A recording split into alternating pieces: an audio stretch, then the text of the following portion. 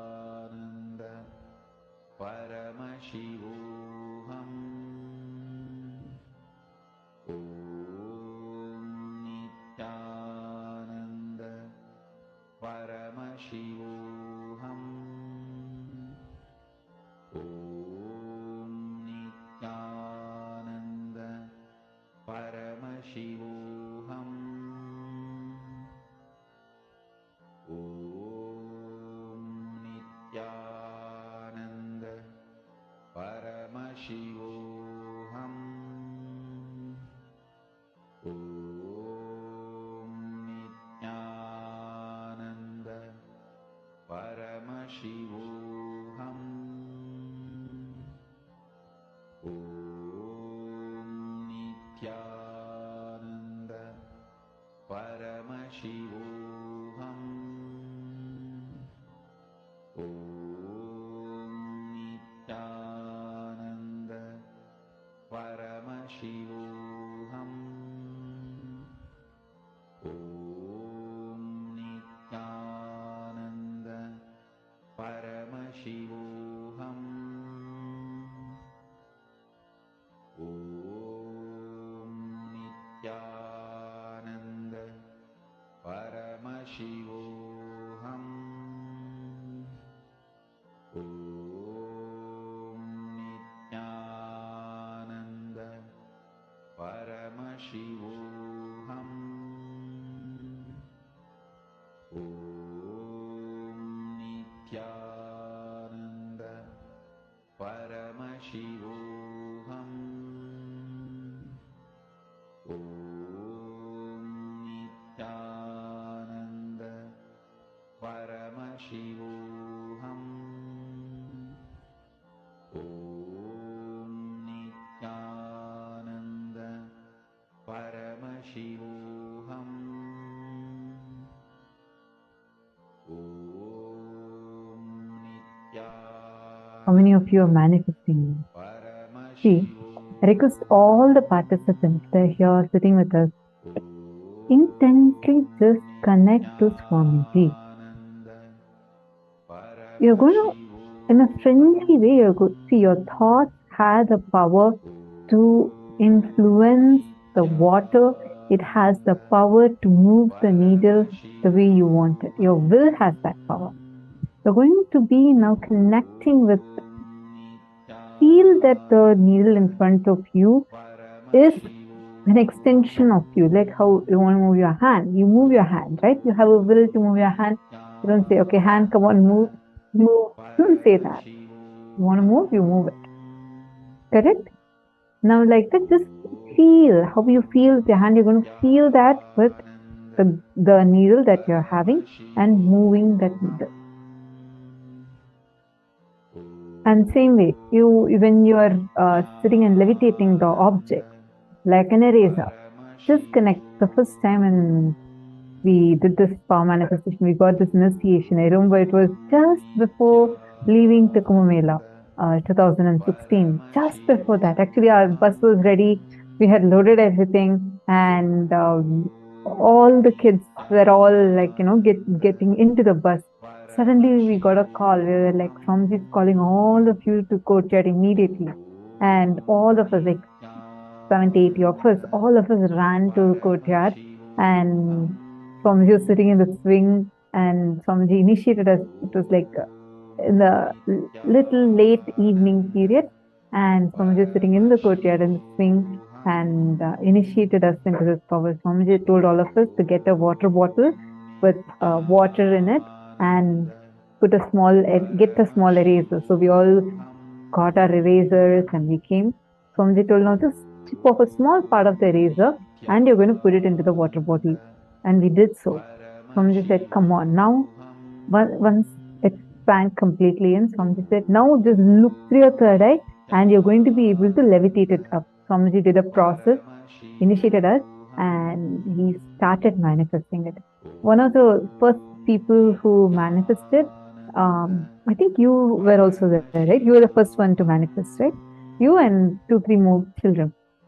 And I remember, I think hers was, she cut the eraser into 2 through the third eye, and one piece floated up, like without touching. It was all already in the water, and just by looking at it, the eraser piece that was already inside, she cut that just through looking at it into 2 parts and floated one. So very many interesting things are happening. One more kid, she was just looking, and the eraser started jumping up and down within the water. So all such things are possible. You just need to connect it, intensely look at it. Come on.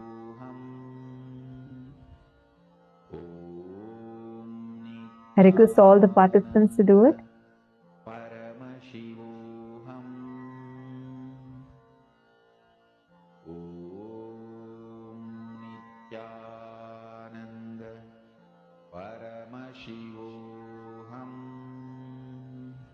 All the participants, Ma Ananda Premini, Ma Rajeshwari, Chingho, can I request you all to please come on the camera? And all of you, please take a few minutes, sit and do this intensely.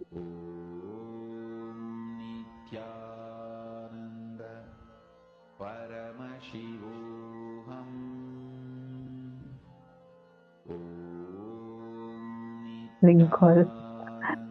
Lincoln Souza has posted, I don't understand math. I'll ask my mother, maybe she will know. No, you don't need to ask your mom to do the math for you. You're going to do the math for yourself. It's only then you're going to get enlightened. Come on, it's not like a math test for you. It's a math that you're going to play with, which will increase your length, breadth, and depth and help you manifest Paramashiva through you. You can invite your mom also to be a part of the program. Not that you'll tell her to do your calculation. This is not your math assignment or a homework that you're supposed to do. Nityananda Paramashivoham. All right. Now, hope all of you have finished. Have you all done? Please let us know who all were able to manifest this round. Because the next session you're going to be entering into is a very exciting one, because we are going to be learning about how the rewiring of our brain happens. I request all of you to come to the space of listening. This is an important preparatory step for today's initiation. All the participants, please kindly come and settle down. Sit in front of your camera.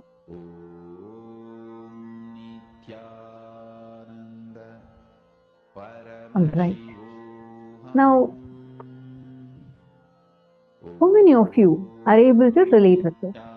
So, I'm going to tell you a situation. So, every day, you wake up in the morning, you do your same set of routines. You brush your teeth, you go shower, and you get ready for your office, you get into your car, and you get into your car in the same way. You brush your teeth in the exact same way as you did yesterday and you did day before yesterday. Your hands automatically move, you brush your teeth. Then you go and shower exactly the way you did the day before and the day before. And you go get into your car in the exact same side, in the exact same manner as you did yesterday. You get into your car, you go drive to your office. You just remember of getting into your car, and then when your office arrives, you know you have arrived to the destination, and probably you had the same set of thoughts that were running in your mind that was running the same way yesterday and running the same way day before yesterday. And you go settle down in your office and sit in your chair in the exact same way. Then you finish your job, you come back to your home, do the things in exact same manner, head to your bed in the exact same way that you did the previous day, and you go to sleep. The next day repeats again. But you expect that something has to change. But you go on seeing there is a default cycle, like a monotonous cycle running again and again and again. How many of you are understanding this monotonous cycle that you're able to see in your life? If you are understanding this, if you feel like, yeah, that sounds more like me, please put in the chat. How many of you see that this is the way how our life is currently, like one default reality probably that's just going on and on and on? How many of you see that?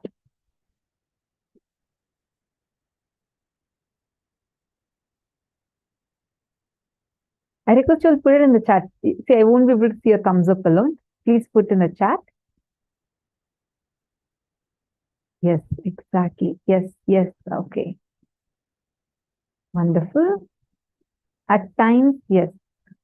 Prithvi Prasad, why don't you see like how you wake up? Okay, whenever you wake up, do you observe that you wake up from the same side of the bed every single day?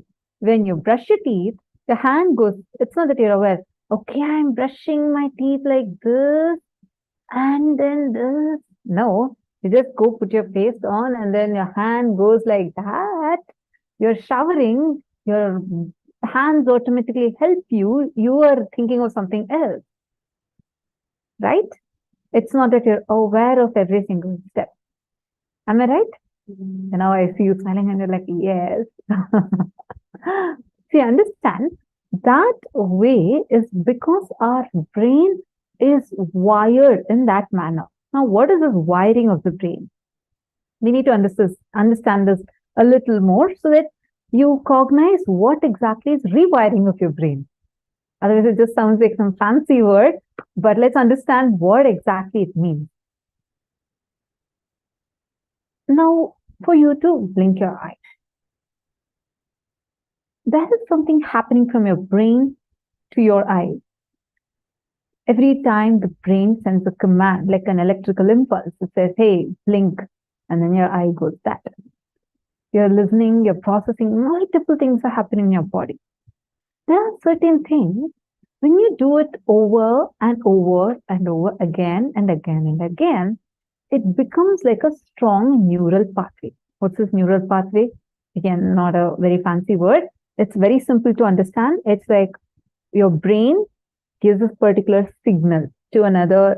Your brain is made up of small nerve cells. It's called as neurons. It's like, visualize these are like a lot of nerve cells. There's like trillions of them in your small brain that is there in your head. This brain, this tiny organ, is sending so many signals continuously. So it has a very clear system. Visualize it more like a traffic system. So it has a clear pathway for each action. When you do a new action, the brain literally develops a new groove, like a new neural pathway to send that message. That's why when you were a baby, you were trying to walk. It took a few times for you. But then once you caught it, now at your will, you just get up and walk. You don't try to be aware that, okay, I'm taking my right foot and keeping, next my left foot and keeping in the front. Then I go like this. You don't go like that. Your body works automatically. This is because your brain is already hardwired now for you to be able to walk. So this is like the wiring of the brain. Are you all clear with what's wiring? Wiring means every time your neurons start, like you do the same action again and again, you develop that groove in your brain, which even when you're at your default, like you're not really aware, you automatically start doing it. In our young age, you would have seen like you want to get some qualities from your teacher, like you like the way your teacher talks and then you try to repeat that same thing. You like the way your friend dresses, or if your friend laughs, you think that's cool, and then you tend to try laughing like that. And then you see in a few days, it becomes like your automatic thing. This is how new habits are all formed in us. And by, this pathway becomes so strong. All right. Now what's happening? It's strong, it's all set, it's there in my brain. What to do next? If it's there, it's automatically doing all my work. What's the exact reason? Am I supposed to even worry about rewiring of my brain? This wiring of the brain is not just stopping itself with monotonous activities alone, but also to many patterns, behavioral patterns and habits of your life. For example, every day in the evening, you exactly experience that downtime of you. Every day in the morning, you have the same kind of thoughts. You have the same set of thoughts that come inside of you, run inside of you. That automatic mechanism that's happening, or for a situation, you'll tell yourself, I am not going to get irritated. I'm going to be a really loving person. I'm going to be such a compassionate person. And there comes the phone from your spouse, and all this sankalpa you're taken is just going to. Just kidding. See, that is happening because now you're already having a clear neural pathway that you have consciously developed with all these continuous actions. Such as Swamiji says, it's so important for you to do daily yoga, daily puja. Those grooves will also help you. Now, all your negative patterns are sitting in your brain and you are struggling. You're like, Swamiji, I'm trying my best to stop this habit, but it just continues to be there in me. For all those problems, that wiring of the brain, it needs to be rewired. So that is why today's initiation is going to be helping. Are all of this clear? Shall we now understand what is this rewiring of brain? So listen to the session intensely. Do you want to invite someone who you think should also attend today's initiation? Give them a quick call right away so that they don't miss this session. This session is going to set them the context of why rewiring of brain, what is rewiring of brain, and help them also to experience the way how you are going to be experiencing today. So take a quick few minutes to quickly send them a message. All right. So now let's enter into the main session now. Listen intensely. If you have any doubts, take a note of it so that you can ask us towards the end of the session.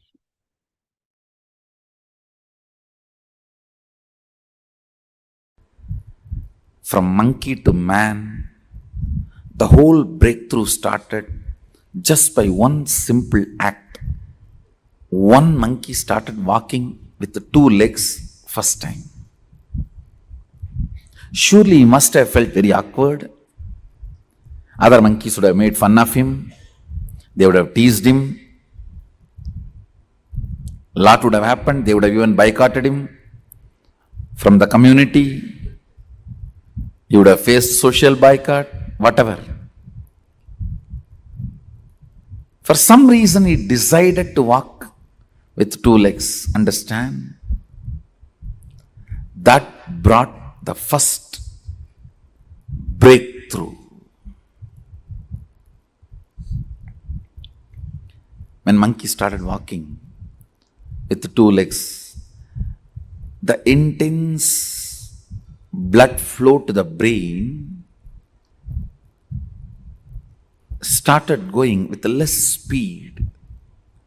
Less speed means more possibility for the subtle grooves to develop.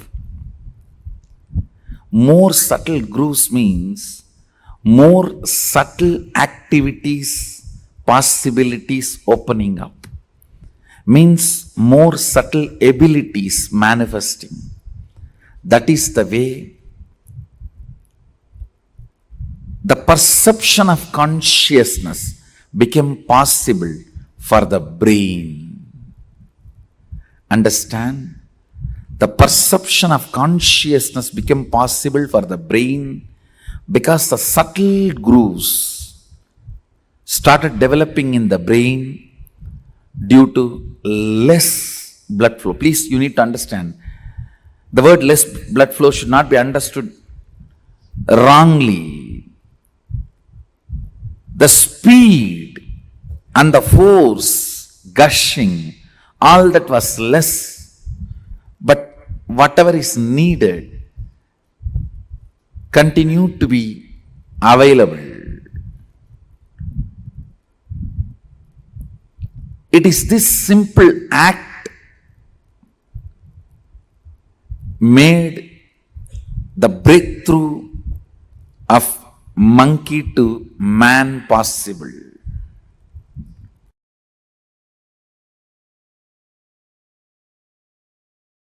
Spiritual growth means your ability to experience consciousness, your expertise in experiencing consciousness.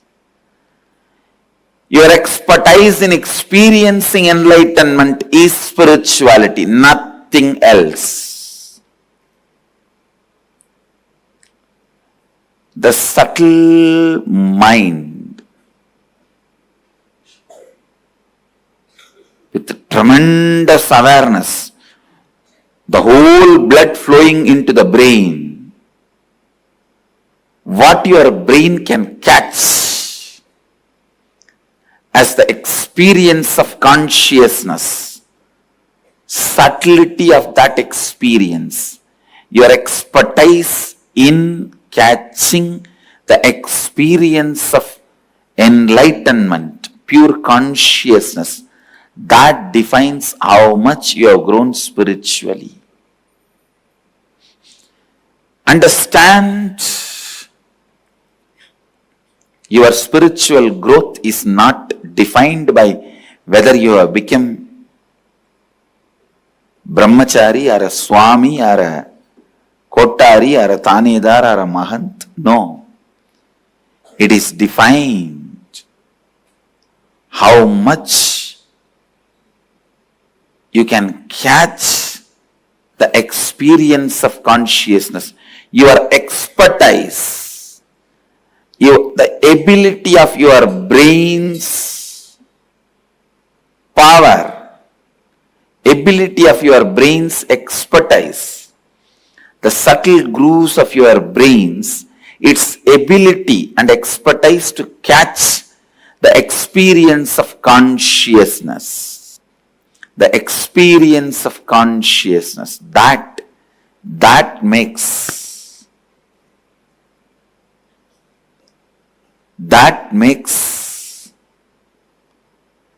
experience of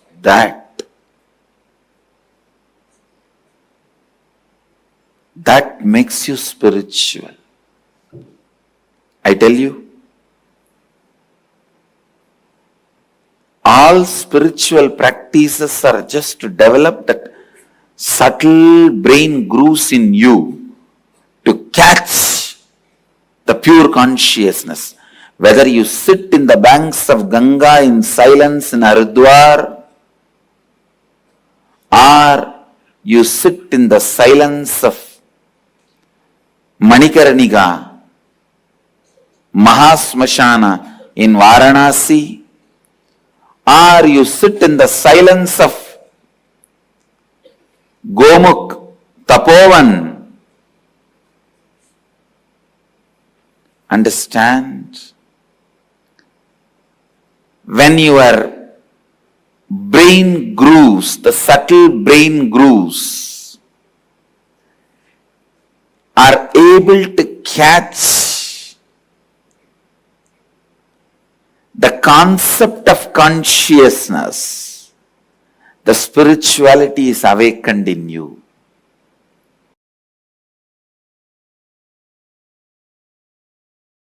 The other concept that, if I try and think about it too hard, really scares me, is because I can't wrap my mind around it, is the idea of infinity.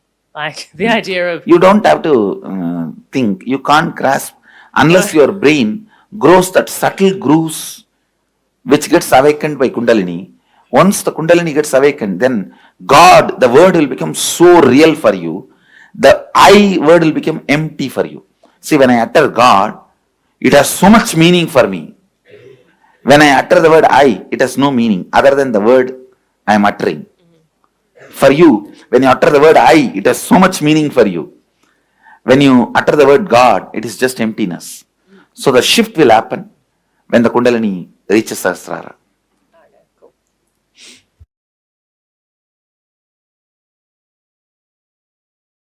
Listening is the first, most powerful step to increase your participation with life. Understand? When your participation with life increases,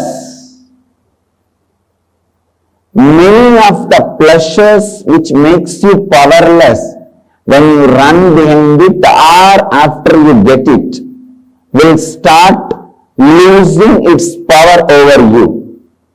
Many pleasures, when you start running towards it, it keeps you powerless. After you get it, you are kept powerless. Those kind of pleasures will lose power over you when your participation with the life increases. Listening heals you. Listening brings health to you.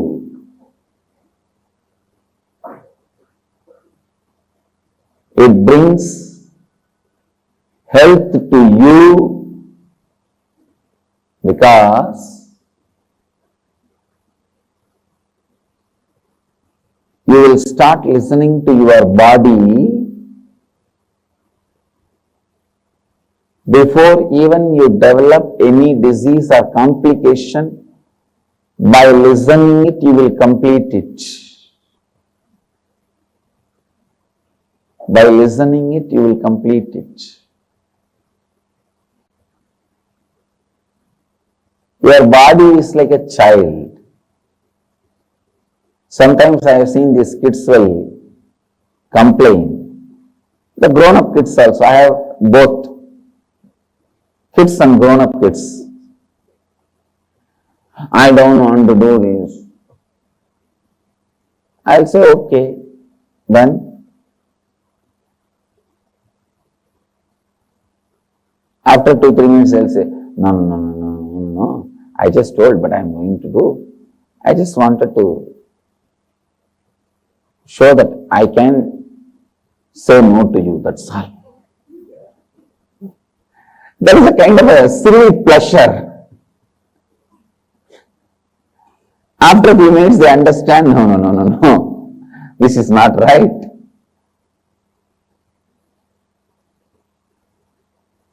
Just by providing listening, I awaken to their intelligence.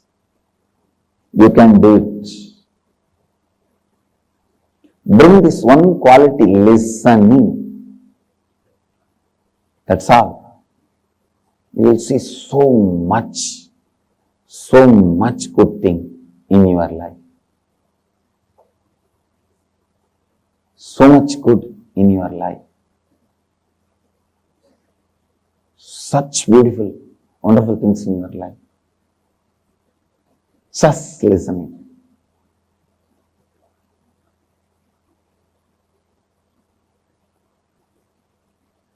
Whether it is office, anywhere, wherever you are, listening. It's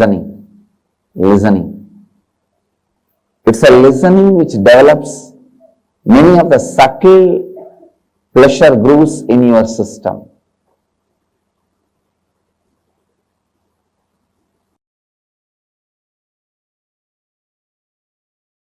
Paramashiva does manifestation, maintenance, rejuvenation, pulling out of delusion and liberation. Satyojata, Tatpurusha, Vamadeva, Ahora, Ishana. These are the 5 phases. He resides in his supreme Paramashiva Swarupa as Ajomuha or Adhomuha, unborn, beyond formlessness. Is Paramashiva Swarupa. That Paramashiva Swarupa manifests with these 5 phases. As Sadashiva, Tatpurusha, Vamadeva, Ahora, Satyojata, Ishana.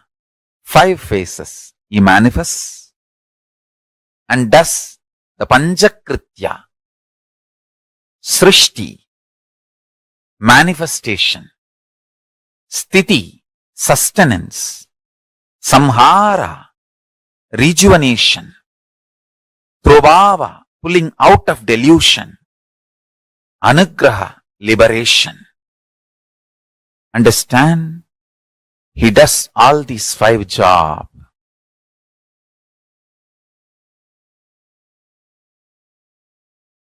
Through these 5 phases, listen carefully.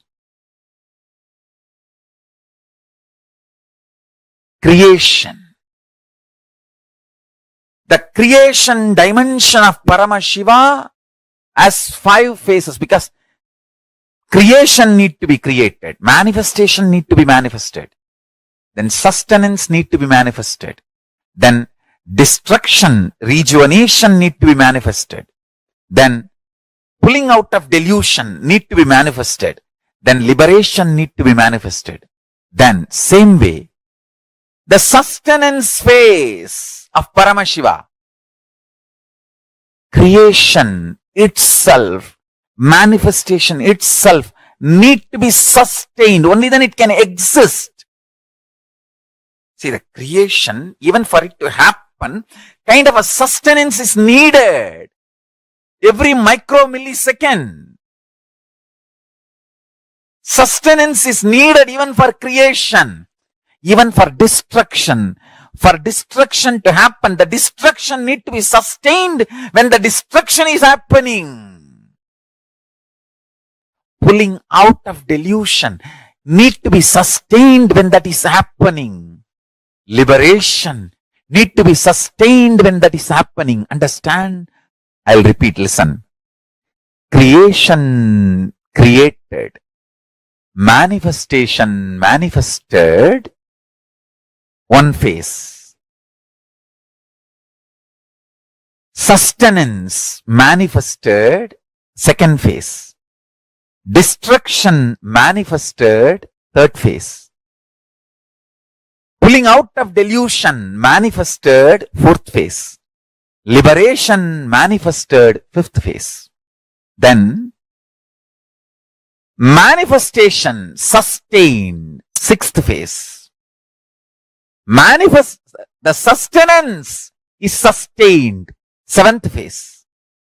Destruction, rejuvenation is sustained. Eighth phase. Pulling out of delusion is sustained. Ninth phase. Liberation is sustained. 10th phase. Listen. Then rejuvenation, destruction, rejuvenation is manifested. 11th phase. Rejuvenation is sustained. 12th phase. Rejuvenation is rejuvenated is 13th phase. Rejuvenation is pulled out of delusion. 14th phase. Rejuvenation is liberated is 15th phase. Same way, continue. Pulling out of delusion. Prabhava. Prabhava manifested. 16th phase. Prabhava sustained. 17th phase. Prabhava rejuvenated. 18th phase. Prabhava is pulled out of delusion. 19th phase. Prabhava is liberated. 20th phase. Then again, listen. Anugraha. Liberation manifested. 21st phase. Liberation sustained. 22nd phase. Liberation is rejuvenated. 23rd phase. Liberation is pulled out of delusion. 24th phase. Liberation is liberated. 25th phase. Listen. These are the dimensions of Paramashiva. Understand? Meditate on this. That is enough.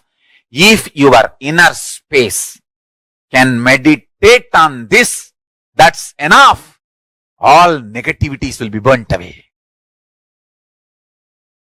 The most subtle grooves which will be formed in your brain by meditating on this will manifest the state, space, powers of Paramashiva. Keep Paramashiva as a screensaver. With the 25 face, 50 hands, Parashakti Manonmani in his lap, Jatadhari as Paramashiva.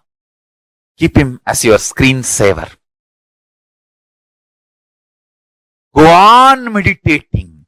Listen to this satsang. Listen to this description. Listen to this satsang and listen to this description. Go on, be meditating. Listen, all this 25 is happening now without time gap. There is no time gap. Universes are manifested, sustained for zillions of years, rejuvenated, pulled out of delusion, liberated, all this without time gap. Without time gap, with the period of zillions of years. This too is important line. Without time gap, with the period of zillions of years. Meditate. Meditate on it. You will understand time as you understand does not exist. Kala exists as existential reality. Time is deluded comparative reality. This one understanding will liberate you. When Paramashiva becomes your fuel and health is built, knowledge is built, life is built, energy is built, you simply radiate Parashakti. It is eternal, I tell you. Just this one understanding. Do not have time-based fear and greed as your fuel, and do not be lazy, dull, dead, bored, depressed. Neither be negative nor be neutral. Fly, come on. It is time. Fill Paramashiva's fuel to you. Paramashivatva's fuel. Let's fly. Understand? Running due to money or lust or fear or greed, Maya matrix, is also stupidity. It is negative. Same way, not running, just dull, dead, depressed, bored, tired, lazy, that is also wrong. Fill yourself with this understanding of Paramashiva. How? All the Panchakritya, 5 actions in the 5 phase, PHASE. So 5 action in 5 phase. 5 PHASE is FACESS. So 5 phases of Paramashiva put together is 25 phases. So listen. When you meditate, all this is happening now. The kind of the energy awakened in you, power manifested in you, I tell you. Only for the Blessed One, Paramashiva reveals himself this detail. Even if you hear, only if you declare integrity to Paramashiva, he will make you understand it visually, even be able to cognize this. Whoever is able to cognize this and feel connected, you are initiated by Paramashiva. Paramashiva is directly blessing you and manifesting through you. Understand?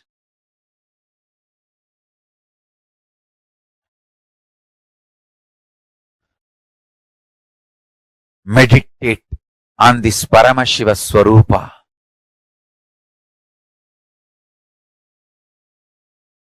Paramashiva beyond forms and formlessness, manifesting as Mahasadahiva Swarupa with 25 heads and 50 hands and 75 eyes and beautifully with Parashakti, Manonmani. Meditate on this being with this understanding of 25 dimensions of Paramashiva.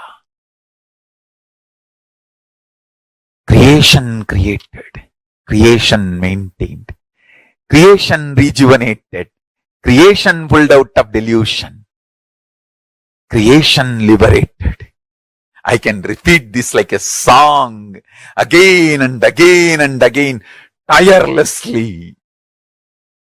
Type at least once by your own, either by handwriting or type.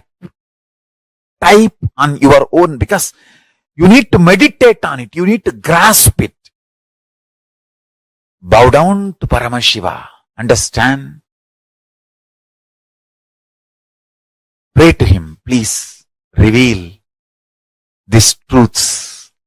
Fill me. Reveal these truths. Manifest in me. Even if you understand, you will realize how each moment cells are created in you, sustained in you, rejuvenated in you, pulled out of delusion and liberated. You will see how in your life all these 25 happening.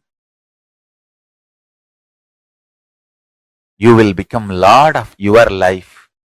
When you become Lord of your life, you will simply connect with the Lord of all lives.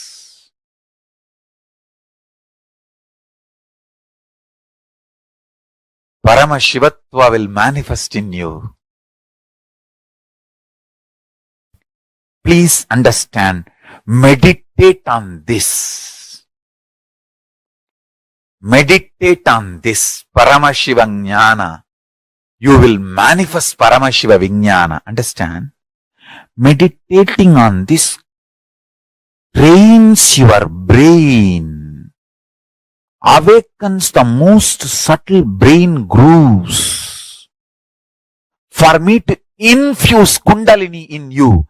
See, when that subtle brain grooves are created through this meditation, see, when you do Pratyahara Dharana Dhyana, means concentrating, centering, and oneness with these concepts and visualizations I presented to you. When you do that, I can pour Kundalini in you and put you in Samadhi. Then, naturally, simply Paramashiva manifests in you. Understand? I am requesting you to meditate on these principles, on this truth, so the vessel is created. I can pour the Kundalini Shakti in it.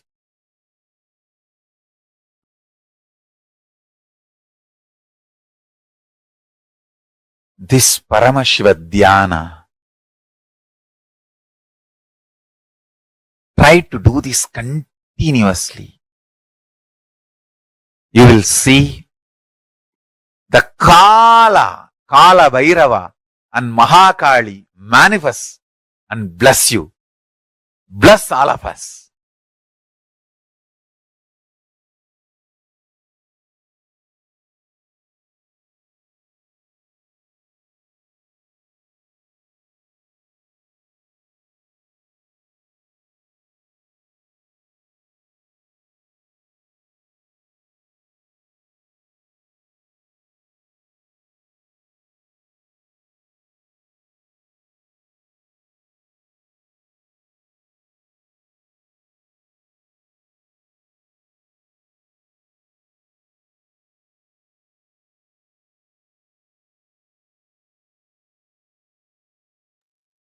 Yes, Mrigendra. So what Swamiji just now explained to us, explains about how our brain started developing, how our brain started having the intelligence awaken, how our brain expands, and this way cognizing the Panchakritas of Paramashiva, how it directly helps us in expanding the capacity of our brain.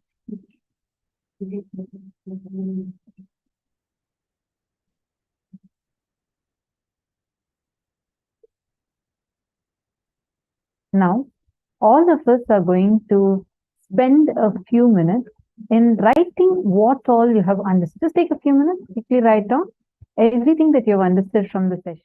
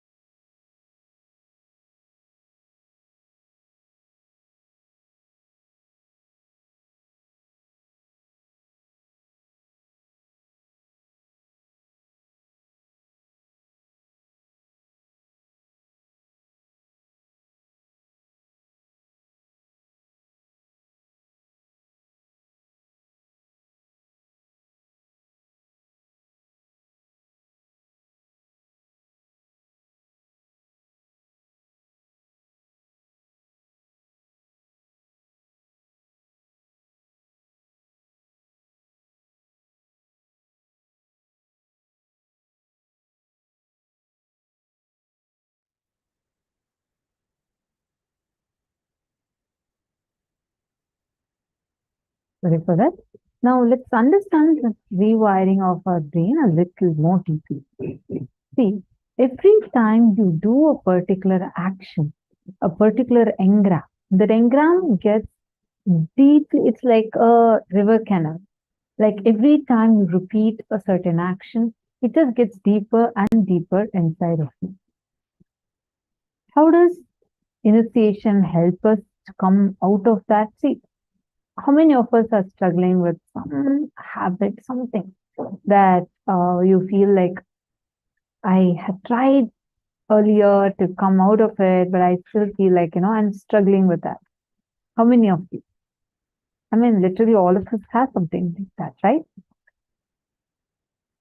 See, that is because the samskaras, the engrams, create mental grooves in the brain, like river lands in sand, that let water run in a certain pattern. They say each time that we react in a certain way, for example, getting angry, we strengthen the power of that particular pathway. It's a very important thing for us to understand. More and more you react in a certain way, more and more you're strengthening that engram. If you are habituated, let's say, to fall sick due to any stress or fear, and you encourage, you strengthen that engram of falling sick due to stress, understand, if you are really feeling stressed or fear or anxiety, do something really active. Otherwise, you are going to be going back to the same pattern. Anything when you consciously say, okay, now I'm going to be changing this habit, you need to repeat it a few times. That's through conscious effort. But what about the ones that are already there? These ones just dry up inside of you just when you stop cherishing it any further. Like every pattern, see, many times we all create something called addictions, right?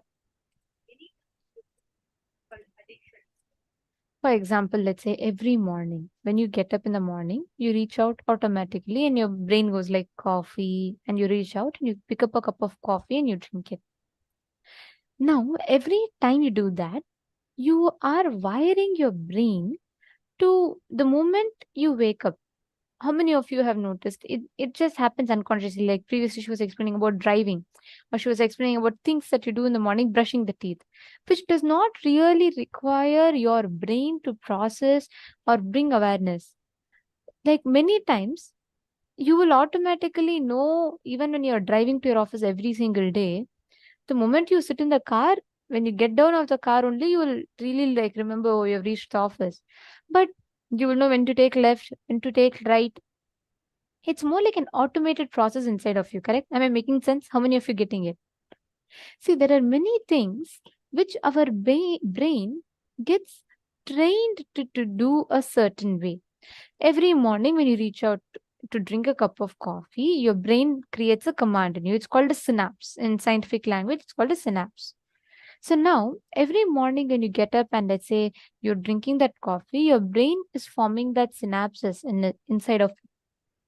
So that synapse gets closer and closer. It's something like this. So there's two synapses in your brain, and each time you do the pattern, it becomes closer and closer and closer. Now, that is how the addictions or those type of patterns start in us. Every morning, automatically your hand will reach out, go pick up the cup of coffee and drink it. That is why after beyond a certain point in time, it becomes such an ingrained part of us. We don't even need to like struggle. Automatically our hand reaches out and it happens. Same way, when you have to break a pattern, when you have to do the reverse, you have to replace an existing pattern with another one. That replacing, or I should say that process, is exactly what is called as rewiring of the brain. Elegant Flatty. Sorry, I'm not sure if I'm getting your name correctly. Elegant Flatty. Are you here for the first time? Nityanandam, very nice to see you sitting here. Welcome to this program. Are you here for the first time? No? Yes? You can let me know in the chat. You won't be able to unmute. If you could please let me know in the chat.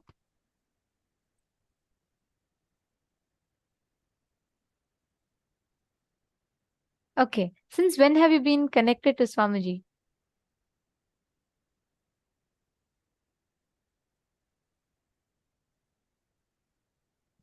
Hi, Shyam, Nityanandam. It would be nice if you also come and sit in the camera. I see you saying Nityanandam.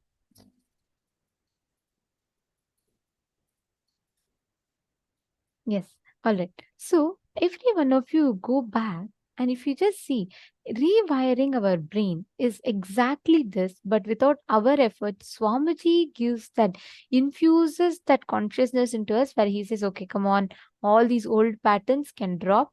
And Swamiji uses his power to rewire the patterns inside of us. And that rewiring literally develops the new neural pathways. How many of you have seen that sometimes after receiving the initiation from Swamiji, let's say that you got into a conflict, you know for sure if this was the same you before receiving this initiation, you would have probably reacted like in such a bad way, you would have lost your temper and probably even broken your relationship with that person. But it's right after the initiation, somehow you don't feel like reacting to it. And you feel like, oh, wait, this is really me. Why am I not reacting to it? How many of you have felt like this before? Understand, that's the power of initiation, because your brain gets rewired. Your brain gets rewired like that. Are you understanding? Like your reactions would start just melting down.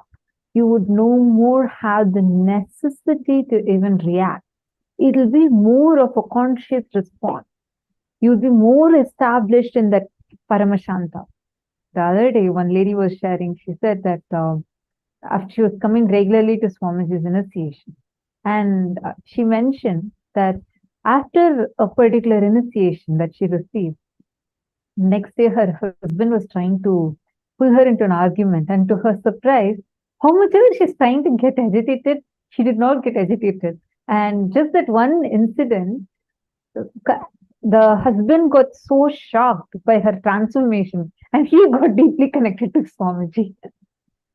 See, understand, that's what happens to you when your brain gets rewired. See, literally your way you engage with life, the way you relate with life, everything transforms. Are you understanding? Elikim Fiati. Where are you from? Which country are you watching us from? Sorry, I'm just, because we are just seeing you today. So just wanted to know that it's such asking. Don't mind us asking, just wanted to know more. See, understand,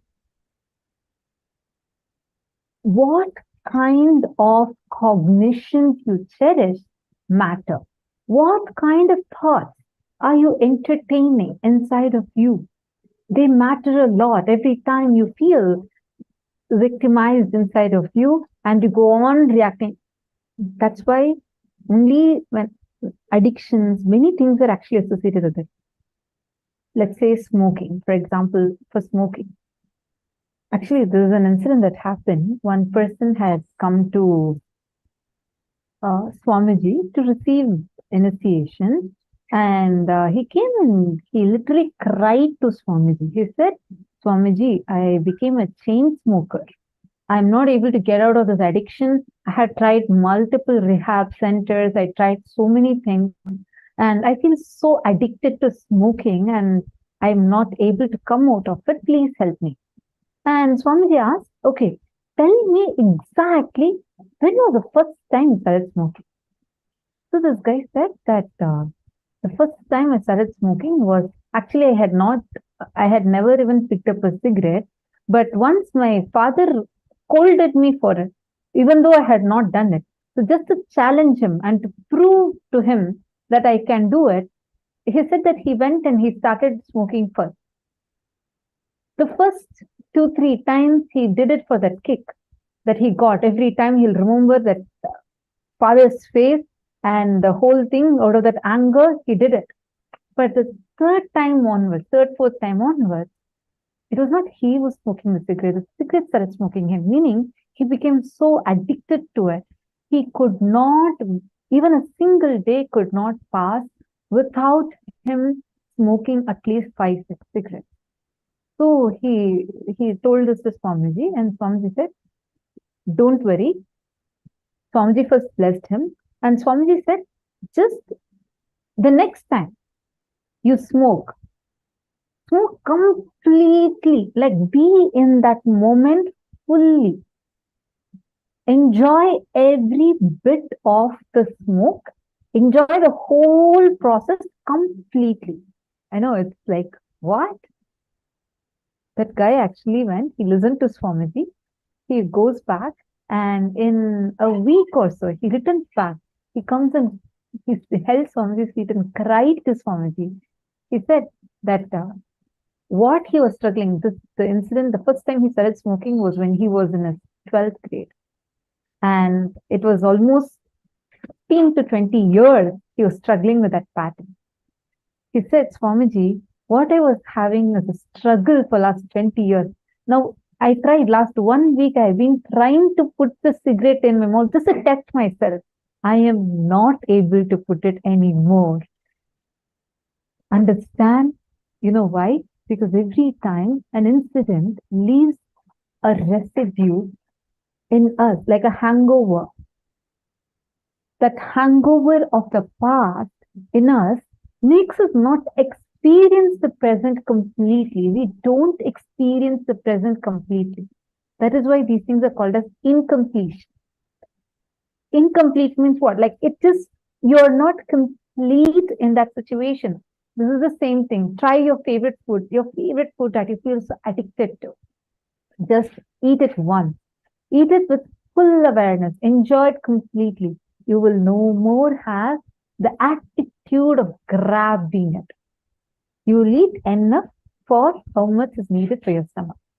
So the reason why I was sharing this is, see, when you're repeating an action again and again and again, it creates a particular groove in your brain, meaning the neural pathway gets created. And you go on encouraging that more and more. So even when you default, like you're not really conscious, you're like, "Chalta hai." When you go into that attitude, you will see that the neurons automatically fire in the same manner. That's why the first 2-3 times you will see your children, like the children see their parents fighting and they pick up these words and phrases and say, "Oh, let hell with this. I just hate my life. I want to just get lost from here." All these phrases. First few times, they would not know why they're using it. They just pick it up from seeing the parents fight and they start using it. But in some time, it just becomes like their cognition because they repeated it so many times. How many of you are getting this so far? If you're understanding, please put yes in the chat. Actually, what I'm really amazed to see is so many people from different parts of the world sitting here across different time zones. Anyone here sitting from India, Malaysia, Asia zones now? Because I know it's pretty late in the night. So that's actually every time I see like so sincerely, so many of you sitting from different parts of the world, it's like, wow, it's so amazing. It shows all of your sincerity to experience this. Ma Durga Devi, you're from India, right? Ma Durga Devi Lata. You're sitting here joining from India, right? Wonderful. So nice to see your sincerity. I know it's quite late in the night and very nice to see Sai Shyam. You're also from India. Wonderful. That's really amazing. I know it's quite late in the night right now, correct? So nice to see how sincerely each of you are sitting and attending the session. Yes, Nityanandam, nice to see you. Nityanandam. Very good. Nice that you're sincerely sitting and listening. Actually, the sincerity with which each of you are sitting and listening, being part of the session proactively, will help you to experience this in a much deeper way. It's like continuously Ganga is flooding everywhere. Ganga is flowing. Whether you want to take her in just a spoon and drink Ganga water, or you want to take a bottle full or a tub full, it's up to you. How sincere you are sitting here decides how much you're going to receive.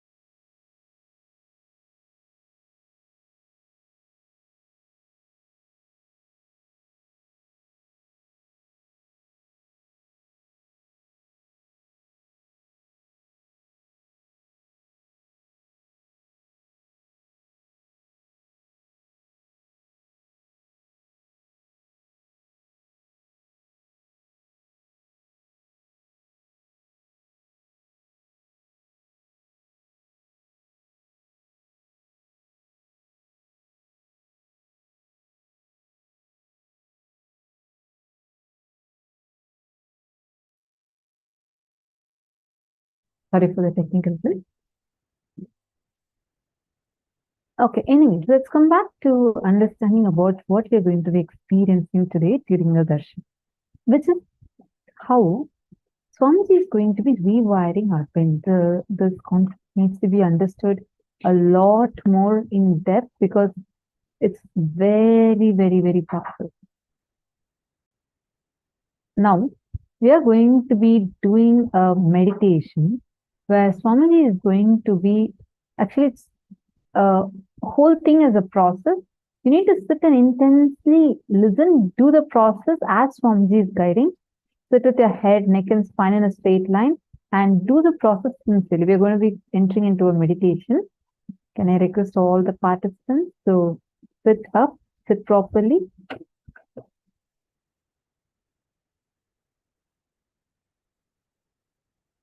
Please sit straight. But let's understand what is this meditation going to be about. We're going to be firstly, I hope all of you understood about the rewiring of the brain now. We're going to understand how meditating on Paramashiva will rewire our brain. Understand this carefully, internalize every bit of what we are learning intensely. Meditate on this Paramashiva Jnana. You will manifest Paramashiva Vijnana. Meditating on this trains your brain, awakens the most subtle brain growth for the supreme pontiff of Hinduism to infuse Kundalini in you. Meditate on these principles, on this truth, so the vessel is created. Once the Kundalini gets awakened, then the God, the word will become so real for you. The I word will become empty for you.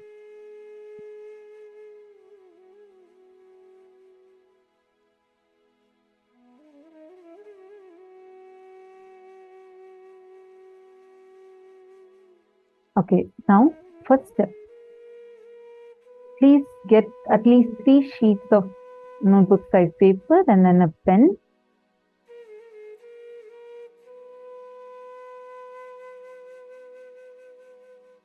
Now, you're going to type these words clearly, right? This is the first step.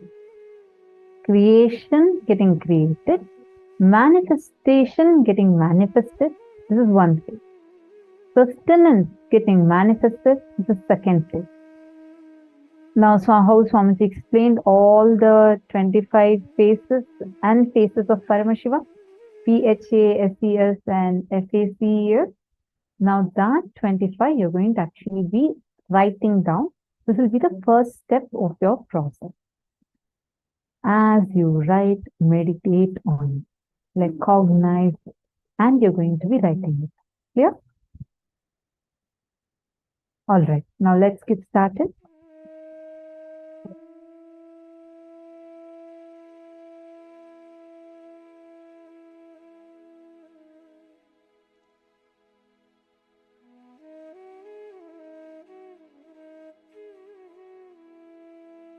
Please write down, or you can even type it out, but no copy pasting. You should clearly type every word.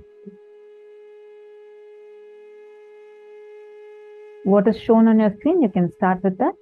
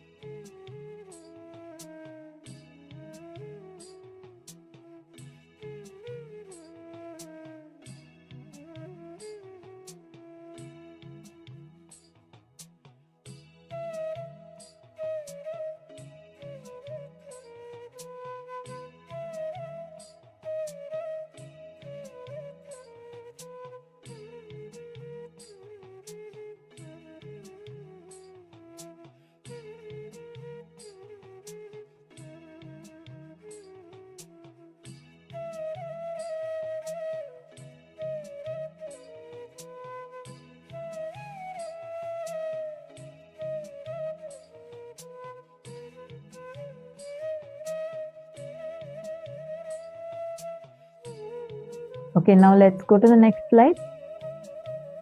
I'll just give you a few minutes. So you all can write on each step. Please write on each phase. You should write down. Please write this down now.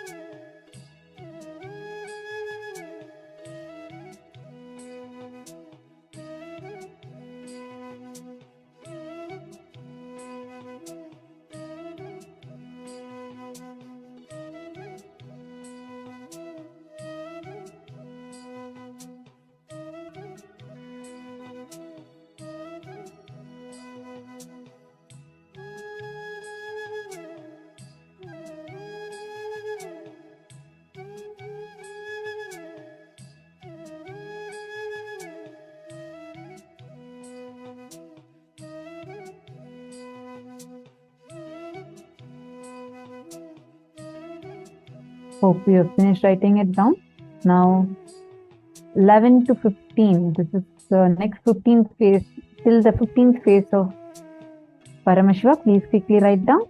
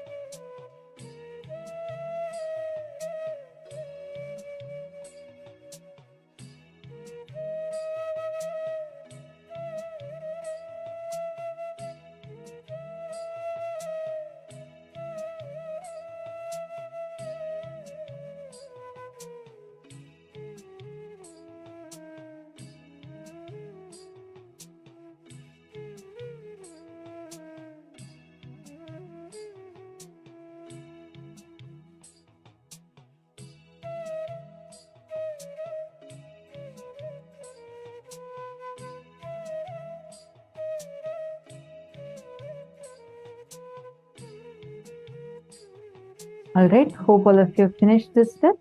Let's move to the next one. Now, 16 to 20th phase. Please quickly write down.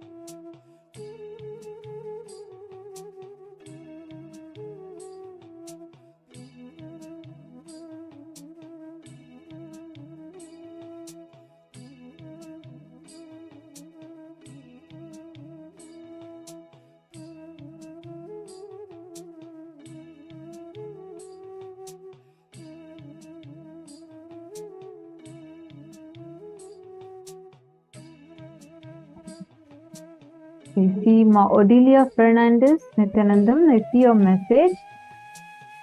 Are you logged in? Ma Odelia Fernandez.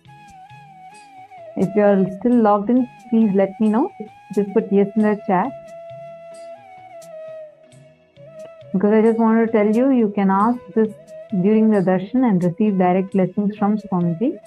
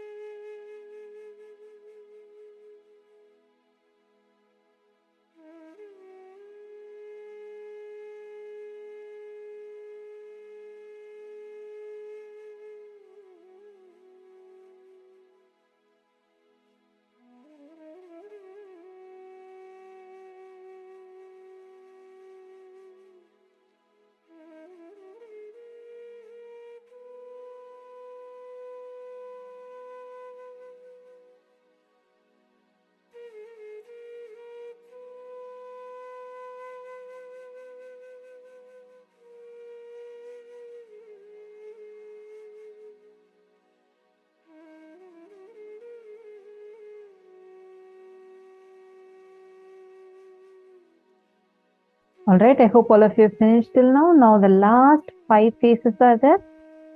Let's write that down. Please write it down.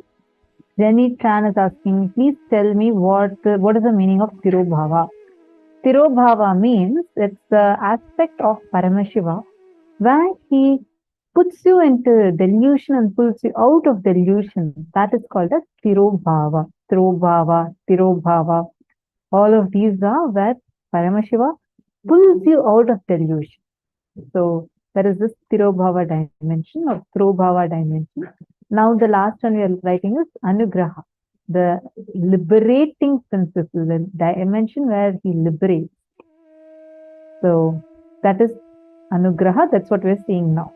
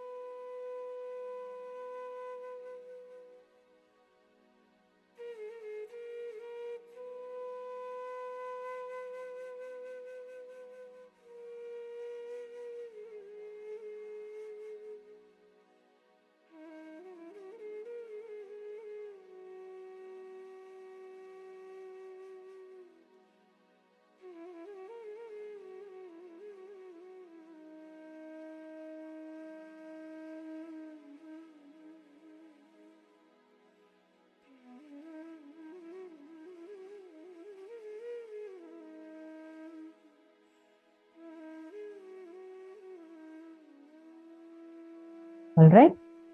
Have all of you finished writing it? Done? Finished writing? Okay, now next we are going to be actually entering into the meditation where Swamiji is going to be conducting like a process for all of us to be able to meditate on these 25 aspects of Paramashiva. You'll see just sitting in the meditation itself will put you into a different state altogether. Now let's enter into the process.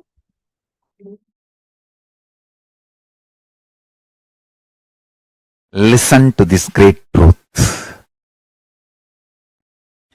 Declare your integrity to Paramashiva. Request Paramashiva. Only with His grace you can even bow down to Him. Ask Him to give you the grace to bow down to Him, connect with Him and have devotion and manifest Him.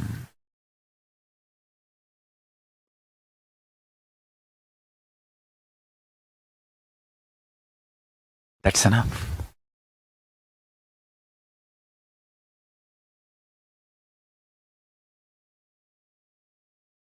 That's enough.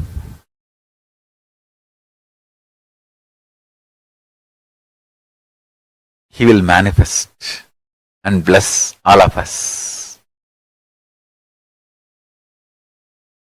So now, sit straight. Let's dissolve into Paramashiva.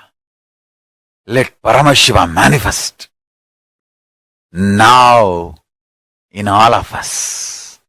Sit straight with the original verses, original words of Paramashiva. Understand, Paramashiva himself uttered these words in Agama to describe himself. I am going to utter the original words of Paramashiva and invoke him in all of us. He is going to manifest now. Sit straight. Close your eyes. Om Satyo Jatam Prabhatyami Satyo Jataya Vai Namo Namaha Bhave Bhave Nati Bhave Bhavasvamam Bhavodbhavaya Namaha Vamadevaya Namo Jyeshtaya Nama Sreshtaya Namo Rudraya Nama Kalaya Nama Kalavigaranaya Namo Balavigaranaya Namo Balaya Namo Balapramadhanaya Nama Sarvabhuta Damanaya Namo Manonmanaya Namaha Akorebhyo Takorebhyo Gora Gora Darebhyaha Sarvebhyo Sarva Sarvebhyo Namaste Astru Rudra Rubebhyaha Tatpurushaya Vitmahe Mahadevaya Dhimahi Tanno Rudra Prachodayat Isana Sarva Vidyanam Ishvara Sarva Bhutanam Brahmatibatir Brahmanotibatir Brahma Shivo me astu sada Shivom.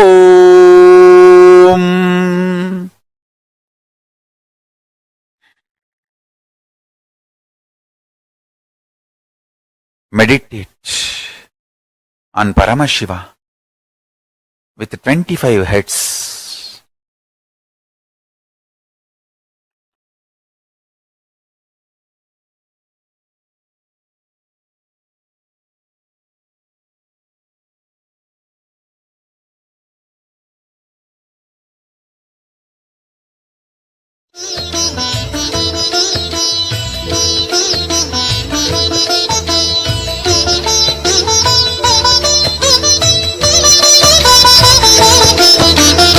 ஏகதயாநிதி ஈஸ்வரனாம் நமையின்றவள் சூருக்கு காவலனாம் சாஸ்வதமானவன் ஈஸ்வரனாம் நம் சாகச செயலுக்கு மூலவனாம் சிவபெருமான் யுக சுகம் தருவான் வழியுரைத்து நல்ல வரம் தருவான் சன்னதி வந்தோர்க்கு நிம்மதி தந்தாளும் ஈசனை நேசனை போற்றிடுவோம் நடன சபேசன் திருவருள் நாடி நடப்போம் நடப்போம் மதுரை பதி தேடி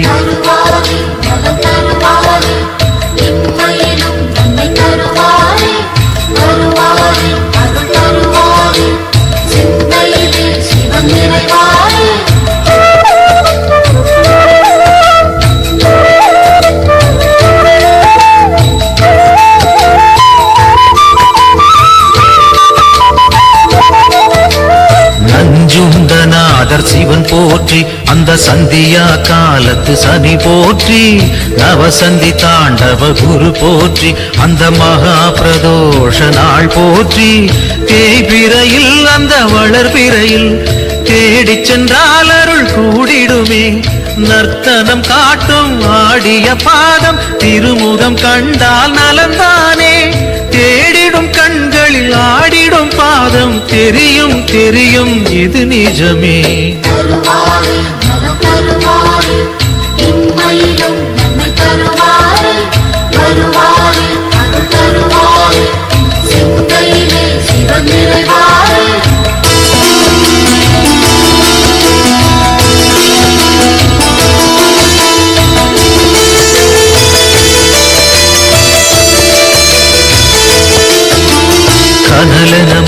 அது சிவன் தேகம் பெரும் கருணைக்கு ஈடு அவனாகும். ஐந்தனானது பிரதோஷம் நல்ல சுபிட்சத்தை அருள்வது பிரதோஷம். பௌர்ணமியில் சிவ பூஜை செய்தால் சிவனவனின் அருள் நம்மை சேரும். ரிஷபத்தில் தோன்றும் ஈஸ்வரன் கோலம் பார்த்திட கூடிடும் சந்தோஷம். திருநீரு பூசி திரிசூலம் தாங்கி இறைவன் அருள்வான் கோடி வரமேந்தி.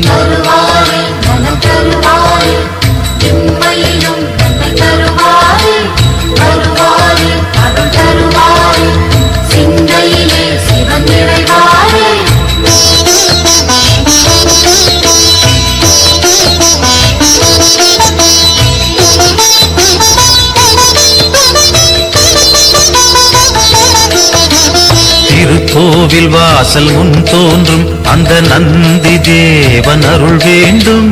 பிரதோஷ காலம் வரும் நேரம் அவன் திருவருள் யாவும் கைகூடும்.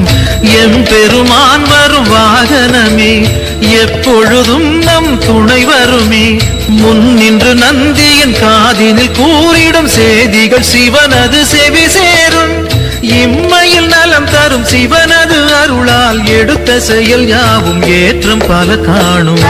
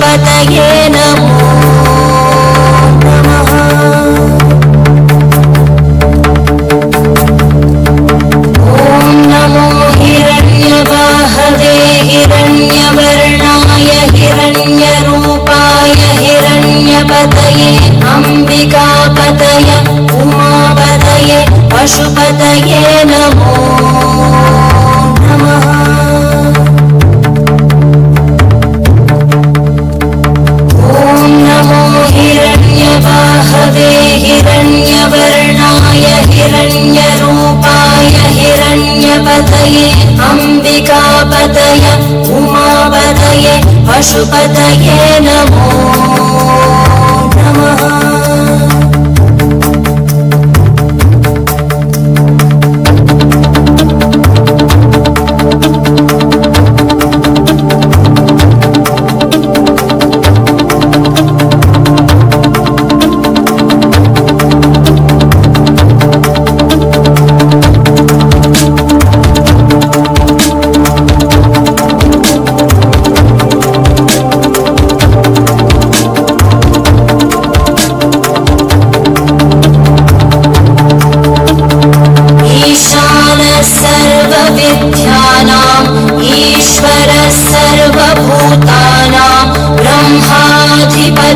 ब्रह्मणोऽधिपति ब्रह्मा शिवो मे अस्तु सदा शिवो।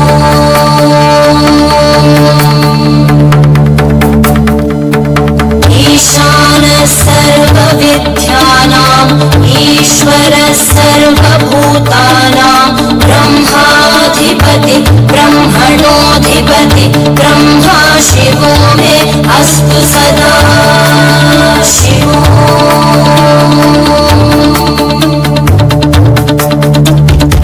ईशानः सर्वविद्यानाम् ईश्वरः सर्वभूतानां ब्रह्माधिपति ब्रह्मणोऽधिपति ब्रह्मा शिवो मे अस्तु सदा शिवो।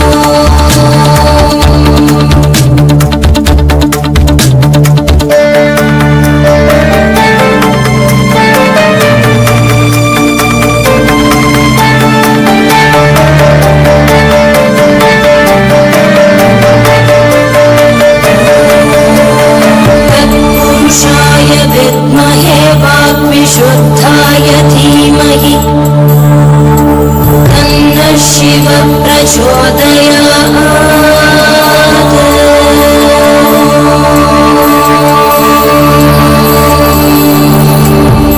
महादेवाय विद्महे रुद्रमूर्तये धीमहि तन्नः शिव प्रचोदयात्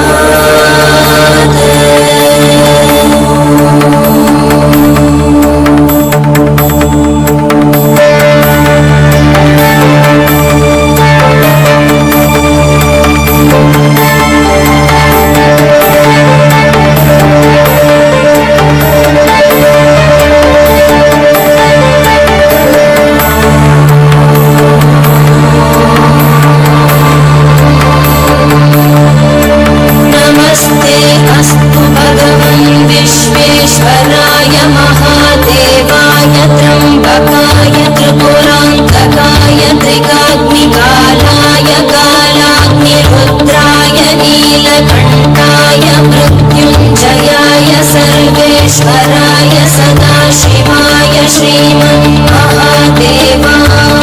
नमः नमस्ते अस्तु भगवन् विश्वेश्वराय महादेवाय त्र्यम्बकाय त्रिपुरान्तकाय त्रिकाग्निकालाय कालाग्निरुद्राय नीलकण्ठाय मृत्युञ्जयाय सर्वेश्वराय सदाशिवाय श्रीमन्महादेवाय नमः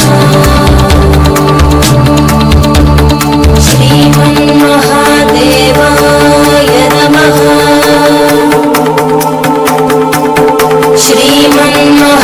श्रीमन्महादेवाय नमः शान्ति शान्ति शान्तिः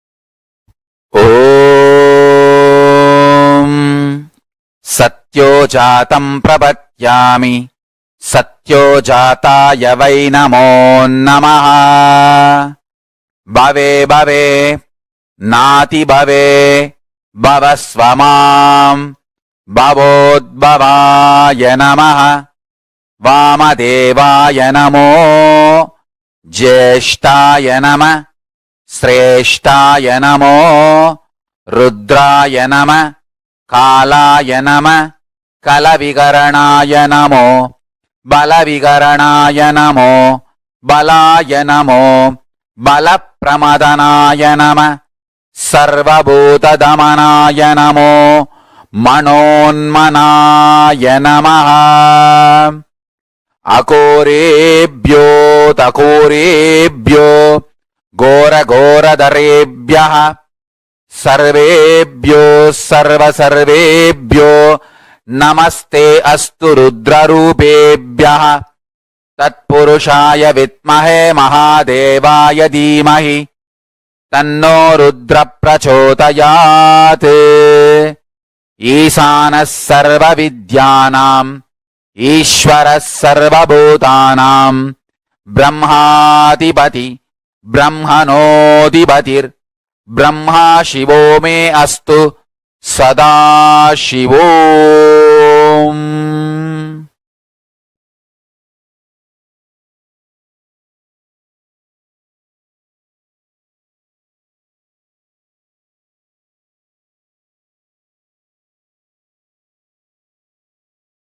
ॐ Nityanand Paramashivoham. I bless you all to manifest Paramashiva. I'll continue in the further satsangs to explain each of the Murtis, Sadashiva Murthy, Tatpurusha Murthy, Ishana Murthy, Vamadeva Murthy, Ahora Murthy, and take you to the deeper levels of Paramashiva's experience.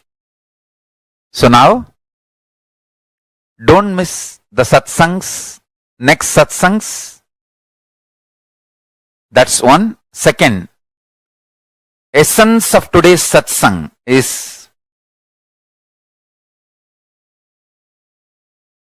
universe is not obligated to make sense to us.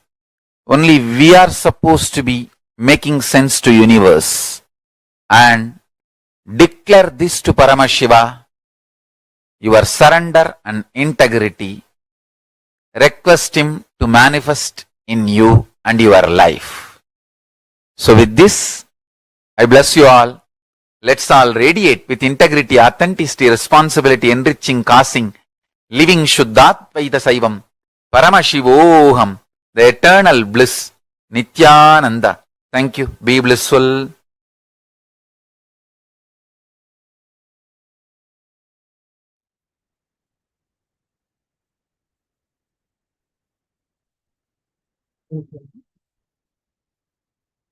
We can now relax. Okay, wonderful. So now, how was the process?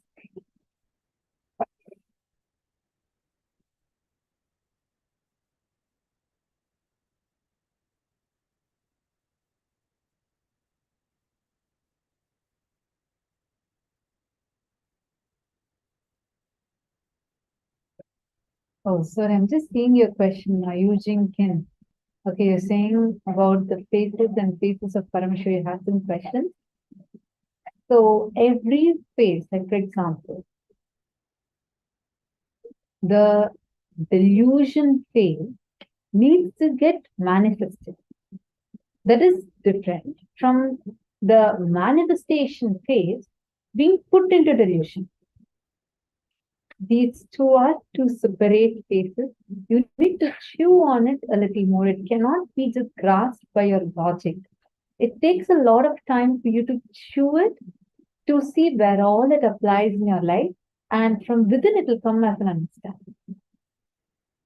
Right. Now, in the same space that each of you are in, looks very nice to see all in a deep meditative state. Let's enter into the power manifestation session. Let's all do a quick round of power manifestation now.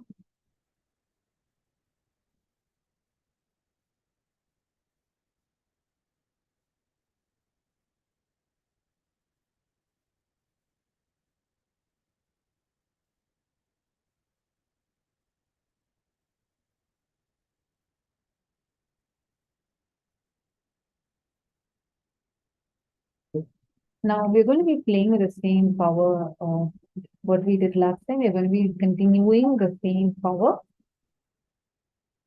Where you are going to be doing the power of consciousness over matter. How many of you are able to successfully roll the coconut from your own palm or from another person's palm? Who all are able to successfully do that? Anyone here who is not able to manifest that power yet? If you are not able to manifest, can you put no, I have not been able to manifest? Please post that in the chat. If you have not been able to manifest, the very first level itself.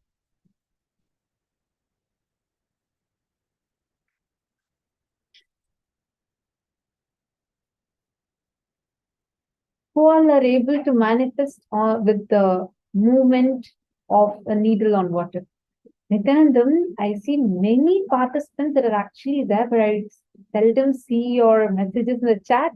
Nityanandam, can I request all of you to please post a message? Hey, it has to be either you're manifesting or not manifesting. Please post. Are you able to manifest? Just the first level of consciousness over matter. If anyone who's not able to manifest the first level itself, kindly let me know.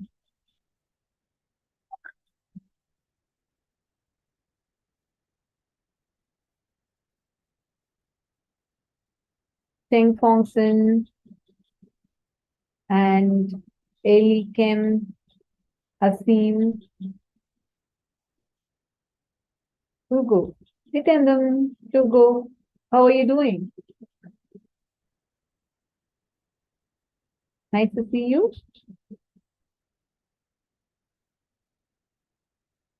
Hey, where's your little brother? You didn't get your brother also to come and sit with you?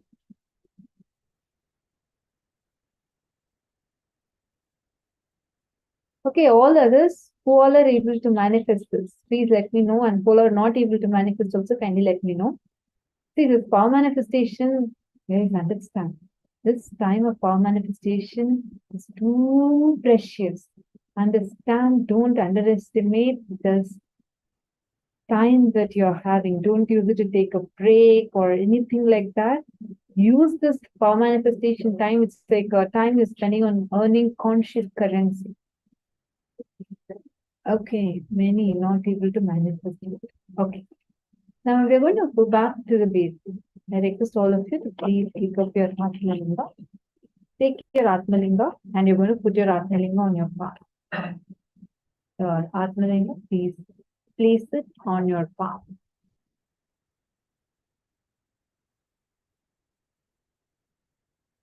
Keep your palm completely flat. You can actually rest it on the table. I'm just showing you so it's easier for all of you to see. Keep your Atmalinga on your palm. You're going to first start with this power manifestation. This is like the first initial level. If you don't have an Atmalinga, then you can use a coconut, but preferably use an Atmalinga first. This is for the people who are not yet able to manifest this power. Connect to Swan. Chant the Mahavakya. Om Nityananda Paramashivoham. Intensely chant the Mahavakya. Now, with all your three eyes, you're going to look at the Atmalinga that you're holding in your palm. Make sure to video record yourself. If you're not yet set up the device to video record, please kindly set that up. Start recording. Connect to Swamiji in your inner space. Look intensely at the Atmalinga. And just look, will for it to start moving. You're going to intensely create that will. And you will start seeing the Atmalinga will start, first you'll feel like it's vibrating. You'll start feeling the movement of the Atmalinga in you.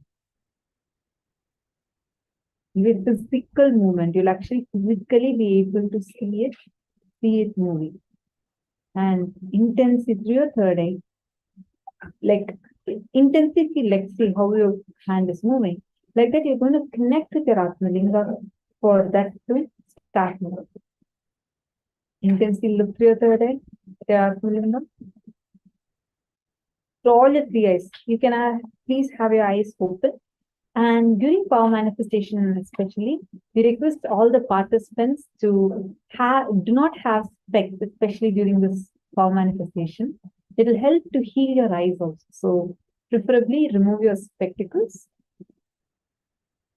And through all your three eyes, you're going to now look intensely at the Atmalinga.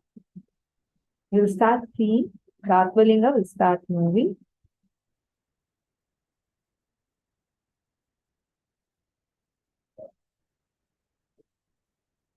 Make sure your hands are not moving. Just intensely look through your three eyes and you're going to start moving your Atmalinga.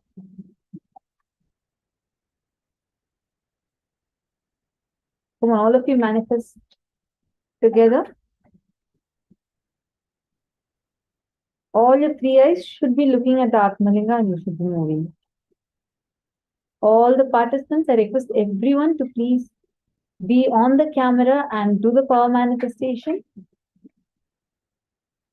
Whoever has not yet been able to manifest, please keep your hands like this in front of the camera and keep your Atmalinga on it.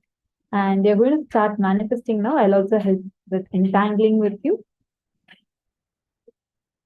Chant the Mahavakya intensely. We are also going to be playing the Mahavakya to help you. Paramashivoham.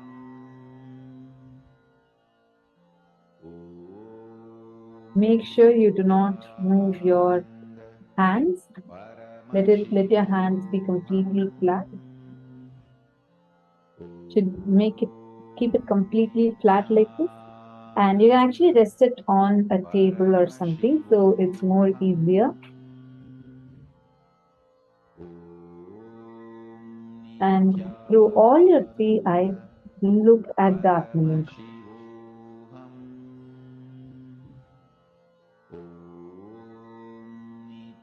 And start moving it. You'll actually be able to clearly see the movement.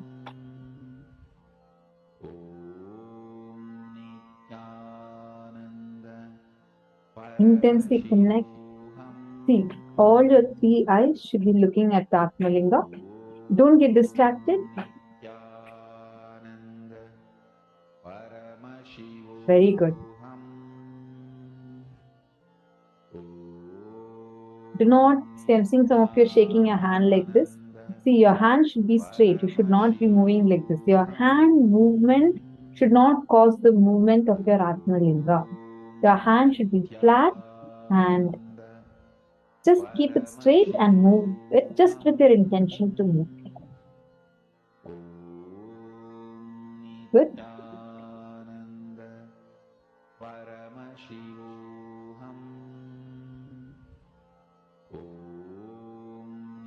Zhang Shen.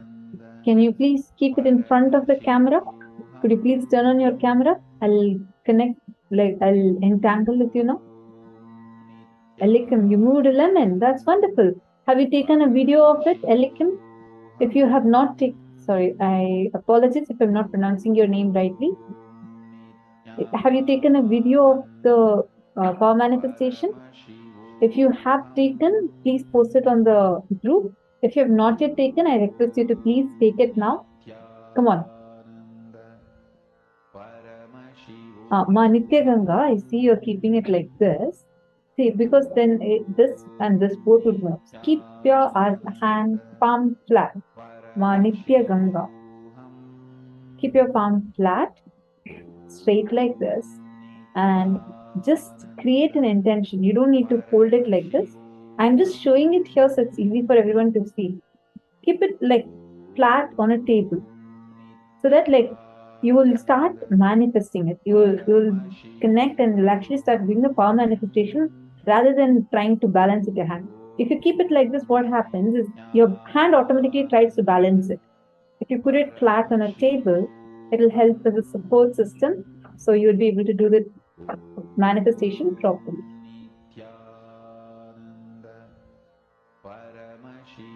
Zhang Shunshen. Can I please request you to kindly come on camera? I see your message that you were not able to manifest. We'll help you manifest it now. Janet,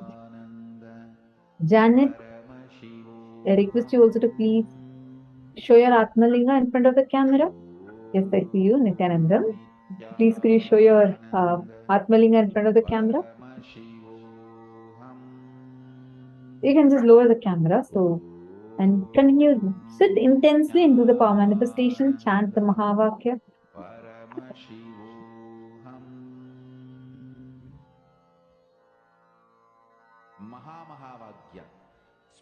Wonderful. For Samadhi. Very nice to see so many of you intensely sitting and doing the power manifestation. Song for Paramashiva. This Mahavagya is spiritual lullaby for you to fall into Samadhi. Suprabhatam, wake up song for Paramashiva to wake up in you. Just remember this one powerful cognition. This Mahavagya. Chant the Mahavakya. Intensely chant the Mahavakya. For Samadhi and Suprabhatam, wake up song for Paramashiva in me. For Paramashiva to manifest. With this one spiritual powerful cognition, chant this Mahasadahiva.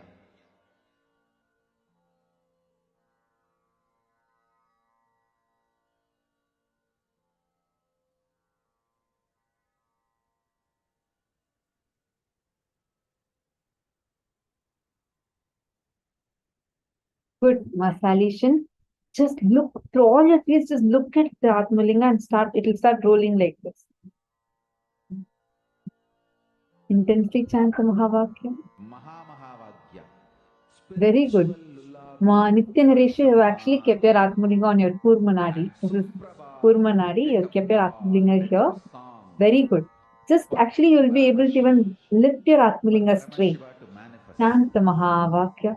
Intensely connect to Swamiji. With this one spiritual powerful cognition, chant this Mahasadahiva. Om Nityananda Paramashivoham. Om Nityananda Paramashivoham. Chant Mahavakya. How many of you already started feeling the movement? Nitya Naresh, do not move your palm, just keep it rested. If you want, you can put like a support. You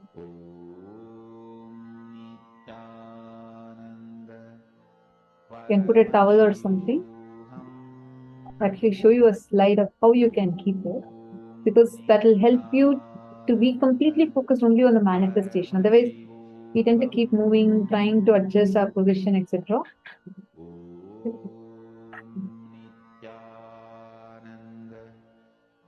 Just take a moment and keep your palms straight, absolutely straight like this.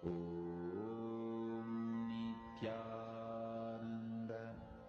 Paramashivoham.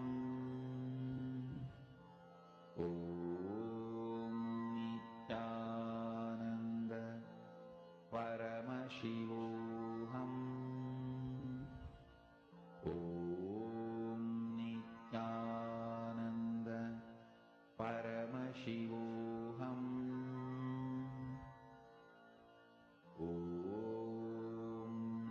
Nityananda Paramashivoham.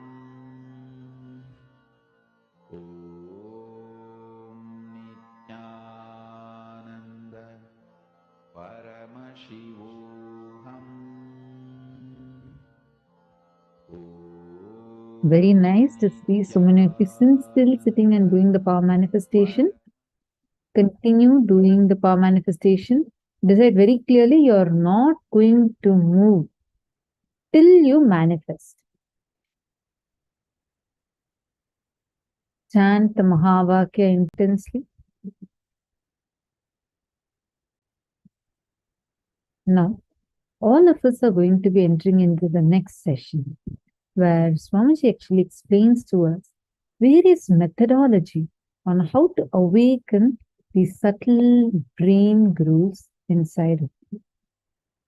Let's listen to the revelation now.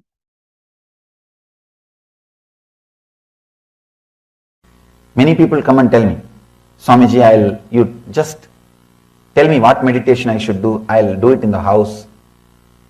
I tell them, you will never start. You will never start. Attend a meditation workshop. In the whole group, you are forced to do. Naturally, what I'll say, tie your eyes, close your eyes, tie the ribbon. You can't do anything. You may be feeling lazy, but you can't do anything. I've seen these fitness instructors. They don't care. They don't even look at your face that you are expressing your tiredness. No, this hand is paining, that hand is paining. They don't look at you. They just say, do 1, 2, 3, 30 seconds, 2, 30 seconds, 30 seconds, 30 seconds. Right attitude. You are here saying, no. They don't bother. They just turn their face that side. Up, down, up, down, up, down. Only in the end they look at you and ask, are you all right? Here you are crying, you are asking this in the end. Same thing I also do. Only in the end I'll ask, did you enjoy? The whole day I know, because I have to create the positive abhyasa. Never miss a chance to live in the Sangha. Understand? Abhyasa means creating positive habits, positive things inside you so that it can go from conscious to unconscious, from unconscious to your body. Making all the good things as part of your life is what I call abhyasaha.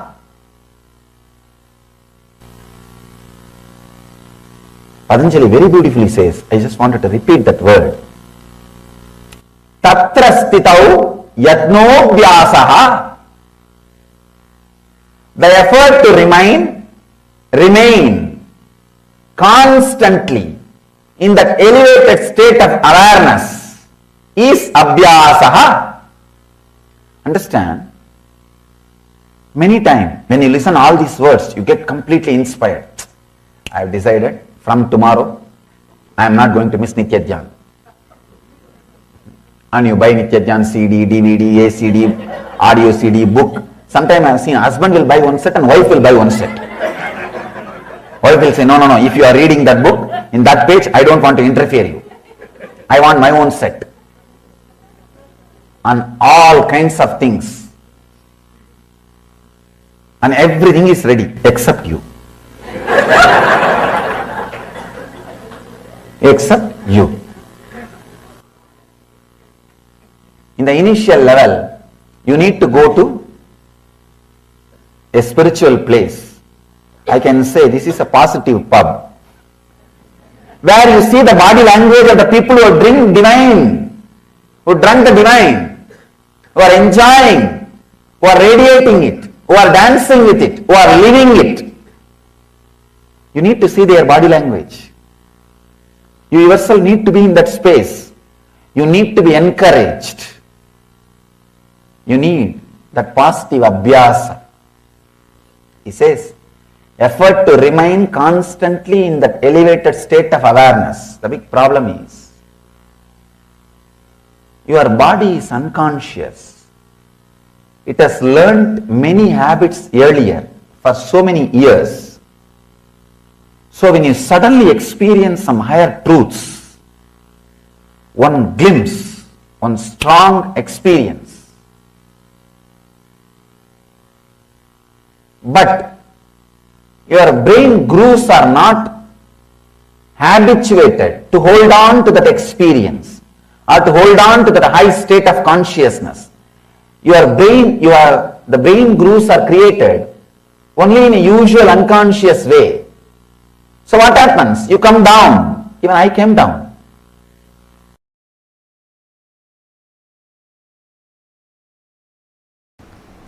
Understand? Still human beings don't know to store electricity without reducing its intensity. It is still a blind spot for human beings. Because from the ancient texts, when they translated and tried to grasp and grab, these guys who were trying to grab and grasp, their brain was not that evolved. The brain grooves were not that evolved. Understand? Only a brain grown in vegetarian body. When I say vegetarian body, at least last 3-4 generations the body should have been vegetarian. Understand?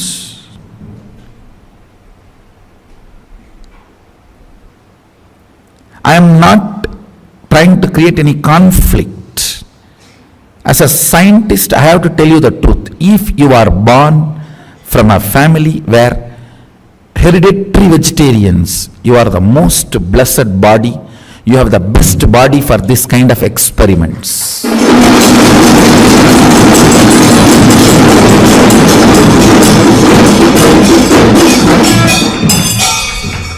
I'm telling you. I'm not trying to put others into depression, and I'm not trying to put others into low mood and all that. When I need to reveal the truth, I have to reveal the truth. If you are born from a vegetarian family, at least where few generations they were all vegetarians, and you are also a vegetarian, I tell you, if the Vedas are inserted into your system, the agamic circuits are inserted into your system, without any blind spots, it becomes reality.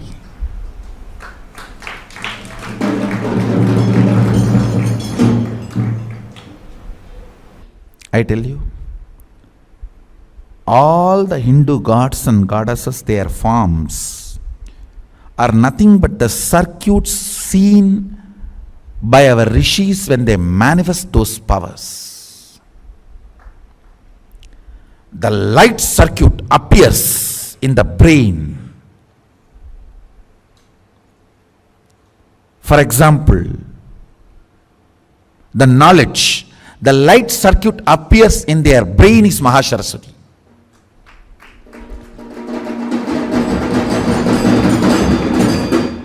So the same dhyana sloka which they delivered, if you meditate, that same light circuit will be awakened in you.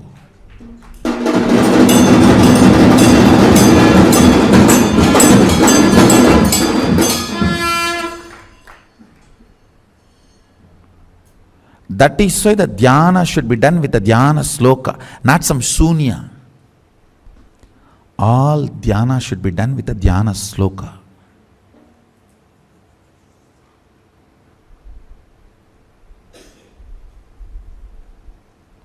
Anybody who does dhyana without dhyana sloka falls into shunya, depression. The Sunya meditations are the most dangerous. Never get into that, as if already you are not depressed.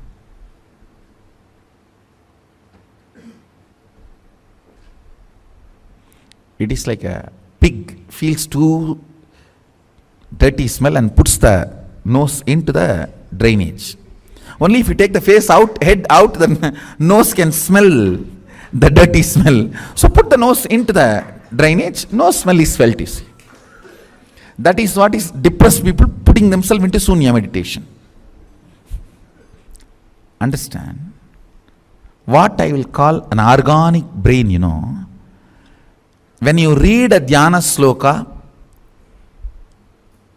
and understand, just if that form you are able to carve it in your brain without missing a leg or a hand or a neck or a ayuda or any part, you are an organic brain.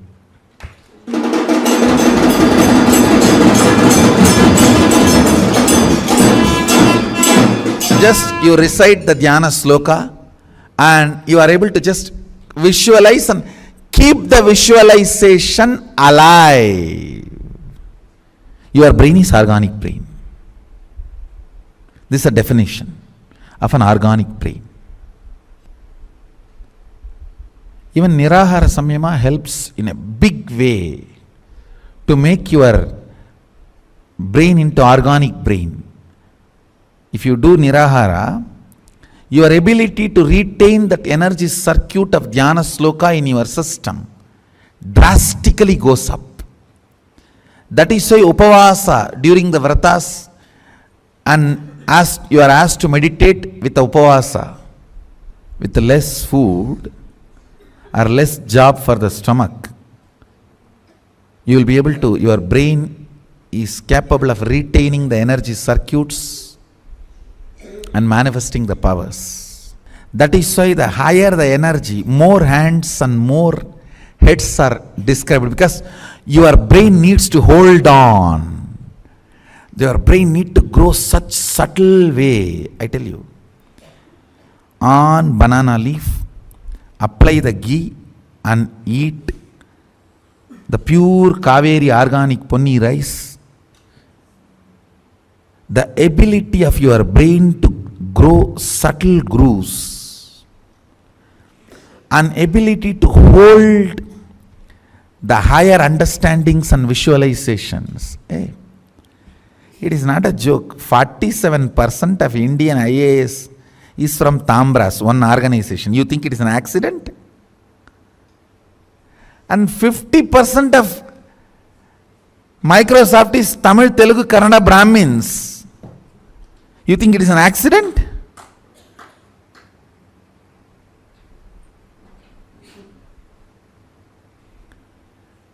In my days, what was my entertainment? The elders will read Mahabharata and tell the stories. That intensity, my brain can keep it as continuity for whole, however long I want. My brain will not be tired, my body will not be lethargic. Intensity kept continuity is usage, intensity not kept continuously is abusage.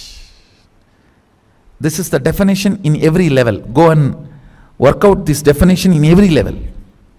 Any brain grown with the entertainment of intensity continuity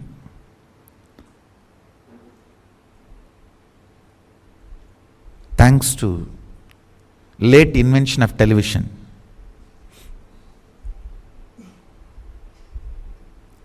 If I am revealing the power manifestation science to all of you, thanks to late import of television.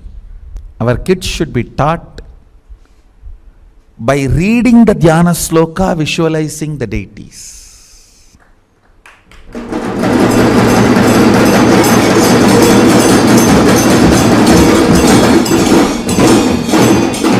And drawing them or carving them or making them with your own hands.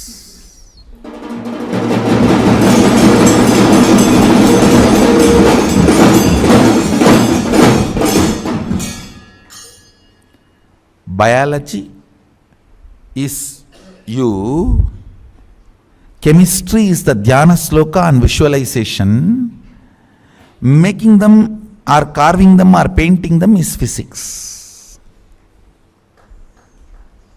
And I tell you, whenever I made deities out of clay, my body shapes will get shaped in the same way I have seen.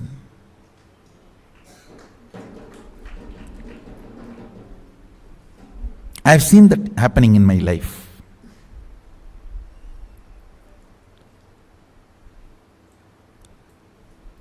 So just reading the dhyana sloka or seeing the statue, imbibing it in the brain and reproducing it back, your body will get carved.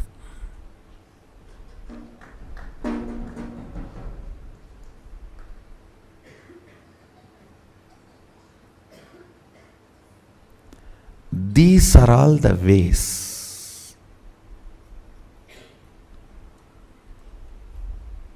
Basic education is this only. This is what is called primal education, not primary education. Primal education.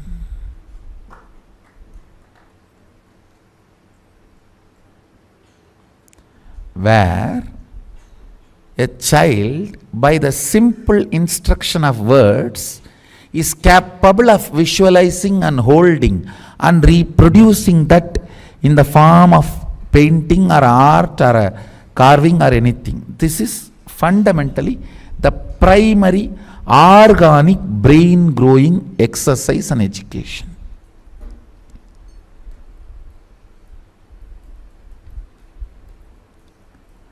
This kind of brain can cut across chemistry, biology, physics, anything, geography, anything.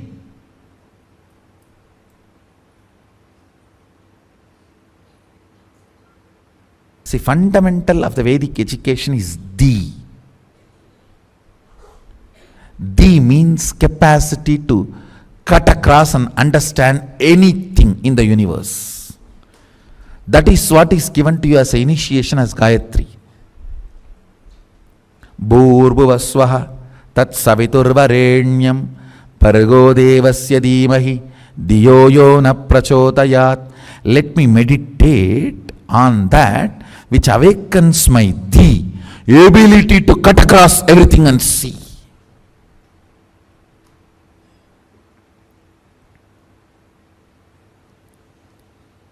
If you are given this Gayatri by the brain which cognizes the intensity and continuity is one and the same, you are blessed.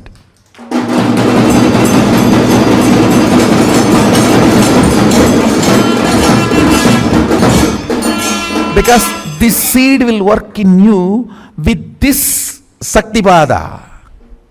Intensity and continuity is one and the same.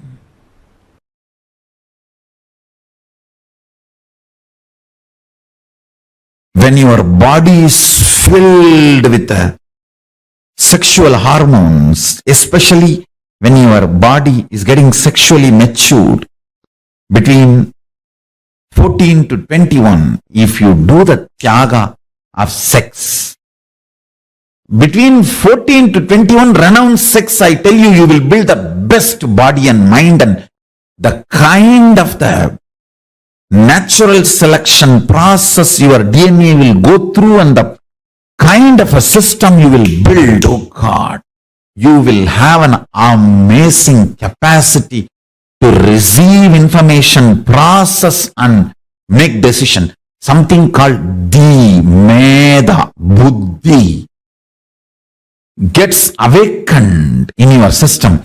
Brain develops some most subtle grooves which receives information from multiple directions, processes them and reveals the reality and gives you the decisions, I tell you.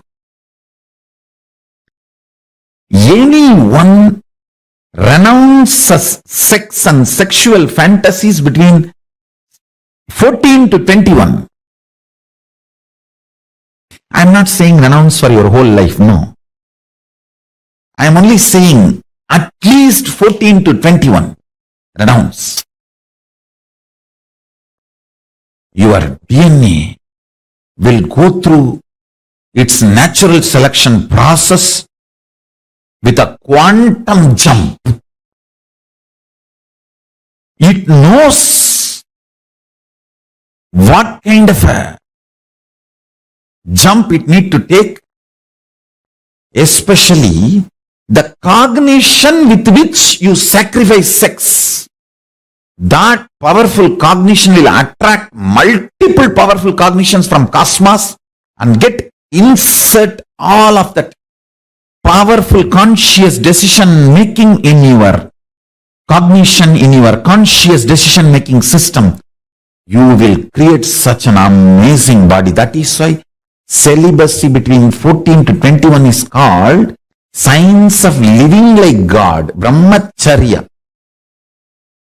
Science of living like God. After 21, I am telling you, till 60 give birth. 3 kids per 2 years. Need to give more birth. I am not saying be celibate forever. But this 14 to 21, when that whole gushing happens, you see, your internal organ, intra-organ, everything develops the way it is going to respond. That it's almost like your inner software gets written. That 7 years. During the time tyaga of sex does something extraordinary to your body, internal organ, intra-organ, and superconsciousness. In every level, the tyaga, actually tyaga is not moral lesson. It is a scientific lesson. In my Gurukul, tyaga should be added under the classification of science, not moral. It's a science of living, not morals of living. No.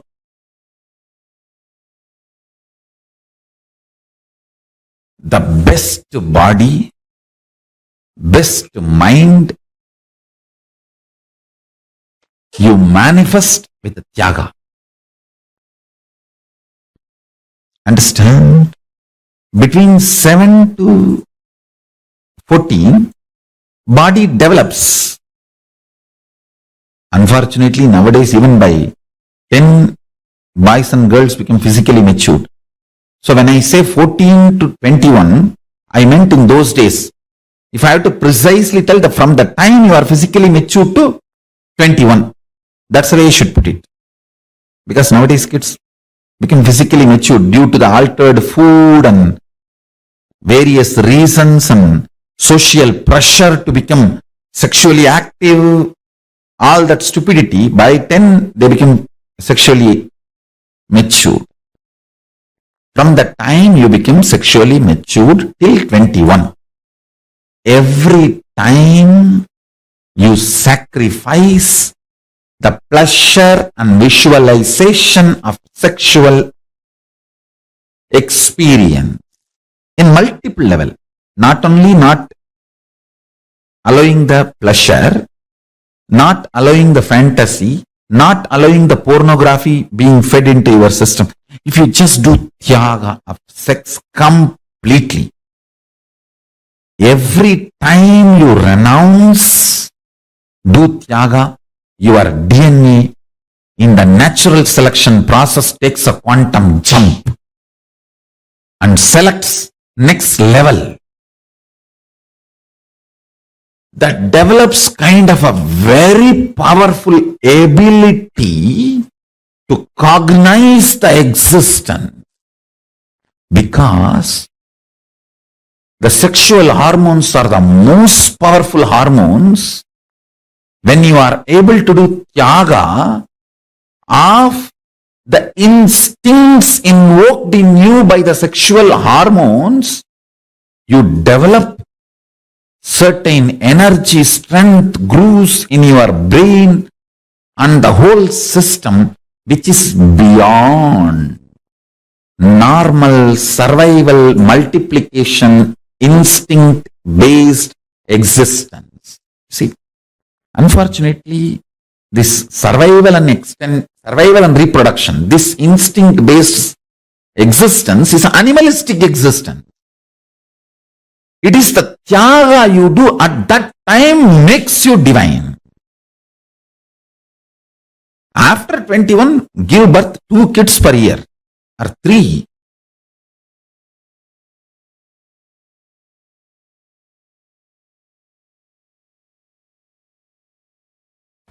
It is necessary you to evolve a brain, completion, patience,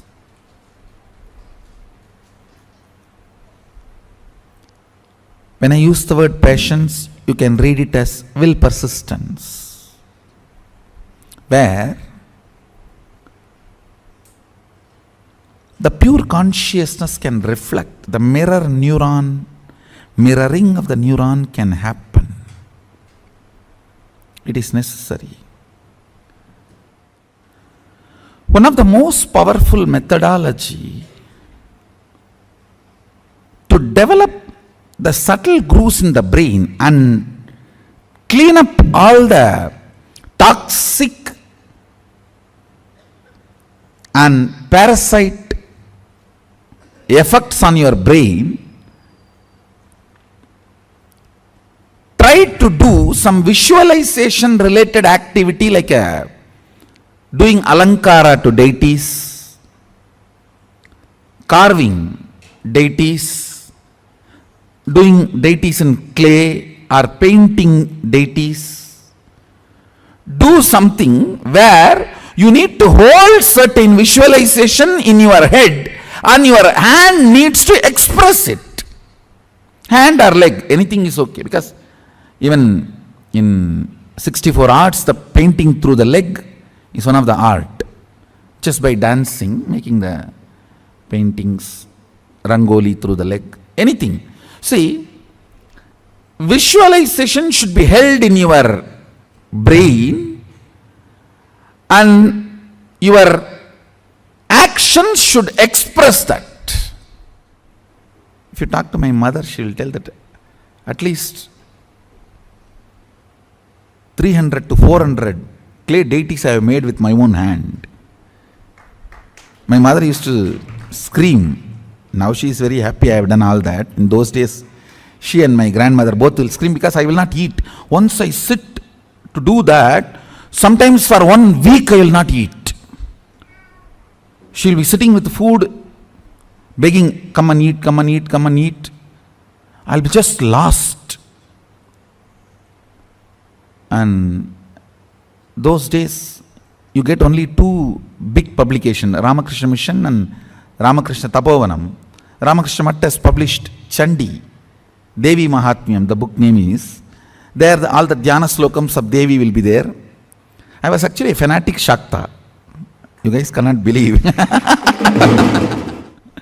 All the Devi I have, I carved it.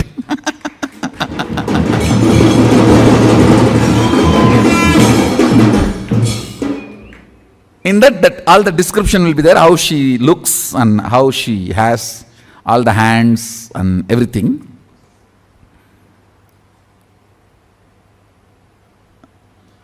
I'll get Ramakrishna Mission books. In that only the Dhyana Sloka and the Tamil meaning will be there. And after making, I'll get Gita Press books. Gita Press Chandi will have the diagram also. I will not see the diagram before making. I'll read and make the deity, and then with the Gita Press book, I'll verify whether what I made is right or wrong.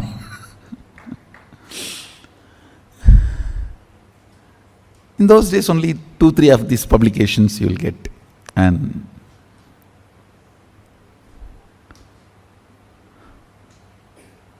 all this really helps a lot to understand and grasp the higher truths. So I'll try to explain about these circuits. Like Sri Chakra, Sri Mandala, there are many mandala structures which are, just by staring at them, your DNA structure will get aligned to that. And certain power manifestation will start happening in you. I tell you, 21 minutes, if you just stare at Sri Mandala every day, your third eye will start functioning. Because that Sri Mandala itself is so beautiful, it directly represents the cosmic DNA. The cosmic DNA is in the Sri Mandala, Sri Yantra, Sri Chakra, with the 43 triangle and 2-layer lotus and 3-layer avarana. It's called Navavarana Mandala. Actually, it's a line diagram of cosmic DNA. So if you stare at that through your third eye, your DNA will get aligned to the cosmic DNA and you start manifesting powers. Like this, there are multiple various mandalas which can do the mirroring of the neuron in your brain and make you realize and manifest powers.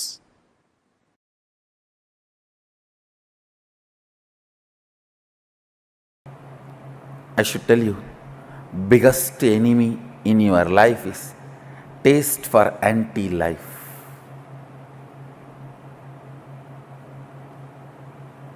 Break. Every time you go through anti-life taste, every time when your mind is trying to tell you, this is the way I am, what can I do? How can anything move? What can anything happen? No! You are not yet end. That's the good news. You are only a seed. As long as you consider you are only a seed, you need to manifest your Sadashiva. Because, understand, Sadashiva constantly considers himself as a seed which need to manifest, yet to manifest, yet to manifest. Even after manifesting this whole Jagat.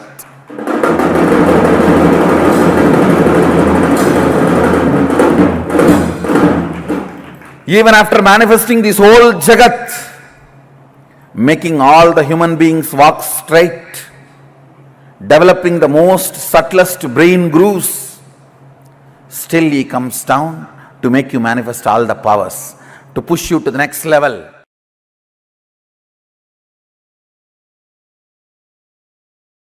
Align your responsibility and align your enriching. Recognizing makes you manifest the state of Sadashiva. Understand? State does not need to be achieved, you have it. If Sadashiva is 100 unit integrity, you have 100 unit integrity. He is integrated to Turyajita, you are integrated to Sushupti, that's all. But the integrity unit is same. Recognizing the integrity to Turyajita builds an extraordinary, beautiful brain grooves. Is equivalent to recognizing $1 billion is more worthy than the bag full of pennies. That recognition is what I call recognizing.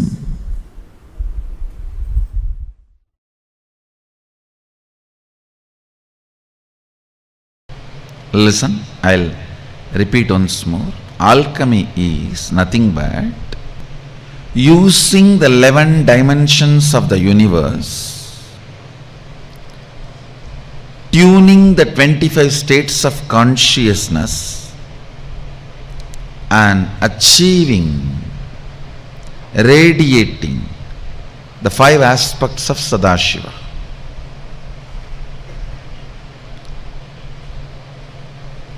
Multiple things are used in the alchemy science. It starts from preparing the ground on which the meditation, alchemy process is going to happen. From there it starts. A solidified mercury. Mercury solidified without chemistry, chemical being added, just by the energy, means an enlightened incarnation. His body is capable of dismantling any molecule and assembling it as any other molecule in any place and space and time he wants. Understand? An enlightened incarnation is capable of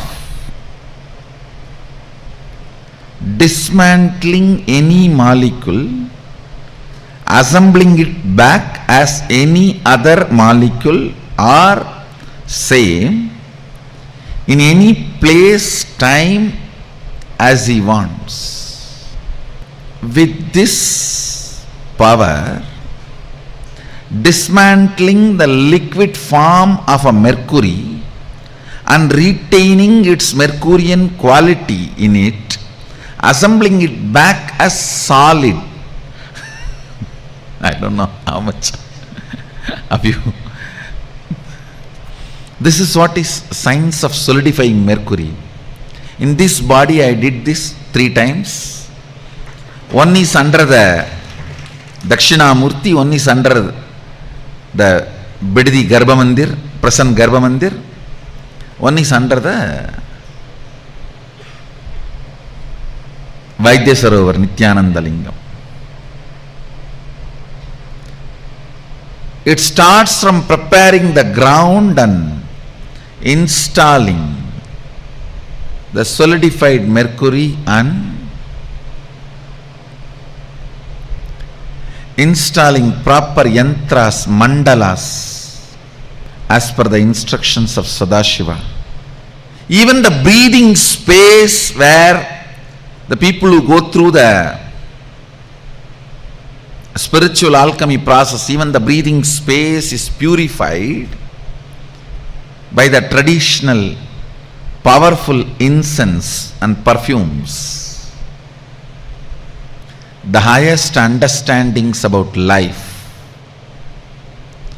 highest understandings about the universe, highest understandings about the Sadashiva, all that becomes a permanent experience. It is like a making the most powerful subtle grooves in the system.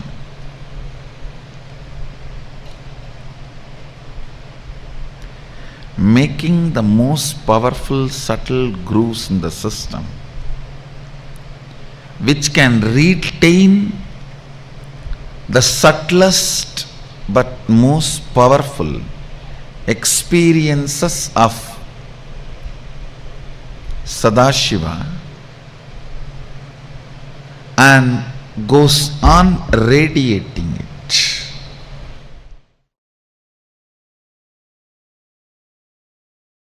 Enjoy. If not, don't worry. Next 1 week, every night before going to sleep, take 1 spoon of Haritaki powder that has a capacity to make your brain grow subtle grooves which will make you understand these great truths. It is called ojas. See, the subtle grooves in the brain is called ojas, which needs high level of oxygen in your body, which has a capability to make you understand these great truths.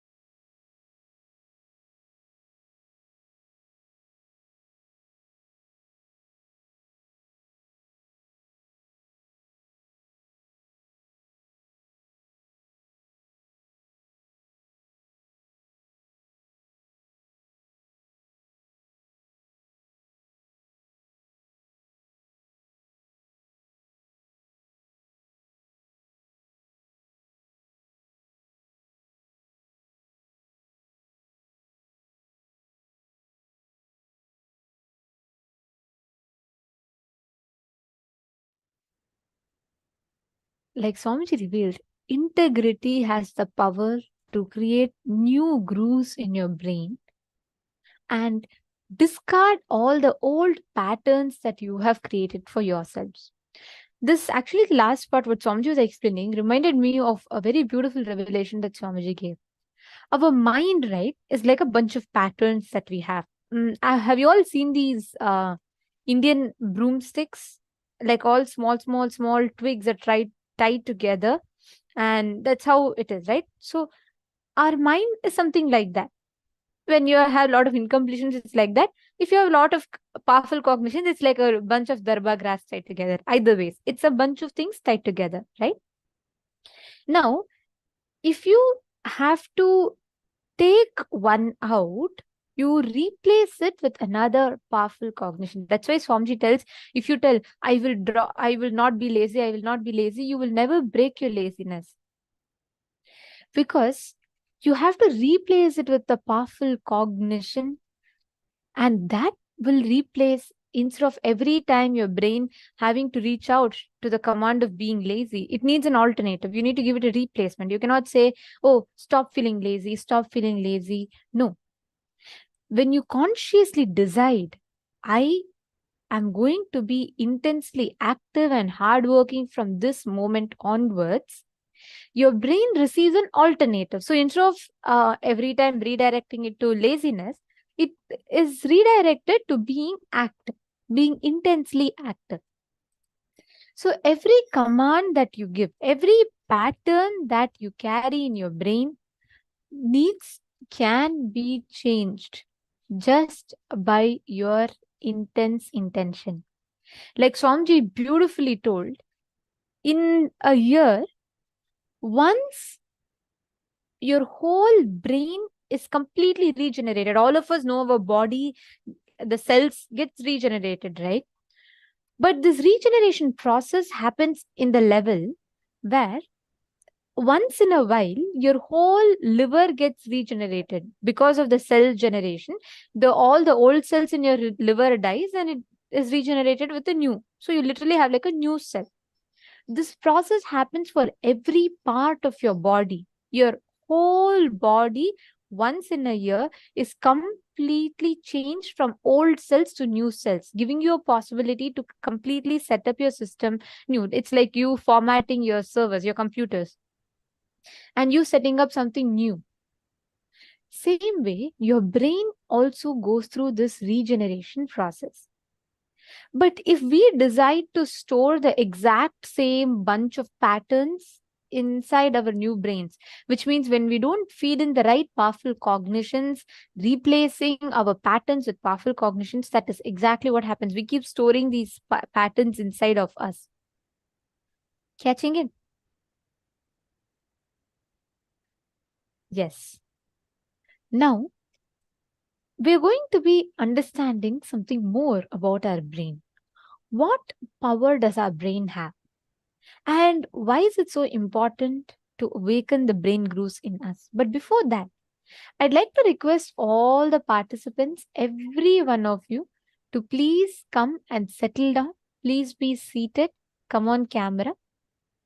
Can I request all the participants to come on camera? Very, very shortly, we're all going to be entering the darshan. And today we are going to be having the darshan of Mahasadahiva Murthy and a very powerful initiation to rewire our brains completely. So I'd like to request all the participants to please come and settle down in front of the camera. Ma Soumya Prabhala, Ma Rajeshwari, and Ma Shu Hua Chen. Can I please request all the participants to come on camera, please?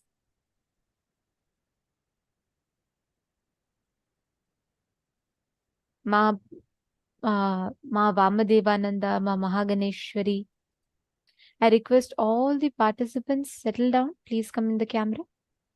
Very, very shortly, we are going to be entering into the darshan. And all those who are not in the camera, all those who are not sitting in front of the camera, who are not having your camera on, the digital security team will be moving you all into the waiting room. And I request all the participants to come on the camera. Beginning from now, all the participants who are not in the camera will be moved into the waiting room.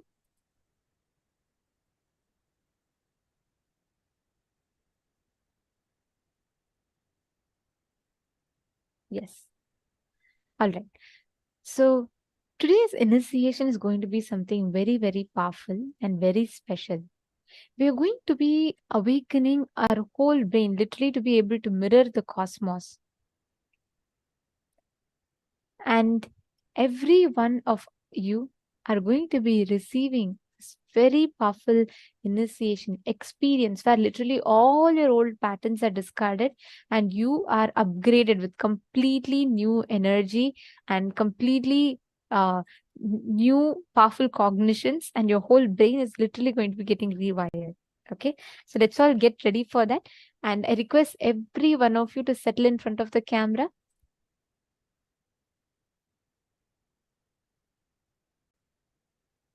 Please come back, settle down.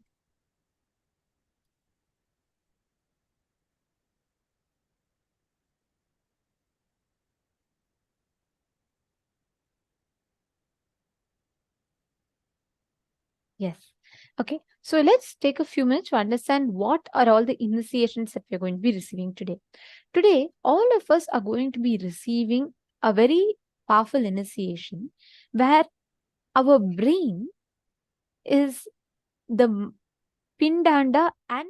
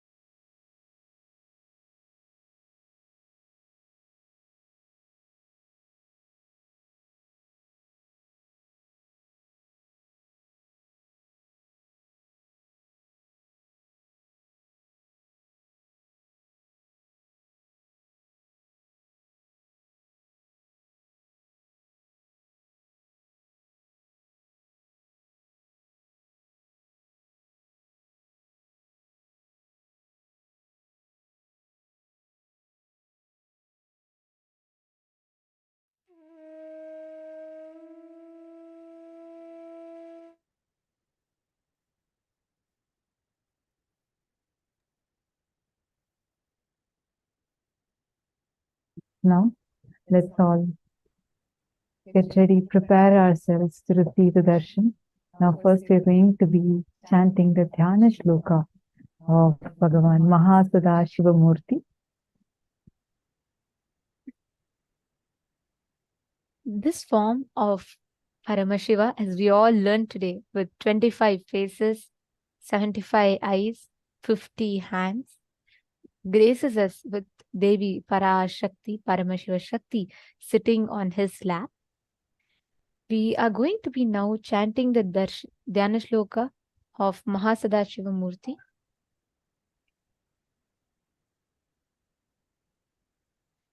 Please sit straight. Let us all now chant the Dhyana Shloka.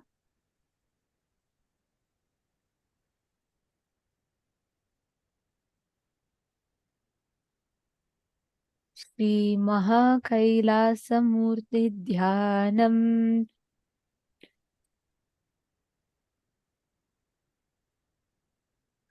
शृणुतः ब्राह्मणा सर्वे गुह्याद् गुह्यतरं परम् अस्ति मेलोरुधद्भागे महान् कैलासपर्वतः साम्बस्य सगुणस्यायं सभक्तस्येन्दुमौळिनः संवासो योजनानां च 20,000,000 औन्नत्यमेतद्विगुणमस्य ज्ञेयं द्विजोतमाः नवरत्नमयं तस्य मध्ये शिखरमुत्तमम् तत्रालयो महेशस्य नानारत्नविचित्रतः प्राकारगोपुराट्टाल वल्लभीभिर्विराजितः तथा सिंहासने तत्र महाशम्भुः सदाशिवः प्रफुल्लो कमलोल्लास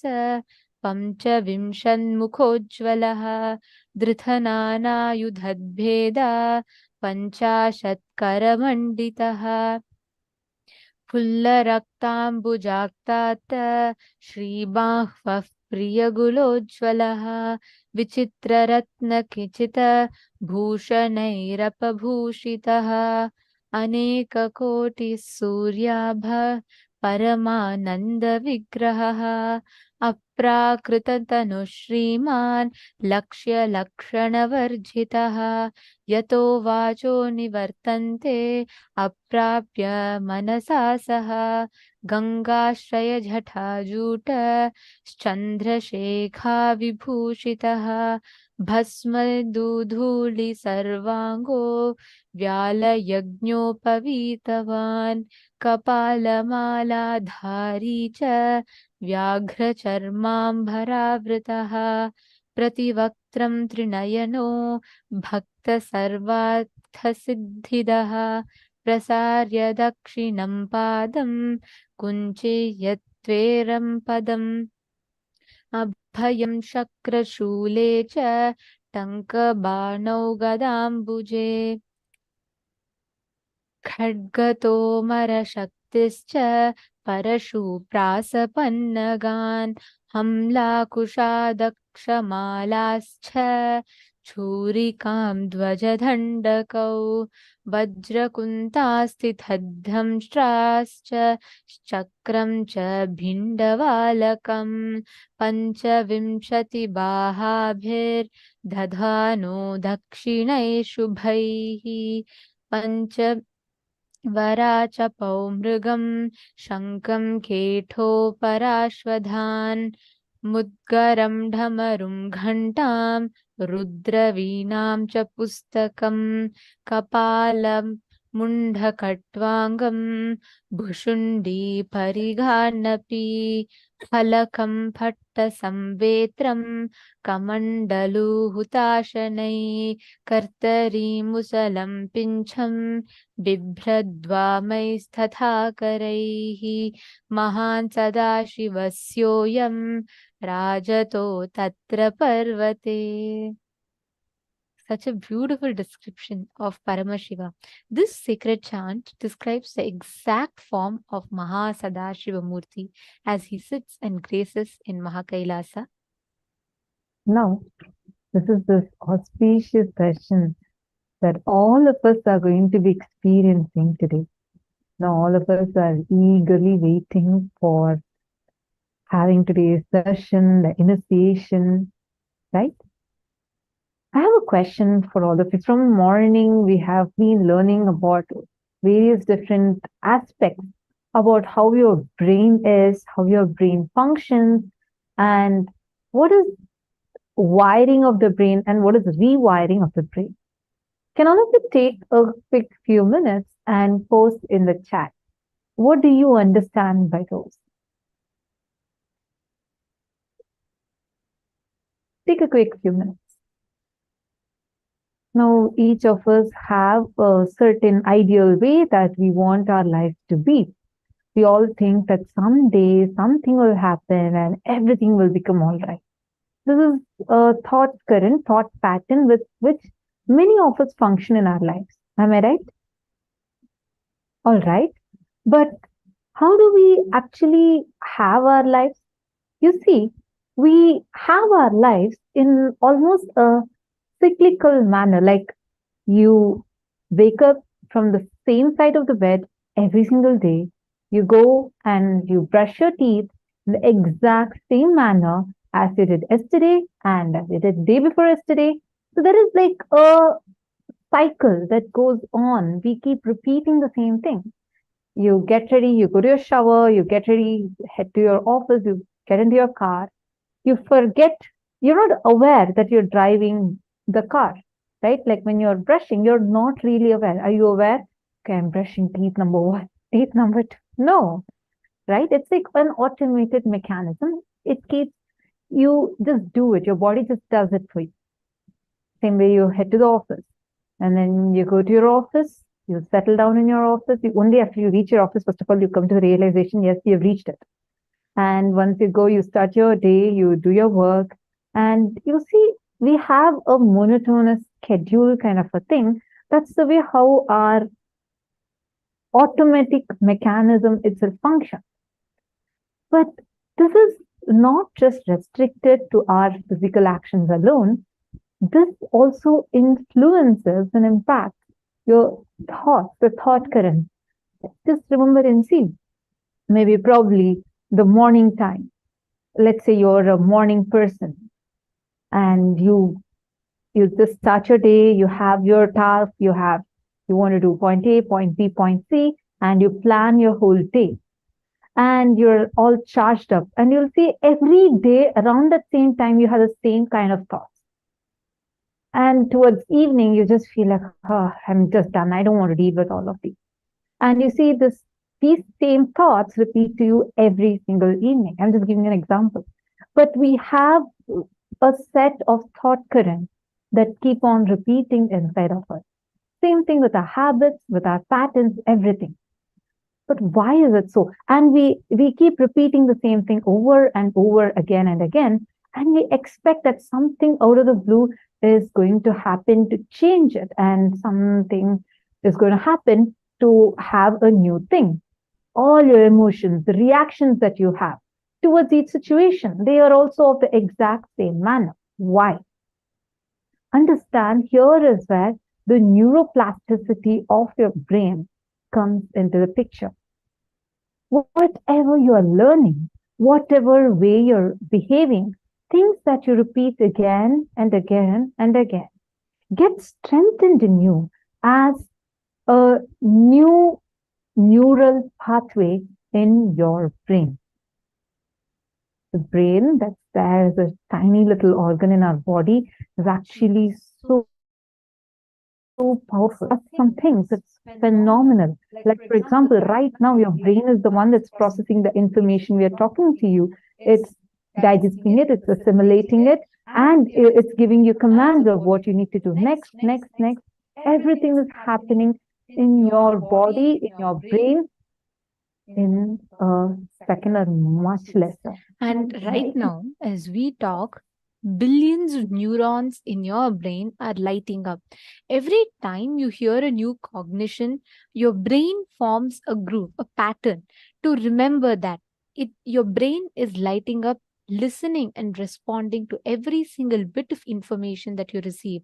That is why your brain is the most complex, most beautiful organ in your body, which functions with so much of efficiency and energy. Did you know just your brain has the ability to light up a whole light bulb completely? Yeah, that's the amount of electricity that your brain actually produces. Now, this tiny little organ that is there up here is actually monitoring every single activity of your body and of you, including how you're enjoying your life. Let's say you're experiencing the weather right now. It is your brain that is actually sending you certain signals which you actually consider and perceive as your experience.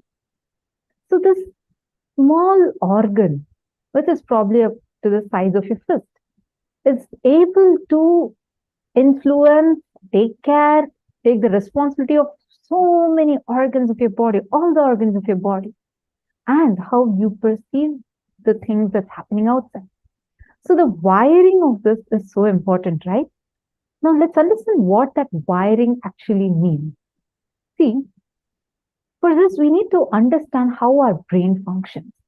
Your brain actually is made up of trillions of nerve cells called as neurons. And like as Mrigendra was just mentioning, different parts of your brain lights up differently when each of these neurons are fired.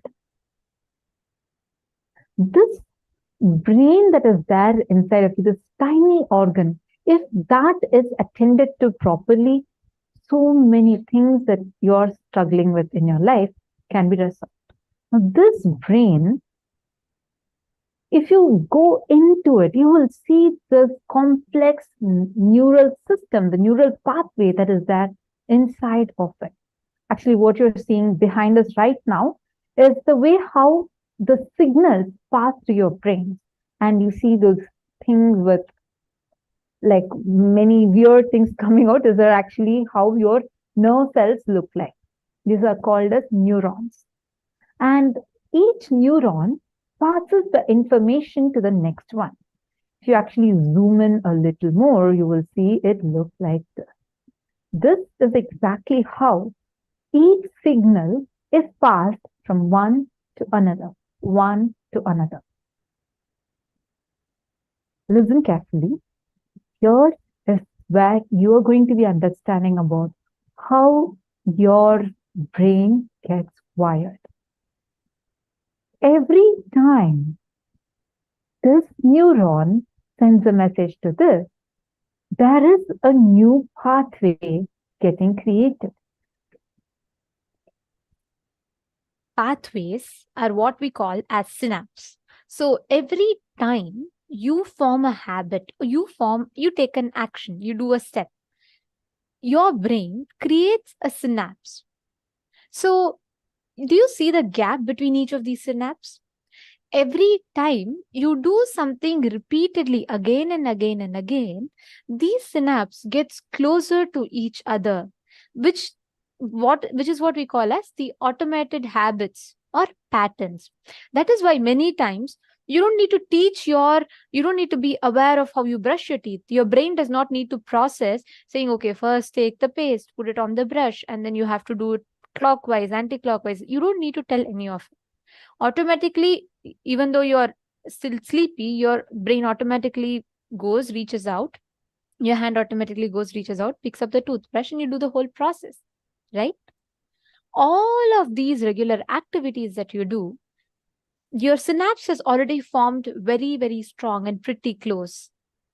Similarly, your patterns, your pattern to react, your pattern of irritation, your pattern of frustration. When someone calls you some name, you immediately react to it. You don't even take a second to cognize or understand what it is, correct?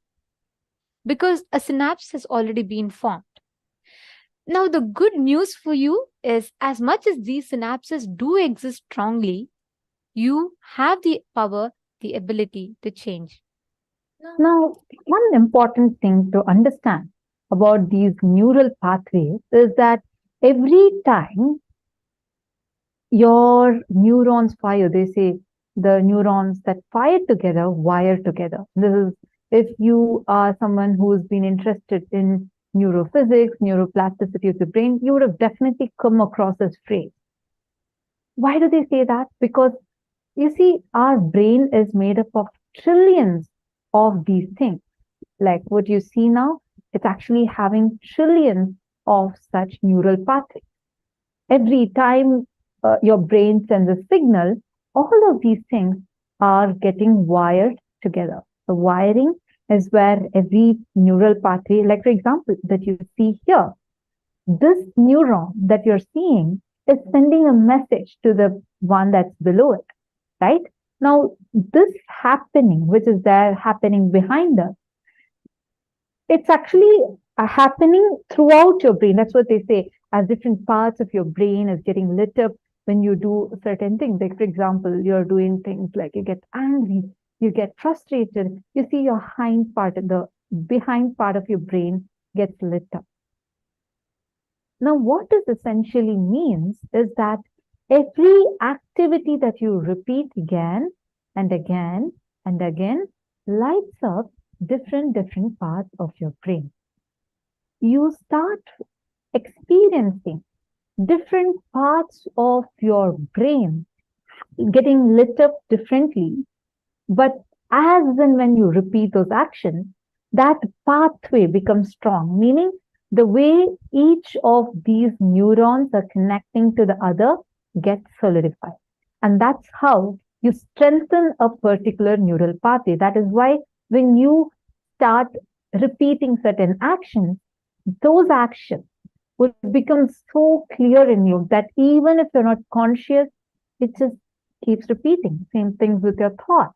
Even though you don't consciously create those thoughts every single time, you will see those thoughts will keep repeating to you again and again and again. So for all of us clear? So this is how your brain gets wired. So this is what we call as the wiring of your brain, because like this trillions and trillions of neural pathways exist in your brain.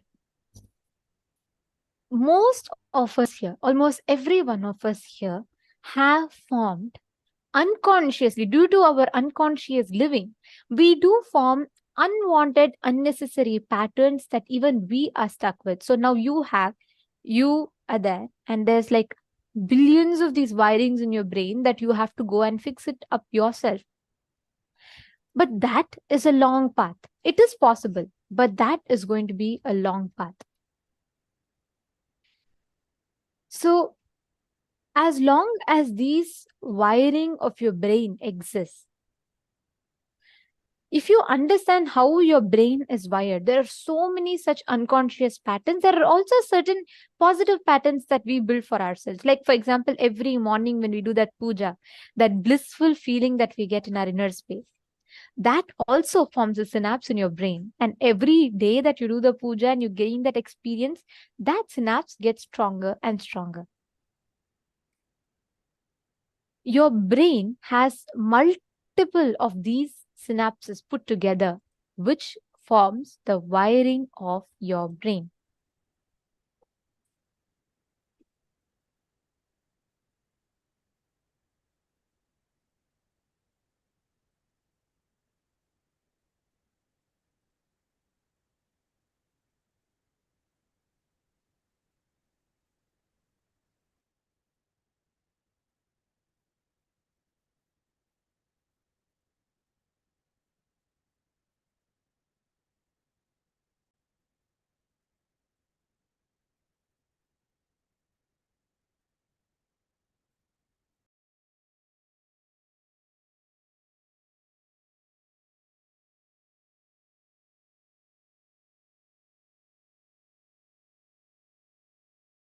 Say, each time you react in certain way, you strengthen the power of the pathway. So each time when the river runs in that same rivulet, the rivulet becomes more deeper. So the river running in that same direction becomes more stronger, more permanent. Same way, in your brain also you have so many rivers: Ganga, Kaveri, Yamuna, Saraswati, Godavari, Narmada, Sindhu, so many rivers. Some are wild rivers, forest rivers. The rivers which really creates calamity by the forest flood or sudden floods, you need to make a dam and divert it in different direction. Making dam and diverting it different direction is what I call sadhana. Sadhana means making dam and diverting it to different direction. But unfortunately, we have another one biggest rivulet: engraved memory, engram, samskara, laziness, eternal laziness.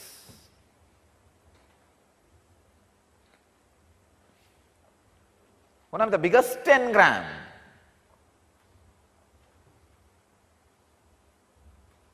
Biggest enemy for awakening non-mechanical parts of your brain. or sadhana or for enlightenment or for achievement is laziness. See, once the laziness enters into your system, nothing can be done. Any big idea, tomorrow. Good idea, great. But you see, tomorrow is a good day to start. Always our elders say you should find out a right day, right time. See, today if I start, tomorrow I am not going to be there, I am busy. Dvandva Vigna, Dvitiya Vigna should not be there. In our tradition, there is a tradition, the second day nothing should be broken. Dvandva Vigna. Oh.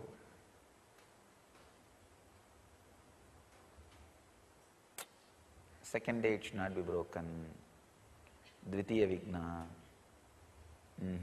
So I will start maybe day after tomorrow. Laziness is Maya, nothing else. So understand, no sympathy towards laziness is a demon. So, no question of allowing laziness. The first lesson in Zen they teach is the awakening your whole system, breaking the laziness pattern. Because the whole Zen is based on silent sitting. You can very easily slip into laziness in the name of silent sitting. So the very word Zen means dhyan. Zazen means sitting. You can very easily slip into laziness in the name of silent sitting. So you can very easily slip into that laziness in the name of Samadhi. No. Zen first breaks that lazy mental setup. You need to break the lazy mental setup to work on this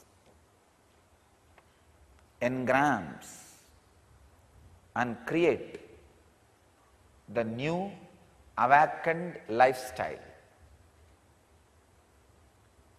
Zen monasteries, they have a tradition. Even the master, who is the head of the monastery, will not have food if he does not work for that particular hours. They have the system of 8 hours of working. Even I created that system from the Zen only. The 8 hours physically you need to work. 8 hours mentally you need to work. Means sadhana or some other teaching, learning. See, a teacher works 8 hours mentally when he teaches. Disciples work 8 hours mentally when they learn. So 8 whole process completely. I know it's like, what? That guy actually went, he listened to Swamiji, he goes back, and in a week or so, he returns back. He comes and he held Swamiji's feet and cried to Swamiji. He said that what he was struggling, the incident, the first time he started smoking was when he was in his 12th grade. And it was almost 15 to 20 years he was struggling with that pattern. He said, Swamiji, what I was having is a struggle for last 20 years. Now, I tried last 1 week, I've been trying to put the cigarette in my mouth just to test myself. I am not able to put it anymore. Understand? You know why? Because every time an incident leaves a residue in us, like a hangover. That hangover of the past in us makes us not experience the present completely. We don't experience the present completely. That is why these things are called as incompletion. Incomplete means what? Like it just, you're not complete in that situation. This is the same thing. Try your favorite food that you feel so addicted to. Just eat it once. Eat it with full awareness. Enjoy it completely. You will no more have the attitude attitude of grabbing it. You will eat enough for how much is needed for your stomach. So the reason why I was sharing this is, see, when you are repeating an action again and again and again, it creates a particular groove in your brain, meaning the neural pathway gets created. And you go on encouraging that more and more. So even when you default, like you're not really conscious, you're like, "Chalta hai."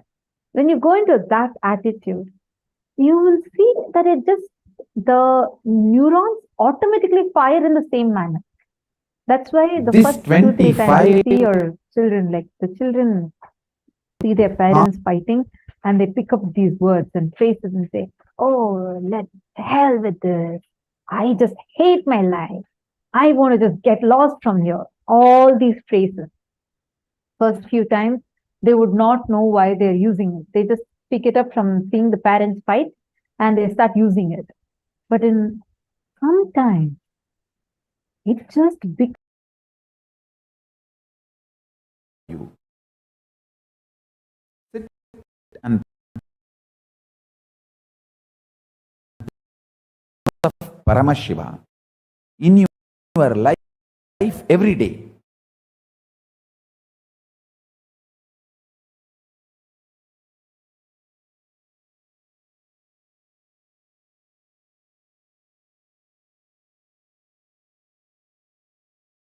Awesome Paramashiva.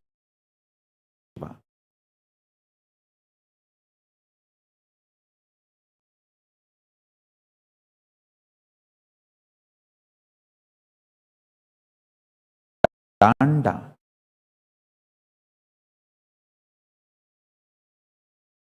is glory, capability, possibility, and powers. You are blue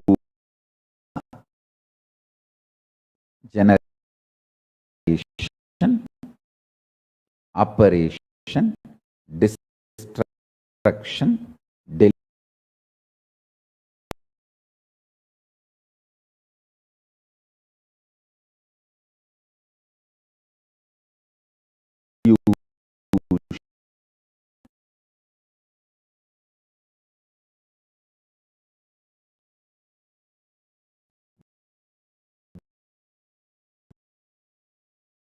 listen.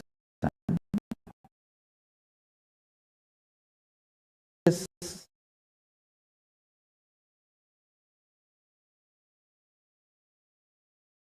ability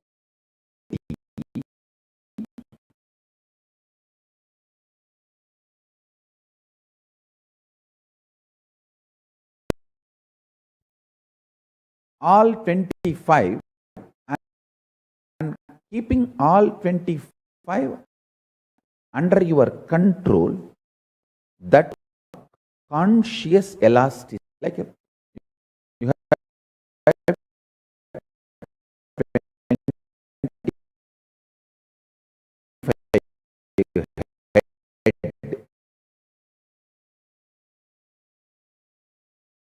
neck muscle. And I want to tell you,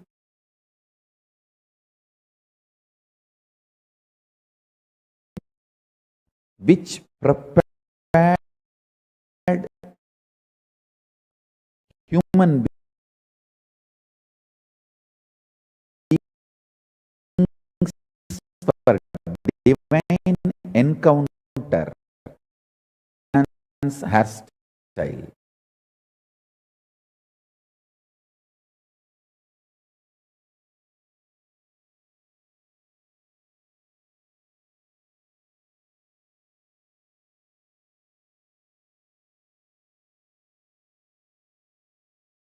Which just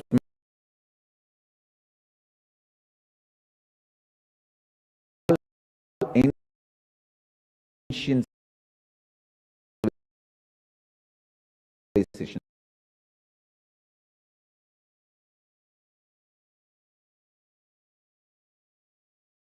Totally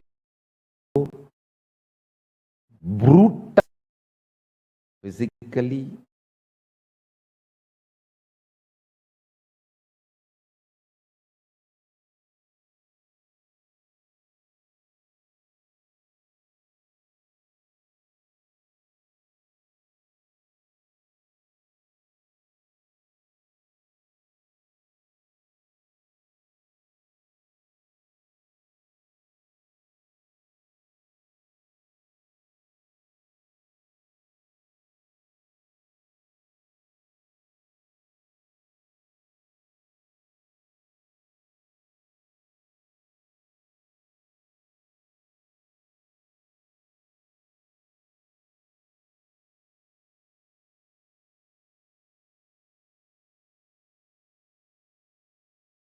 Pathway just dies down. And this new neural pathway that is being created in you, when you supply more and more energy to that, it becomes so strong. And one other extraordinary boon that we are having today is during the darshan, we are also going to get to mirror the neurons of Swamiji's brain, meaning literally what's happening in Swamiji's brain. The neural activity that's happening in Swamiji's brain will start getting reflected into your brain. And that is what happens during the initiation. It is one, the mirror neuron effect happens. Two, the brain grooves in your brain is literally a new brain groove is getting created and the old ones are going to be dying down. And don't worry, all the negative patterns that are there in your brain will just simply start losing its power over you. That is literally the boon of today's session. And this is a very powerful conscious alchemy that happens in our inner space.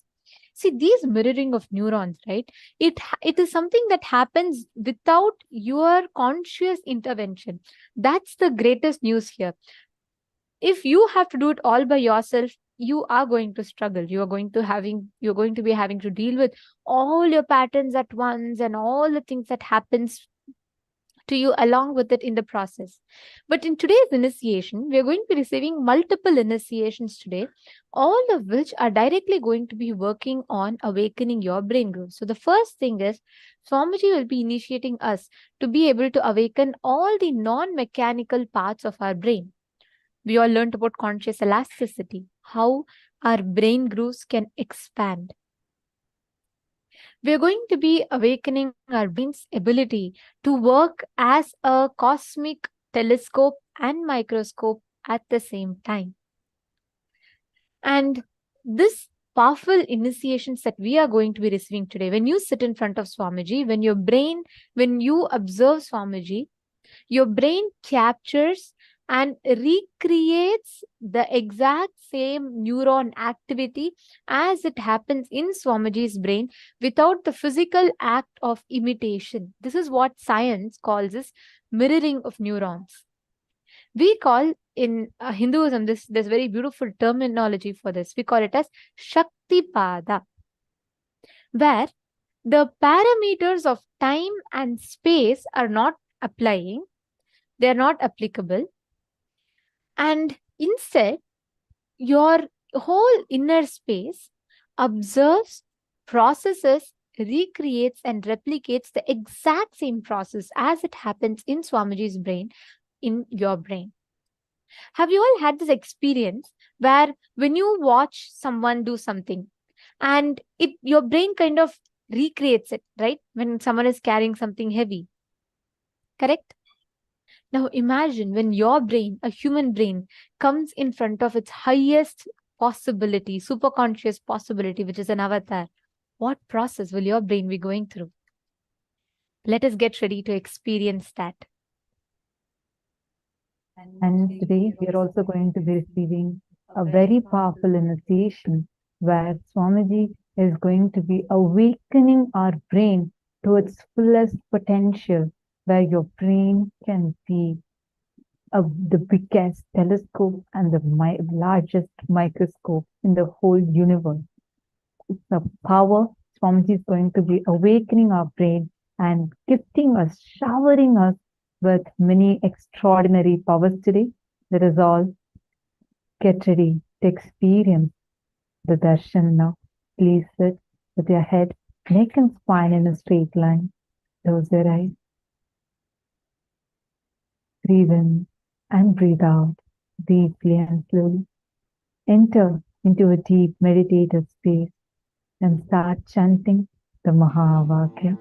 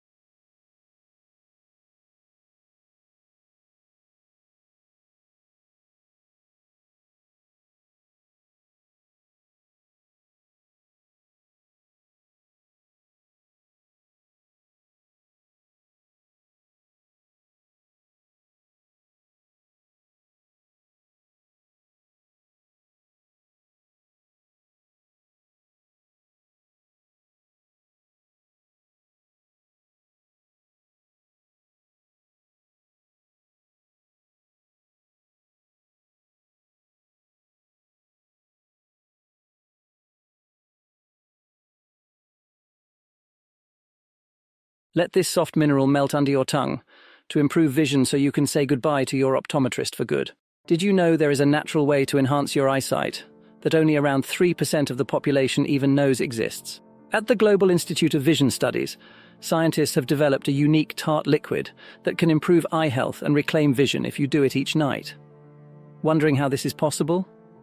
This solution contains micro-restorative compounds that penetrate deeply into your eye's tissues, reaching areas not possible before now. This method is more effective than any existing treatments, which means you can forget about those visits to your optometrist, as you can do this easily at home. What's truly remarkable is it only takes a moment to apply, and then it gets to work, reversing years of vision decline within days. So, if you've been dealing with blurry vision, cataracts, macular degeneration, glaucoma, or any other eye-related problems, this breakthrough could be a game changer. I strongly recommend you to take a moment, tap the link below, and watch a brief, entirely free video that will explain how you can start using this method today. It has already proven successful for over 110,000 individuals, so it stands to reason that it could work for you too. Even if you've been battling declining eyesight and poor vision for 5, 10, even 20 years. Imagine this. Please. No more struggling with blurry vision, no more eye strain, and best of all, no more visits to an optometrist. The giants in the vision care industry don't want you to find this video and learn about the fastest, most effective method for vision restoration on the planet. So tap the link below and watch the video while you still have the chance.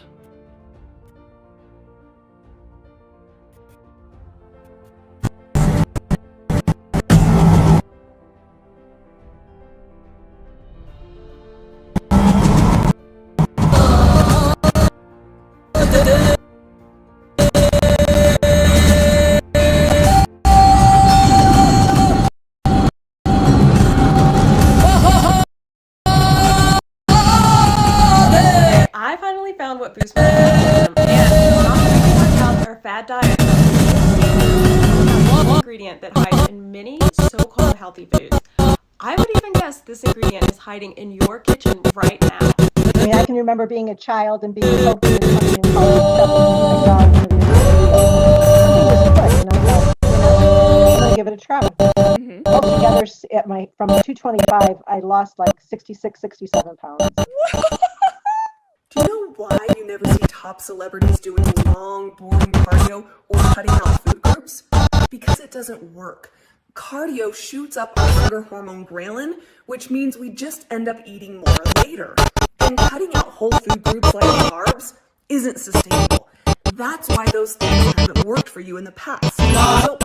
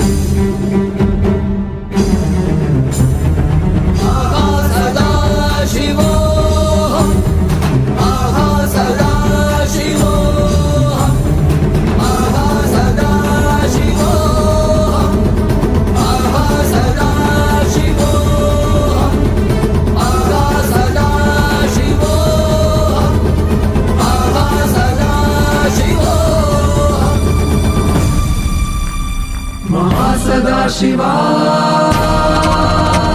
Mahasadahivoham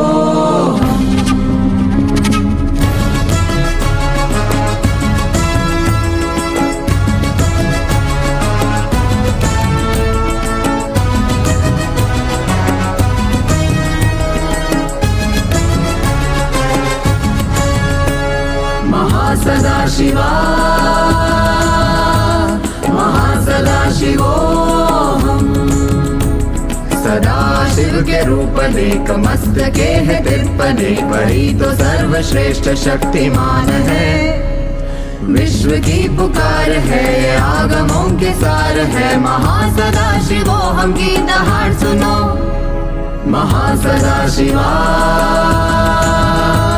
महासदाशिवोहम।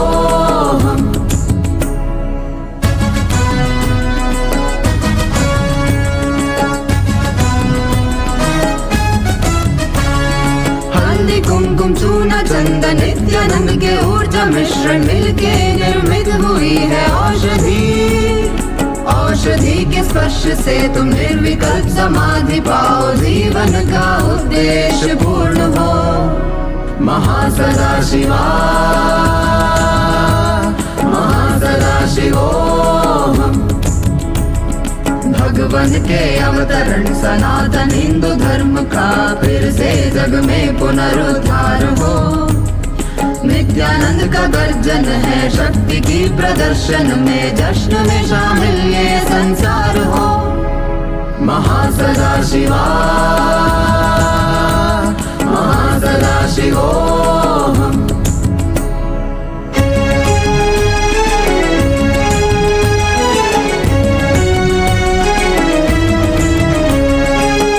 स्तंभ योग और कुंडलिनी रज्जु से दृढ़ दिव्य शरीर निर्माण हो। शक्तियों के बल से हम सबका उपकार करें, यही तो हमारी पहचान है। अंतरिक्ष का रहस्य ज्ञान और अनुभव देने महासदाशिव आए हैं। इस अंतरिक्ष का रहस्य ज्ञान और अनुभव देने महासदाशिव आए हैं। देव यक्ष गंधर्व ऋषि किन्नर किंपुरुष भिन्न भिन्न लोकों में झांक लो। महासदाशिवा महासदाशिवोहम। ओम नित्यानंद महासदाशिवोहम। ओम नित्यानंद महासदाशिवोहम। ओम नित्यानंद महासदाशिवोहम। ओम नित्यानंद महासदाशिवोहम। ओम नित्यानंद महासदाशिवोहम। ओम नित्यानंद महासदाशिवोहम।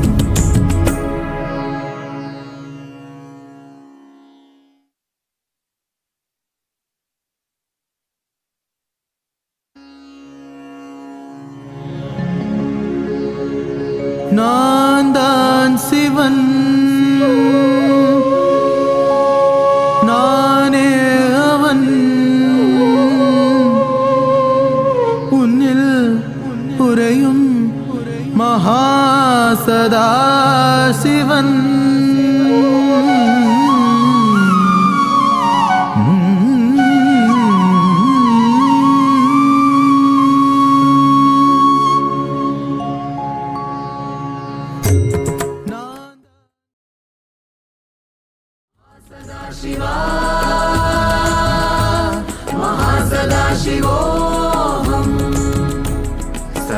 शिव के रूप देख मस्तके है तिरपने, वही तो सर्वश्रेष्ठ शक्तिमान है। विश्व की पुकार है, आगमों के सार है। महासदाशिवोहम की दहाड़ सुनो, महासदाशिवा महासदाशिवोहम।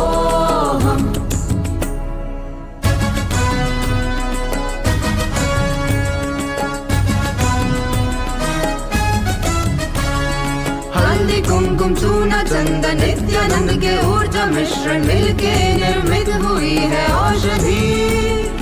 औषधि के स्पर्श से तुम निर्विकल्प समाधि पाओ, जीवन का उद्देश्य पूर्ण हो।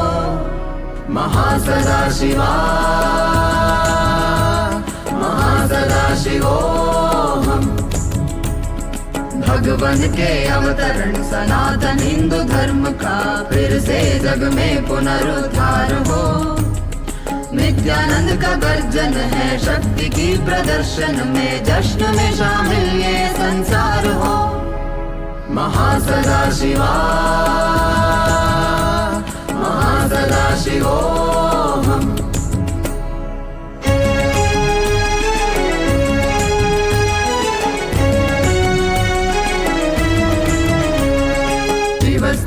योग और कुंडलिनी रज्जु दिव्य शरीर निर्माण हो। शक्तियों के बल से हम सब करें यही तो हमारी पहचान।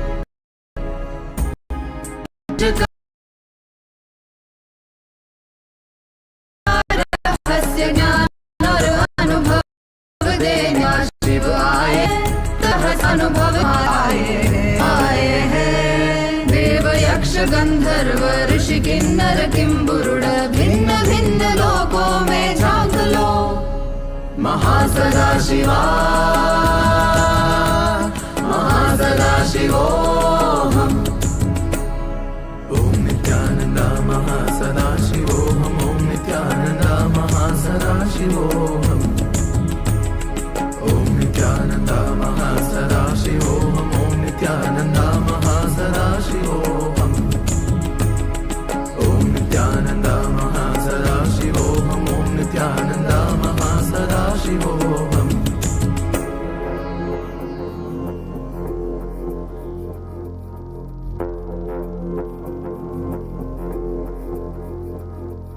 शिवाय नमः। शिवाय नमः।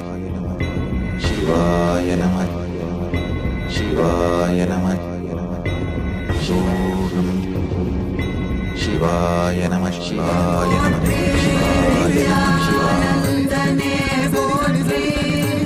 सदा शिवने बोधी नित्यानंदने बोधी सदा शिवने बोधी।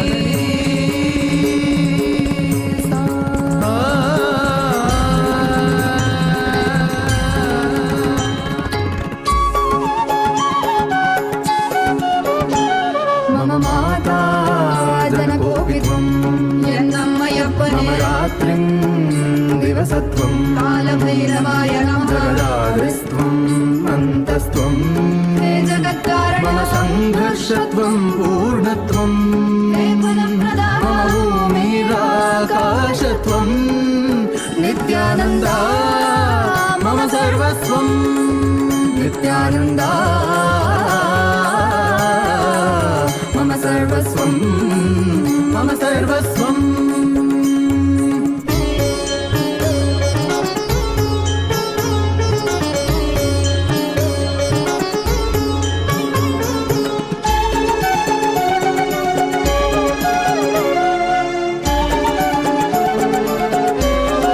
तेरे चरणों में उम्र बीत जाए, मेरे संसार में केवल तू, मेरे जीवन का लक्ष्य तू ही बन जाए।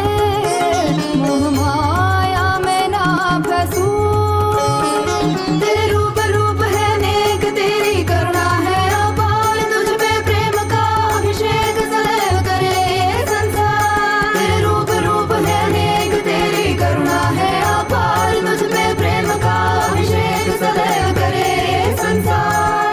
सा सा सा सा सा सा सा री री रे रे रे रे रे गा गा गा गा म ग म ग म प ग म प म ग म ग रे सा नि सा सा सा सा सा सा सा री रे रे रे रे रे रे गा गा गा गा म ग म ग म प सरि नि स ध नि सरि ग रि म ग प म ध प नि ध नि प ध म प ध नि नि ध ध प प म म माता जनकोऽपि त्वं यन्नम्मयप्पने रात्रिं दिवसत्वं कालभैरवाय नमः। जगदादिस्त्वं अन्तस्त्वं हे जगत्कारणं। मम संघर्षत्वं पूर्णत्वं हे फलप्रदाता। मम भूमिराकाशत्वं नित्यानन्दा मम सर्वस्वं। नित्यानन्दा मम सर्वस्वं।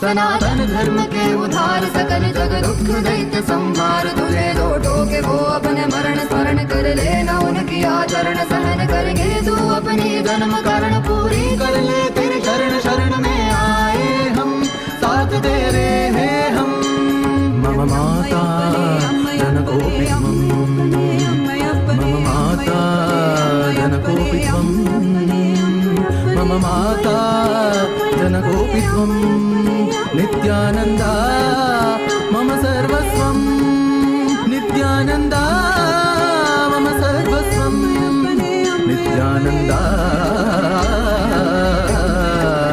मम सर्वस्वं मम सर्वस्वं मम सर्वस्वं திருமழபாடி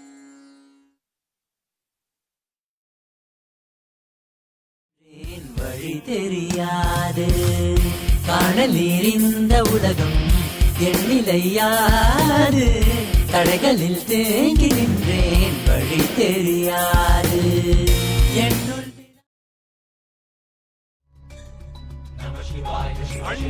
அண்ணாமலையானே போற்றி போற்றி திருவண்ணாமலையானே போற்றி போற்றி திருவண்ணாமலையானே போற்றி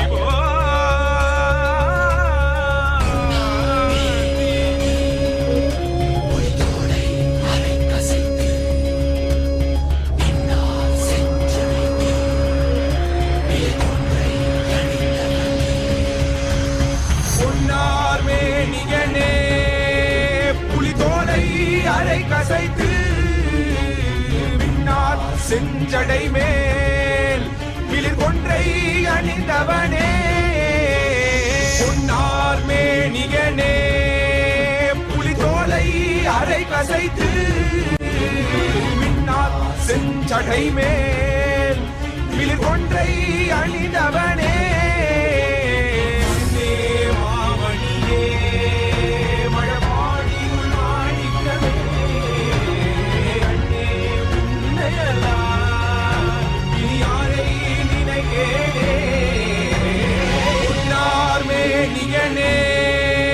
புலிதோலை அரை கசைத்து பின்னால் செஞ்சடை மேல் விளிர் கொன்றை அணிந்தவனே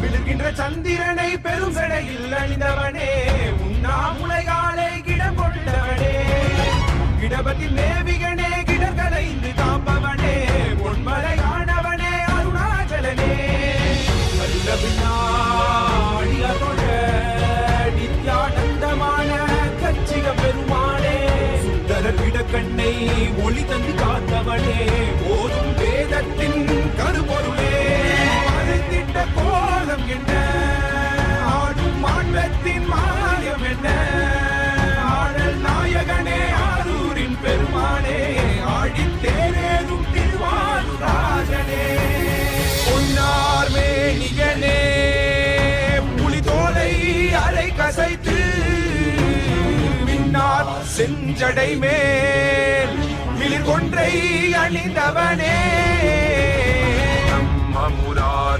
मुरारिसुरासितलिङ्गं निर्मलभाषितशोभितलिङ्गं सर्वदुःखविनाशनलिङ्गं तत्प्रणमामि सदा शिवलिङ्गम्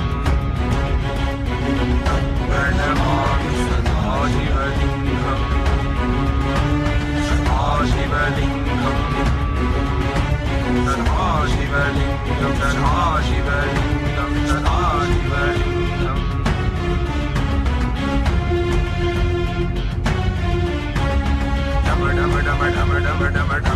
हस्ता दिमि दिमि दिमि दिमि दिमि दिमि नाट्य स्वरूपा ढम ढम ढम ढम ढम ढम ढम रुक हस्ता दिमि दिमि दिमि दिमि दिमि दिमि नाट्य स्वरूपा आनंद नाट्य स्वरूपा नाट्य स्वरूपा आनंद नाट्य स्वरूपा आनंद नाट्य स्वरूपा प्रलय कालத்தில் உலகுயிர்களை உயிர்த்திடவே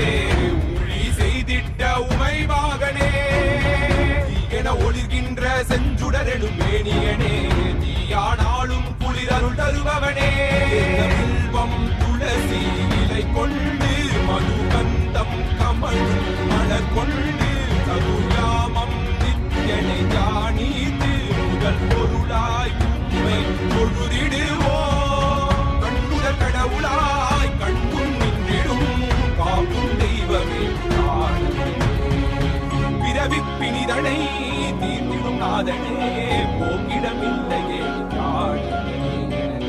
போக்கிடமில்லையே பொன்னார் மேனியனே புலிதோலை அரை கசைத்து பின்னார் செஞ்சடை மேல் மிளிர் கொன்றை அணிந்தவனே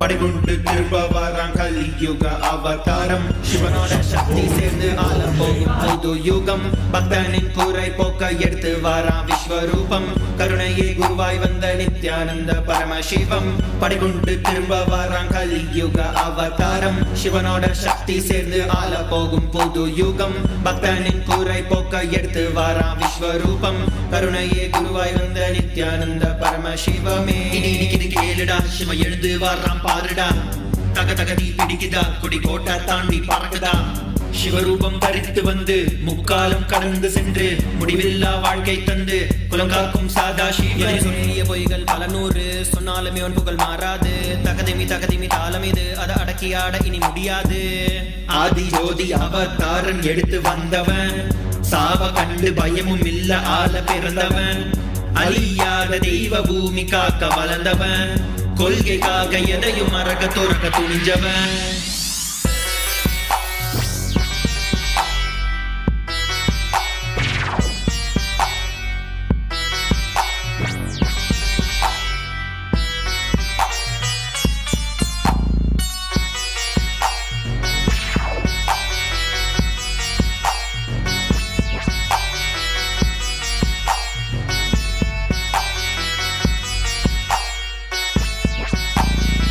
சைவினமே பெற்ற புல்ல செந்தமிழும் நாவில் துள்ள பாதையில தடைகள் பல தகதிர்ந்து உலகை வெல்ல வைகையே வறண்ட போதும் வாழ்வினமே வீழ்ந்த போதும் வரலாறே மறைந்த போதும் வணங்காத சொக்கநாதனப்ப நித்திய துணையும் இருக்க தோல்வியே இல்லை அவன் பாசத்துக்கு ஈடு இணை எதுவுமே இல்லை என் அப்பனே நீ வந்துட்ட என் துக்கத்தை எல்லாம் போக்கிட்ட என் சிவனே நீ வந்துட்ட வேண்டும் வரமெல்லாம் தந்து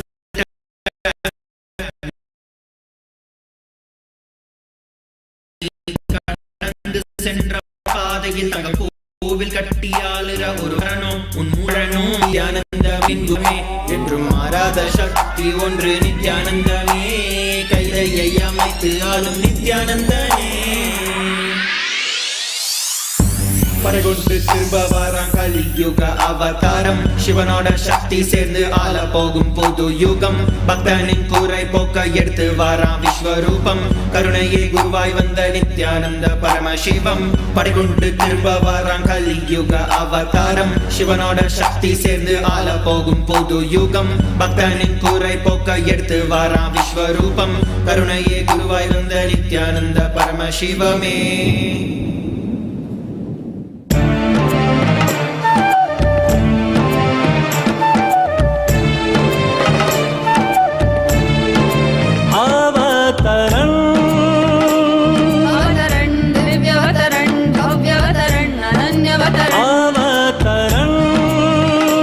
अवतरण दिव्यवतरण भव्यवतरण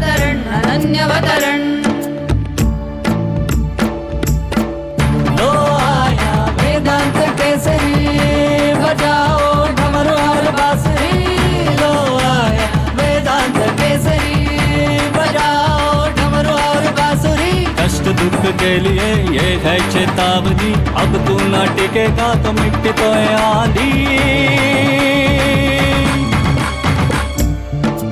अवतरण अवतरण दिव्यवतरण भव्यवतरण अनन्यवतरण अवतरण अवतरण दिव्यवतरण भव्यवतरण अनन्यवतरण।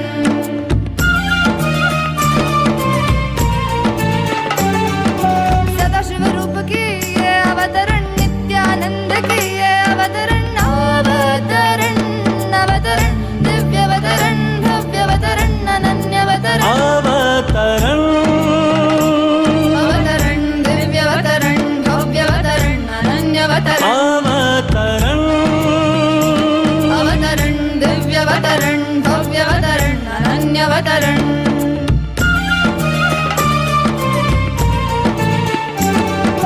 करुणामय से ये अवतरण, विश्व में जीवन मुक्ति की ज्वाला जलाने हुआ ये अवतरण। दिव्यवतरण भव्यवतरण अनन्यवतरण। अवतरण अवतरण दिव्यवतरण भव्यवतरण अनन्यवतरण। अवतरण अवतरण दिव्यवतरण भव्यवतरण अनन्यवतरण।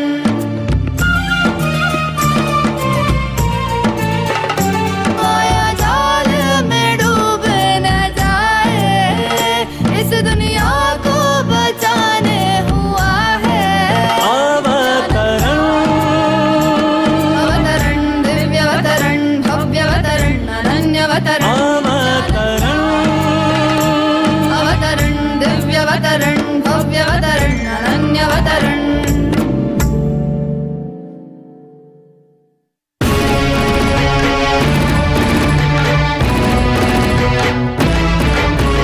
नित्यने नित्यने नित्यानंदने, नित्यने नित्यने नित्यानंदने, नित्यने नित्यने नित्यानंदने, नित्यने नित्यने नित्यानंदने।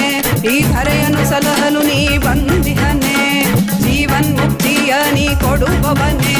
ಈ ಧರೆಯನ್ನು ಸಲಹಲು ನೀ ಬಂದಿಹನೆ, ಜೀವನ್ ಮುಕ್ತಿಯ ನೀ ಕೊಡುವವನೇ. ನಿತ್ಯನೇ ನಿತ್ಯನೇ ನಿತ್ಯಾನಂದನೆ, ನಿತ್ಯನೇ ನಿತ್ಯನೇ ನಿತ್ಯಾನಂದನೆ.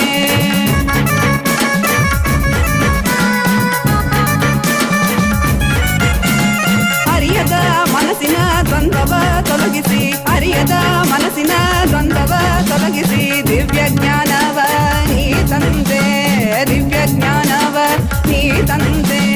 ನಿತ್ಯನೇ ನಿತ್ಯನೇ ನಿತ್ಯಾನಂದನೆ, ನಿತ್ಯನೇ ನಿತ್ಯನೇ ನಿತ್ಯಾನಂದನೆ, ನಿತ್ಯನೇ ನಿತ್ಯನೇ ನಿತ್ಯಾನಂದನೆ, ನಿತ್ಯನೇ ನಿತ್ಯನೇ ನಿತ್ಯಾನಂದನೆ.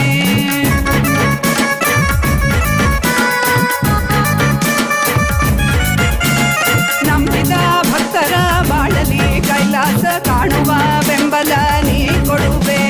ನಂಬಿದ ಭಕ್ತರ ಬಾಳಲಿ ಕೈಲಾಸ ಕಾಣುವ ಬೆಂಬಲ ನೀ ಕೊಡುವೆ. ನಿತ್ಯನೇ ನಿತ್ಯನೇ ನಿತ್ಯಾನಂದನೆ, ನಿತ್ಯನೇ ನಿತ್ಯನೇ ನಿತ್ಯಾನಂದನೆ, ನಿತ್ಯನೇ ನಿತ್ಯನೇ ನಿತ್ಯಾನಂದನೆ, ನಿತ್ಯನೇ ನಿತ್ಯನೇ ನಿತ್ಯಾನಂದನೆ.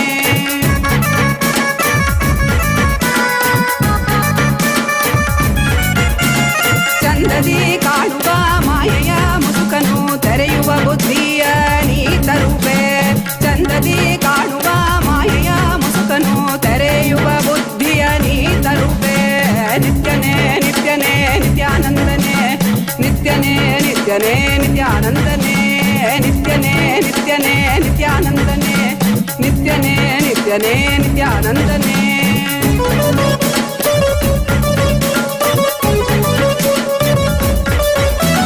ಕಾಲನೇ ರುದ್ರನೇ ವೀರಭದ್ರನೇ, ಕಾಲ ಭೈರವನಾಗಿ ನಿಂತಿರುವೆ. ಕಾಲನೇ ರುದ್ರನೇ ವೀರಭದ್ರನೇ, ಕಾಲ ಭೈರವನಾಗಿ ನಿಂತಿರುವೆ. ನಿತ್ಯನೇ ನಿತ್ಯನೇ ನಿತ್ಯಾನಂದನೆ, ನಿತ್ಯನೇ ನಿತ್ಯನೇ ನಿತ್ಯಾನಂದನೆ, ನಿತ್ಯನೇ ನಿತ್ಯನೇ ನಿತ್ಯಾನಂದನೆ, ನಿತ್ಯನೇ ನಿತ್ಯನೇ ನಿತ್ಯಾನಂದನೆ. ಈ ಧರೆಯನ್ನು ಸಲಹಲು ನೀ ಬಂದಿಹನೆ, ಜೀವನ್ ಮುಕ್ತಿಯ ನೀ ಕೊಡುವವನೇ. ನಿತ್ಯನೇ ನಿತ್ಯನೇ ನಿತ್ಯಾನಂದನೆ, ನಿತ್ಯನೇ ನಿತ್ಯನೇ ನಿತ್ಯಾನಂದನೆ, ನಿತ್ಯಾನಂದನೆ ನಿತ್ಯಾನಂದನೆ.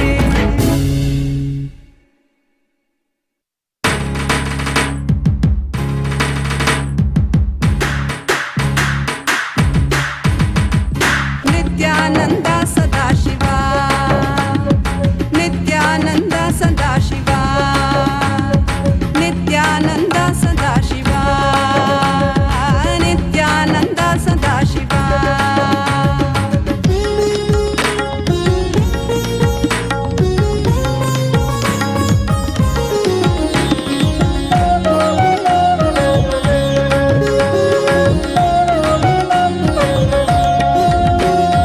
ಹುಟ್ಟುವಾಗ ಒಬ್ಬನೇ ಹೋಗುವಾಗ ಒಬ್ಬನೇ ಹುಟ್ಟುವಾಗ ಒಬ್ಬನೇ ಹೋಗುವಾಗ ಒಬ್ಬನೇ ಬದುಕುವಾಗ ಮಧ್ಯೆ ಬಿದ್ದೆ ಮಾಯಜಾಲನಿ ಬದುಕುವಾಗ ಮಧ್ಯೆ ಬಿದ್ದೆ ಮಾಯಜಾಲನಿ ಈ ಲೋಕವನ್ನು ಬಿಡುವಾಗ ನಿನ್ನೊಡನಿರುವ ನಿತ್ಯಾನಂದ ಸದಾಶಿವ ನಿತ್ಯಾನಂದ ಸದಾಶಿವ ನಿತ್ಯಾನಂದ ಸದಾಶಿವ ನಿತ್ಯಾನಂದ ಸದಾಶಿವ.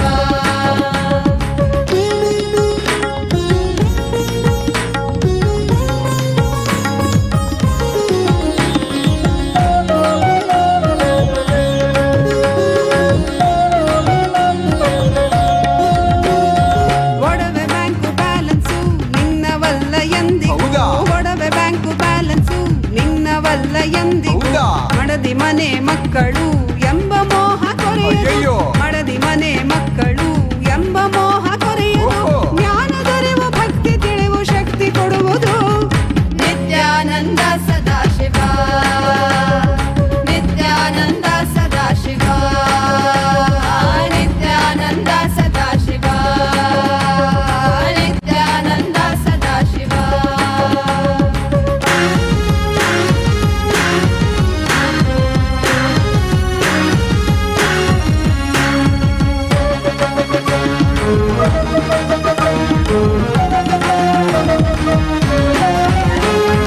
ಓಂ ನಮೋ ನಿತ್ಯಾನಂದಾಯ ಓಂ ನಮೋ ನಿತ್ಯಾನಂದಾಯ ಓಂ ನಮೋ ನಿತ್ಯಾನಂದಾಯ ಓಂ ನಮೋ ನಿತ್ಯಾನಂದಾಯ ಓಂ ನಮೋ ನಿತ್ಯಾನಂದಾಯ ನಿತ್ಯಾನಂದ ಓಂ ನಮೋ ನಿತ್ಯಾನಂದಾಯ ನಿತ್ಯಾನಂದ ಓಂ ನಮೋ ನಿತ್ಯಾನಂದಾಯ ನಿತ್ಯಾನಂದ ಓಂ ನಮೋ ನಿತ್ಯಾನಂದಾಯ ನಿತ್ಯಾನಂದ ಓಂ ನಮೋ ನಿತ್ಯಾನಂದಾಯ ನಿತ್ಯಾನಂದ ಓಂ ನಮೋ ನಿತ್ಯಾನಂದಾಯ ಓಂ ನಮೋ ನಿತ್ಯಾನಂದಾಯ ಓಂ ನಮೋ ನಿತ್ಯಾನಂದಾಯ ಓಂ ನಮೋ ನಿತ್ಯಾನಂದಾಯ ಓಂ ನಮೋ ನಿತ್ಯಾನಂದಾಯ ನಿತ್ಯಾನಂದ ಓಂ ನಮೋ ನಿತ್ಯಾನಂದಾಯ ನಿತ್ಯಾನಂದ ಓಂ ನಮೋ ನಿತ್ಯಾನಂದಾಯ ನಿತ್ಯಾನಂದ ನಿತ್ಯಾನಂದ.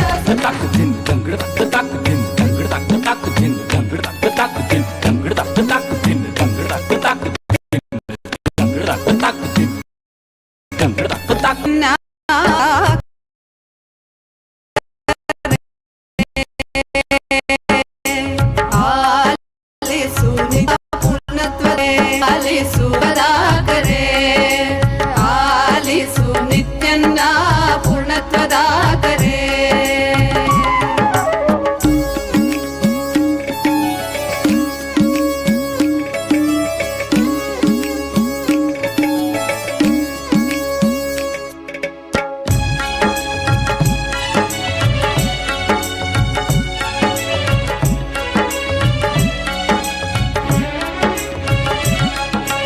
ಅದ್ವೈತವೆಂಬುದು ಪರಮ ಸತ್ಯವು ಸತ್ಯವನ್ನು ಅತಿ ಸುಲಭ ಮಾಡಿಹನು ಅದ್ವೈತವೆಂಬುದು ಪರಮ ಸತ್ಯವು ಸತ್ಯವನ್ನು ಅತಿ ಸುಲಭ ಮಾಡಿಹನು ಸತ್ಯಯುಗಕ್ಕೆ ಕಾಲಿಡುವ ಬೇಗ ಬನ್ನಿ ಈ ಸತ್ಯಯುಗಕ್ಕೆ ಕಾಲಿಡುವ ಬೇಗ ಬನ್ನಿ ನಮ್ಮ ನಿತ್ಯನ್ನ ಪೂರ್ಣತ್ವದ ಕರೆ ಆಲಿಸು ನಿತ್ಯನ್ನ ಪೂರ್ಣತ್ವದ ಕರೆ.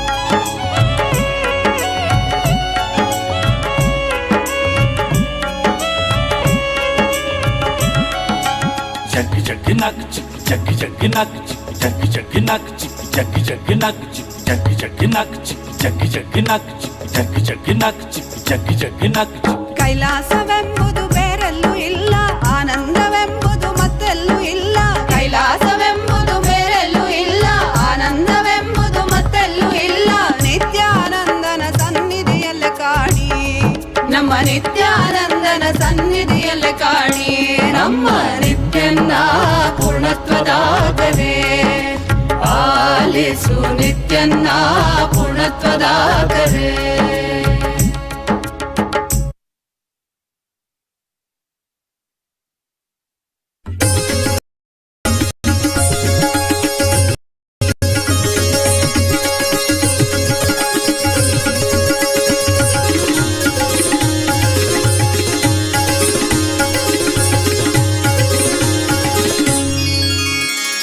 नमो भगवते नित्यानन्दाय नमो भगवते नित्यानन्दाय नमो भगवते नित्यानन्दाय नमो भगवते नित्यानन्दाय नमो भगवते नित्यानन्दाय.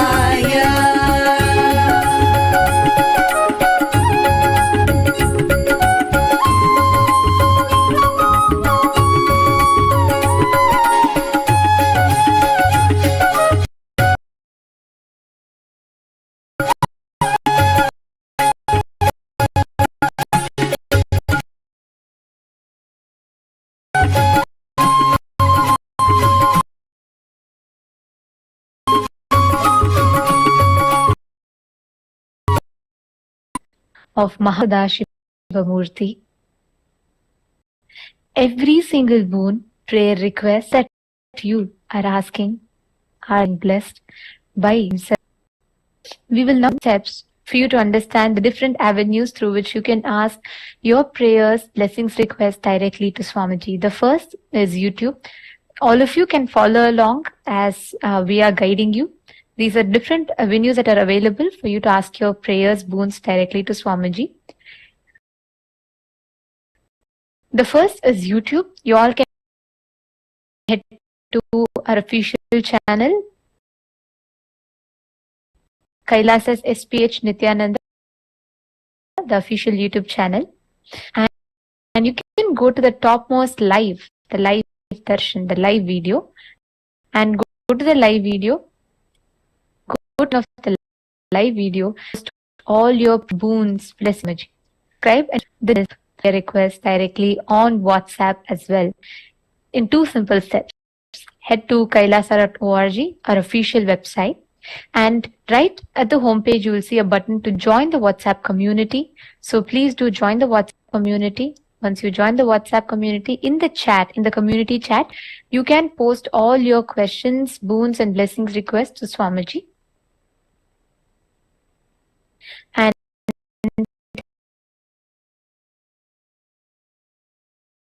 the next is on Twitter, the X platform.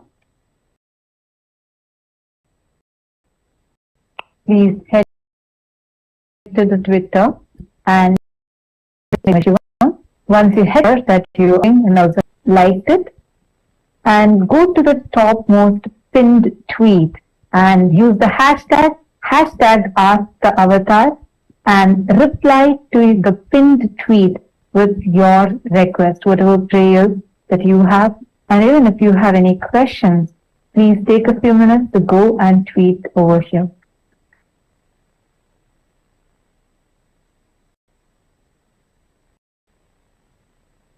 The next is Instagram. So go to Instagram. You can go to the platform, the account called Sri Nityananda, the official user account, the Instagram handle of Swamiji's. Once you go there, on the profile picture, you will see a live notification. Just hit that live notification. It will take you to our live video. And you can comment in the live video all the prayer requests, all the blessings requests that you have, all the prayers that you want to ask. And the next platform is Facebook. And you can head to Kailasa's SPH JGM Nityananda Paramashivoham, our official Facebook page. And please don't forget to follow. And you can go to the topmost live video in that and scroll down in the live video, and in the live chat under the video you can ask your prayers, blessings, requests to Swamiji. Don't forget to like and also take a minute to share this video with your near and dear ones so that they too can join the darshan and ask their prayers and boons requests directly to Swamiji.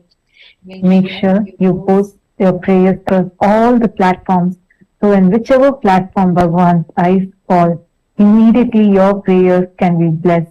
That is why, just so that your prayer does not get missed, Swamiji has opened up all these platforms through which he is available for all of us.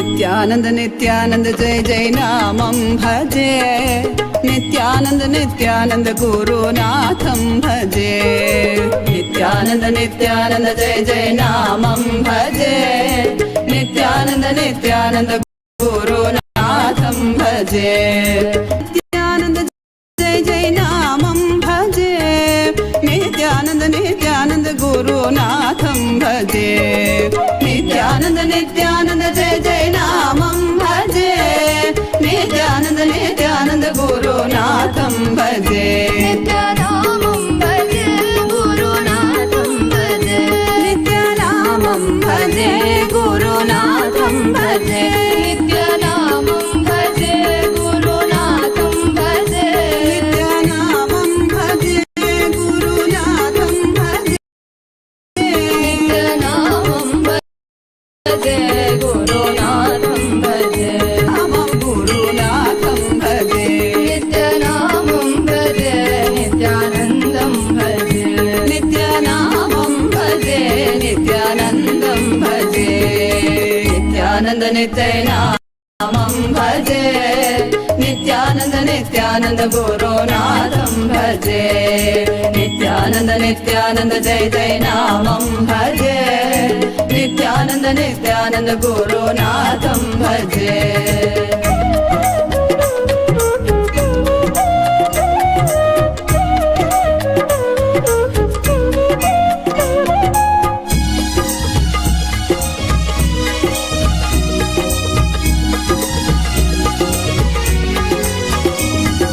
दीनोद्धर Dharanidhar भक्तोद्धर जगदोद्धर Nityanand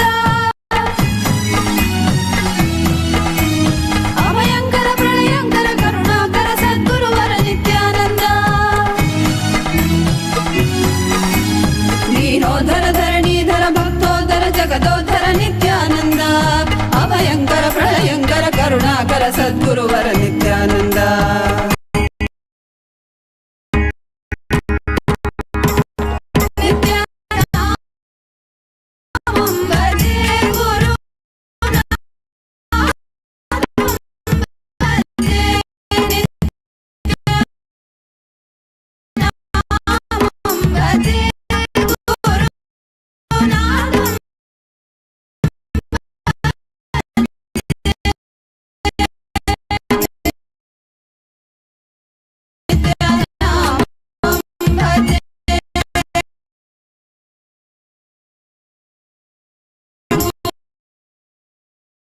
Nityanand परमोत्तम Nityanand गुरु परमोत्तम नित्यानंद गुरु सर्वोत्तम नित्यानंद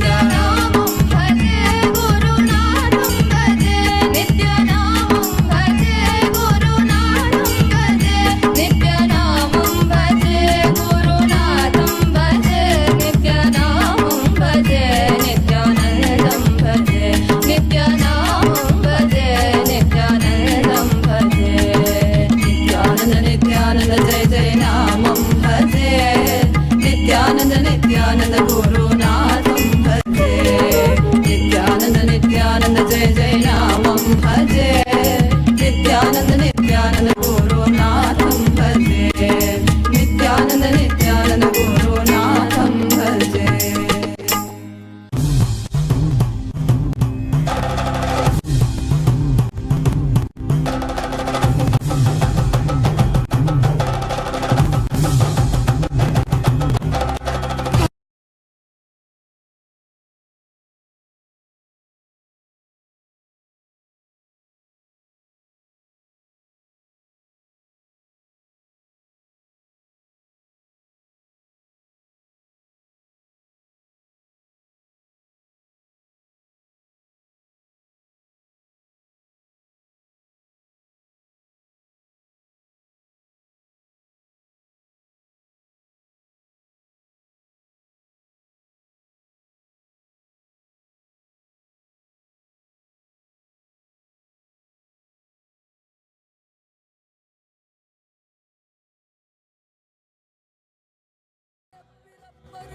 மன்னனடி போற்றி சீரார் பெருந்துரை நம் தேவனடி போற்றி ஆராத இன்பம் அருளும் மலை போற்றி ஈசனே சிந்தை கமல நேசனே நீ வருவாய் பூவோடு கனிகளை கொண்டு உன்னை பூஜித்தோ அருள் தருவாய் கலி என்னும் கடலினில் மூழ்கிட்ட இனி கரம் தந்து காத்து கருணையும்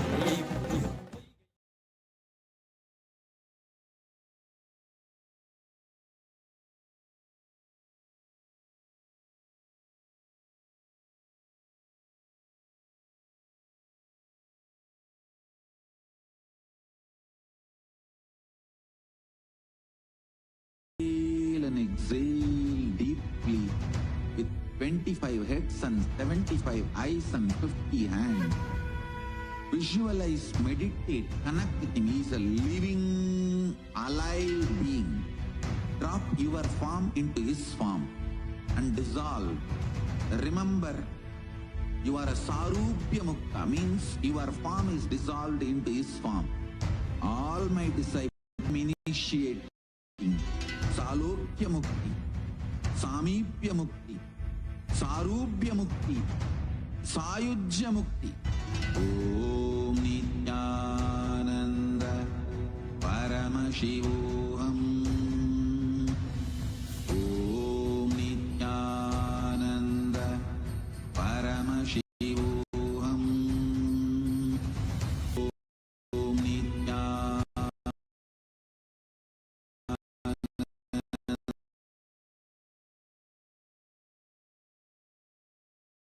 Paramashivoham. Shivoham.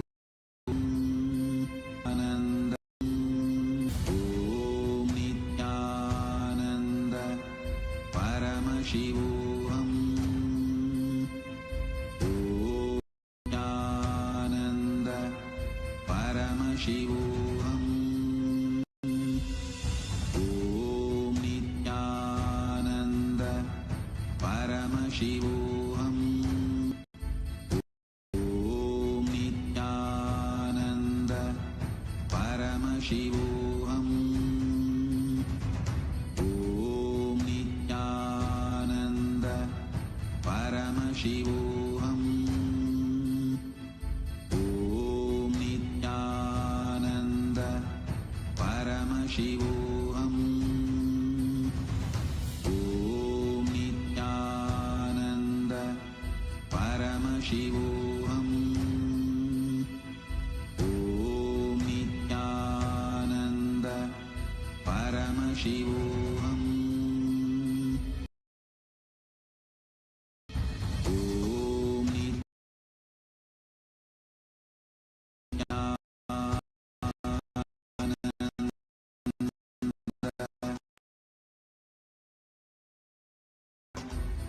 Paramashivoham.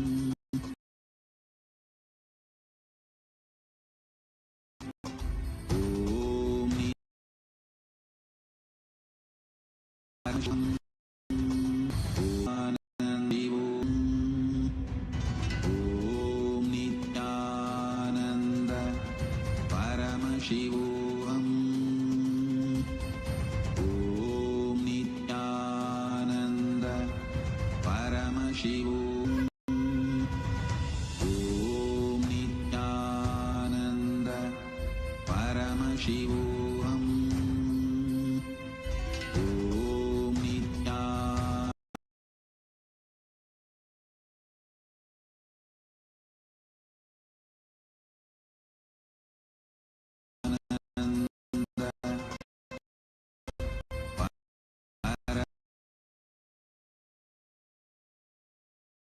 Paramashivoham. Om Nityananda Paramashivoham. Om Nityananda Paramashivoham. Om Nityananda Paramashivoham.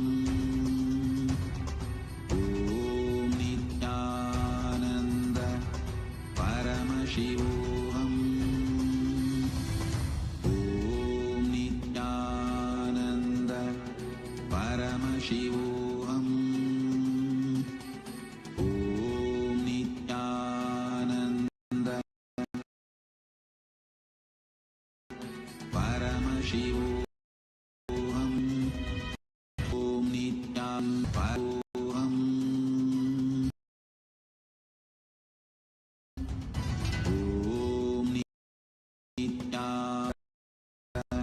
Paramashivoham. Om Nityananda Paramashivoham. Om Nityananda Paramashivoham. Om Nityananda யுக்தியும் புத்தியும் தந்திடவே பக்தர்கள் பாடி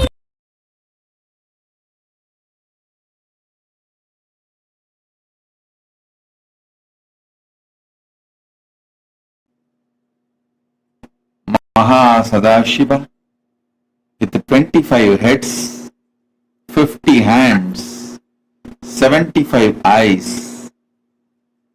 Sit as Mahasadahiva.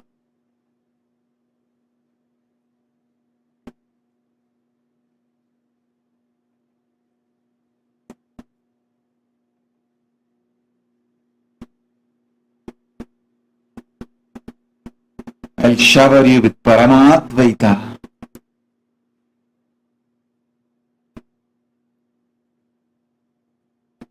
I'll make you all manifest the powers of ability to move any object on ground or on silicon. I initiate you all into power manifestation. Sit now as Mahasadahiva. I'll shower you all with cosmic Kundalini. Om. Om. Om. Om.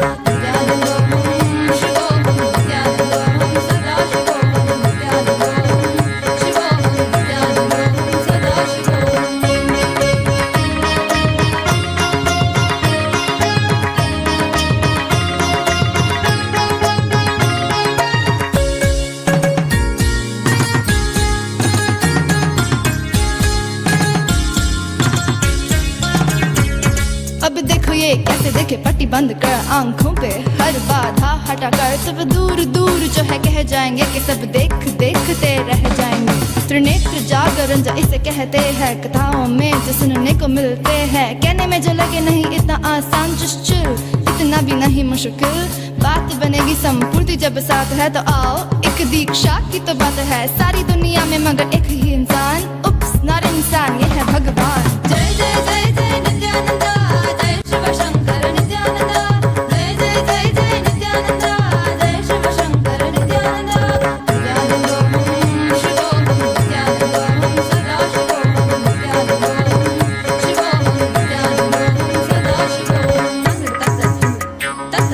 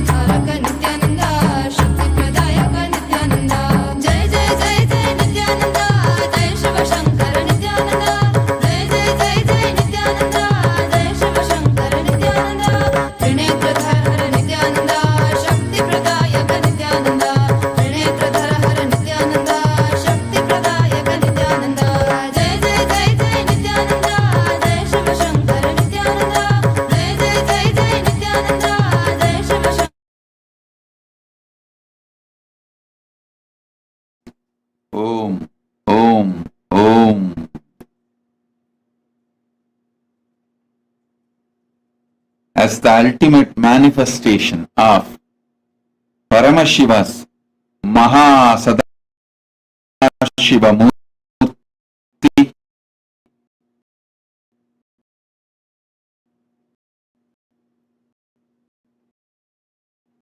I shower you all with Paramadvaita.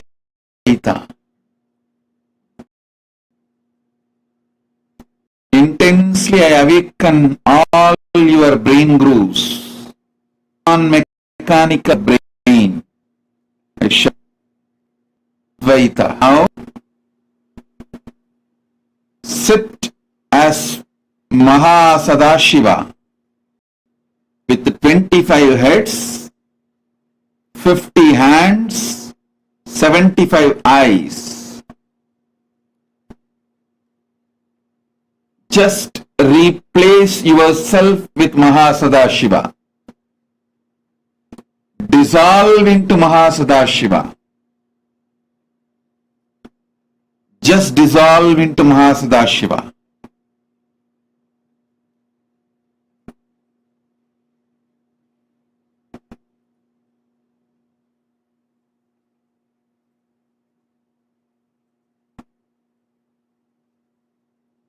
I'll manifest Aham Spurana.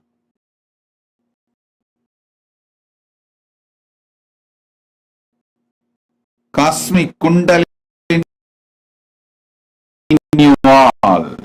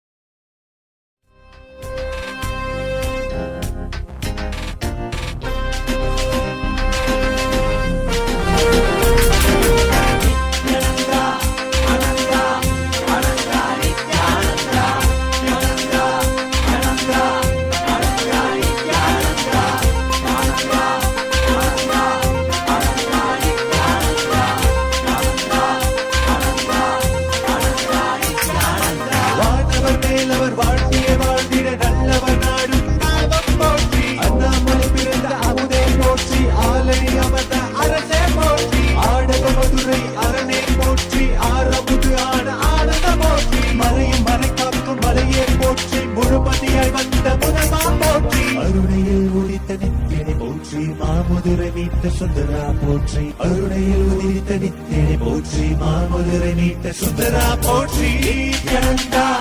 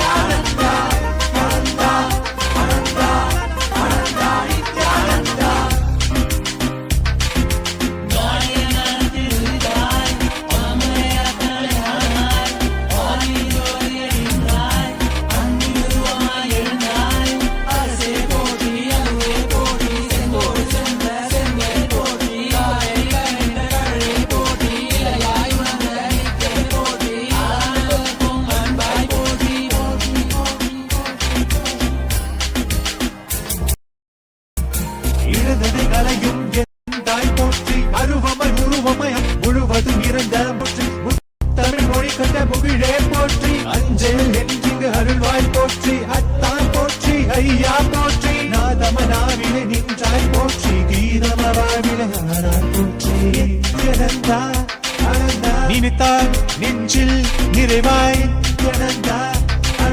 நினைத்தால் நெஞ்சில் நிறைவாய் நஞ்சு அமுதாய் நயந்தாய் போற்றி கனவிலும் அன்பர்க்கு ஆனாய் போற்றி கலியுகம் காத்த காலமே போற்றி உணர்வில் ஒன்றான உயிரே போற்றி உயிர் தாண்டி வந்த துணையே போற்றி அருமையில் எளிய அழகே போற்றி கோடியில் என கொண்ட நித்தியனை போற்றி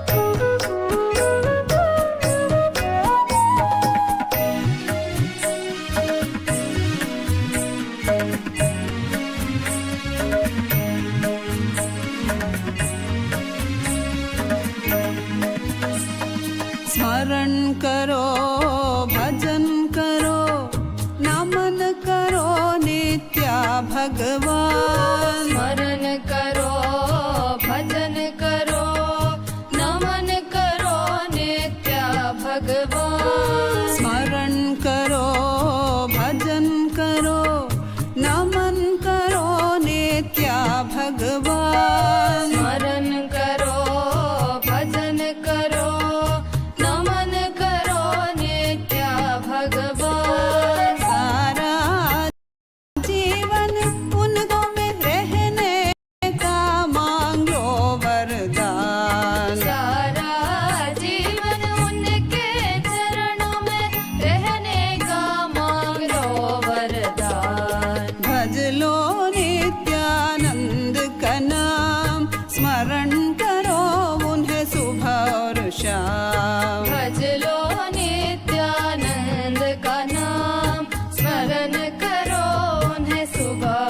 श्याम गाओ नित्यानंद को तुम गंगा स्नान कहे ये समान गाओ नित्यानंद को तुम गंगा स्नान कहे ये समान भज लो नित्यानंद का नाम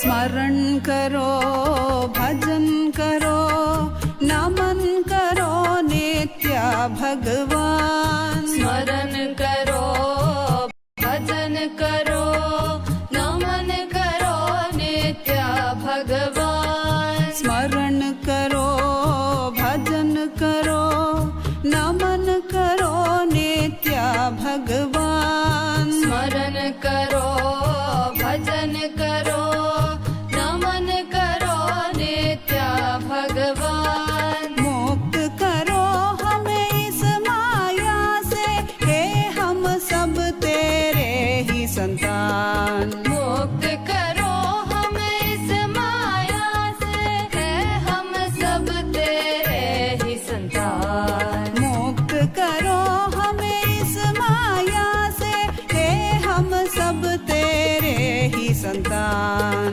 मुक्त करो हमें इस माया से है हम सब तेरे ही संतान भज लो नित्यानंद का नाम स्मरण करो उन्हें सुबह और शाम भज लो नित्यानंद का नाम स्मरण करो उन्हें सुबह और शाम गाओ नित्यानंद को तुम गंगा स्नान कहे ये समान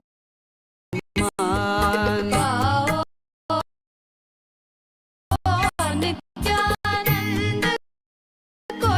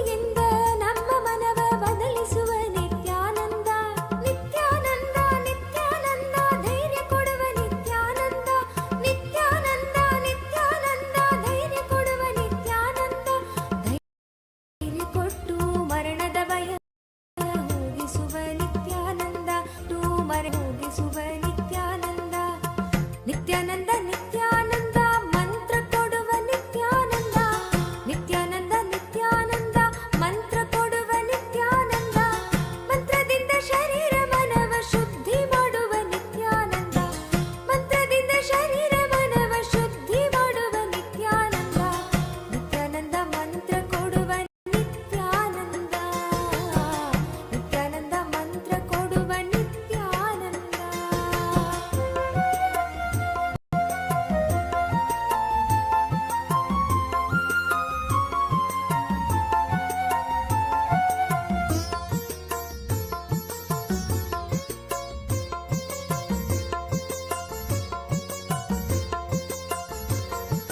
ತಂತ್ರ ಕೊಡುವ ನಿತ್ಯಾನಂದ ಯಂತ್ರ ಕೊಡುವ ನಿತ್ಯಾನಂದ ತಂತ್ರ ಕೊಡುವ ನಿತ್ಯಾನಂದ ಯಂತ್ರ ಕೊಡುವ ನಿತ್ಯಾನಂದ ತಂತ್ರದಿಂದ ದೈವ ಶಕ್ತಿಯ ತಿಳಿಸುವವ ನಿತ್ಯಾನಂದ ಯಂತ್ರಮಯ ತೊರಿದವ ನಿತ್ಯಾನಂದ ಯೋಗ ಕೊಡುವ ನಿತ್ಯಾನಂದ ಜ್ಞಾನ ಕೊಡುವ ನಿತ್ಯಾನಂದ ಯೋಗ ಕೊಡುವ ನಿತ್ಯಾನಂದ ಜ್ಞಾನ ಕೊಡುವ ನಿತ್ಯಾನಂದ ಯೋಗದಿಂದ ಆರೋಗ್ಯದ ಭಾಗ್ಯ ಕೊಟ್ಟೆ ನಿತ್ಯಾನಂದ ಯೋಗದಿಂದ ಆರೋಗ್ಯದ ಭಾಗ್ಯ ಕೊಟ್ಟೆ ನಿತ್ಯಾನಂದ ಜ್ಞಾನದ ಸಾಕಾರವೇ ನೀನಾಗಿರುವ ನಿತ್ಯಾನಂದ ಜ್ಞಾನದ ಸಾಕಾರವೇ ನೀನಾಗಿರುವ ನಿತ್ಯಾನಂದ ನಿತ್ಯಾನಂದ ನಿತ್ಯಾನಂದ ಪ್ರಾಣ ಕೊಡುವ ನಿತ್ಯಾನಂದ ನಿತ್ಯಾನಂದ ನಿತ್ಯಾನಂದ ಪ್ರಾಣ ಕೊಡುವ ನಿತ್ಯಾನಂದ ಪ್ರಾಣಶಕ್ತಿಯ ನಿಯಂತ್ರಿಸುವ ಅಧಿಪತಿ ನೀ ನಿತ್ಯಾನಂದ ಪ್ರಾಣಶಕ್ತಿಯ ನಿಯಂತ್ರಿಸುವ ಅಧಿಪತಿ ನೀ ನಿತ್ಯಾನಂದ ನಿತ್ಯಾನಂದ ಪ್ರಾಣ ಕೊಡುವ ನಿತ್ಯಾನಂದ ನಿತ್ಯಾನಂದ ಪ್ರಾಣ ಕೊಡುವ ನಿತ್ಯಾನಂದ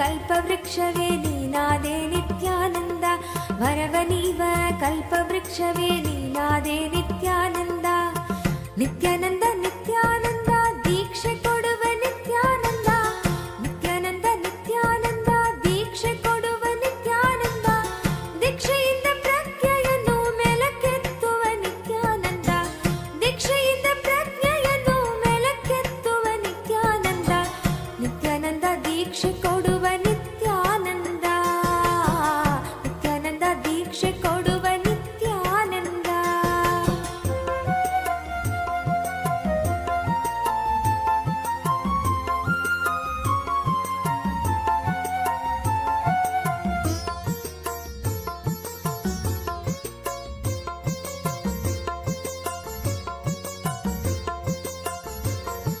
ಶಾಂತಿ ಕೊಡುವ ನಿತ್ಯಾನಂದ ಅಮೃತ ಕೊಡುವ ನಿತ್ಯಾನಂದ ಶಾಂತಿ ಕೊಡುವ ನಿತ್ಯಾನಂದ ಅಮೃತ ಕೊಡುವ ನಿತ್ಯಾನಂದ ಶಾಂತಿಯಿಂದ ಪರಮ ಶಾಂತಿಯ ನೀಡುವವನೇ ನಿತ್ಯಾನಂದ ಅಮೃತದಿಂದ ಅಮರತ್ವವ ನೀ ಪಡೆದೆ ನಿತ್ಯಾನಂದ ಮುಕ್ತಿ ಕೊಡುವ ನಿತ್ಯಾನಂದ ಆನಂದ ಕೊಡುವ ನಿತ್ಯಾನಂದ ಮುಕ್ತಿ ಕೊಡುವ ನಿತ್ಯಾನಂದ ಆನಂದ ಕೊಡುವ ನಿತ್ಯಾನಂದ ಮುಕ್ತಿ ನೀಡುವ ಸದ್ಗುರುವಾಗಿ ಹುಟ್ಟಿ ಬಂದೆ ನಿತ್ಯಾನಂದ ಮುಕ್ತಿ ನೀಡುವ ಸದ್ಗುರುವಾಗಿ ಹುಟ್ಟಿ ಬಂದೆ ನಿತ್ಯಾನಂದ ಆನಂದದಿಂದ ನಿತ್ಯಾನಂದಕ್ಕೆ ಕೊಂಡೊಯ್ಯುವವ ನಿತ್ಯಾನಂದ ಆನಂದದಿಂದ ನಿತ್ಯಾನಂದಕ್ಕೆ ಕೊಂಡೊಯ್ಯುವವ ನಿತ್ಯಾನಂದ ನಿತ್ಯಾನಂದ ನಿತ್ಯಾನಂದ ಶಕ್ತಿ ಕೊಡುವ ನಿತ್ಯಾನಂದ ನಿತ್ಯಾನಂದ ನಿತ್ಯಾನಂದ ಶಕ್ತಿ ಕೊಡುವ ನಿತ್ಯಾನಂದ ಶಕ್ತಿಯಿಂದ ಹೊಸ ಬಾಳು ರೂಪಿಸುವ ನಿತ್ಯಾನಂದ ಶಕ್ತಿಯಿಂದ ಹೊಸ ಬಾಳು ರೂಪಿಸುವ ನಿತ್ಯಾನಂದ ನಿತ್ಯಾನಂದ ಶಕ್ತಿ ಕೊಡುವ ನಿತ್ಯಾನಂದ ನಿತ್ಯಾನಂದ ಶಕ್ತಿ ಕೊಡುವ ನಿತ್ಯಾನಂದ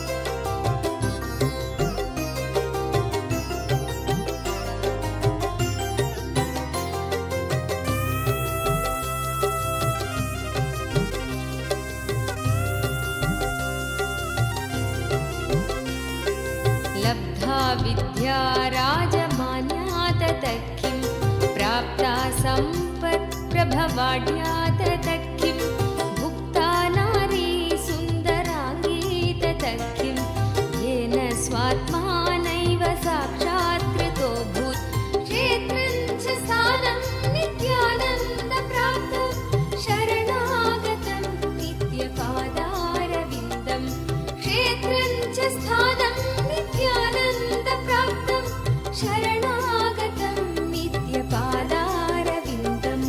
केयूराध्यैर्भूषितो वा तदकिं कौशेयाध्यैरावृतो वा तदकिं तृप्तो मृष्टान्नादिना वा तदकिं येन स्वात्मानैव साक्षात् कृतोऽभूत् क्षेत्रं च स्थानं नित्यानन्द प्राप्तं शरणागतं नित्यपादारविन्दं क्षेत्रं च स्थानं नित्यानन्द प्राप्तं शरणागतं नित्यपादारविन्दम्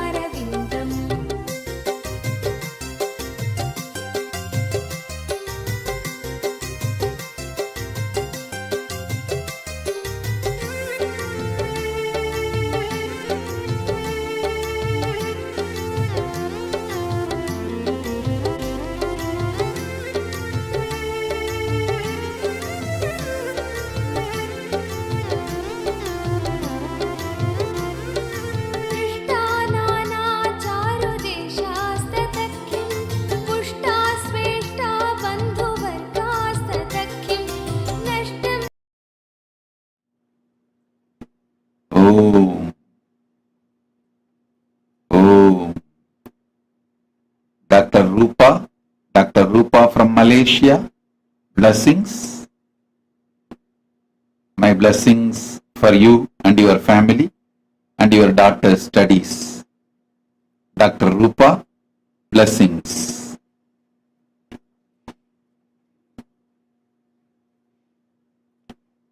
Chandra Sahai. Chandra Sahai,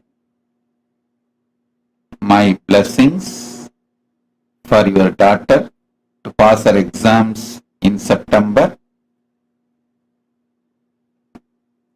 My blessings, soon you will come to Mahakailasa. For now, go to Hyderabad. In India, we have Adinam in Hyderabad. Go to Hyderabad, stay there, have training. I'll call you to Mahakailasa.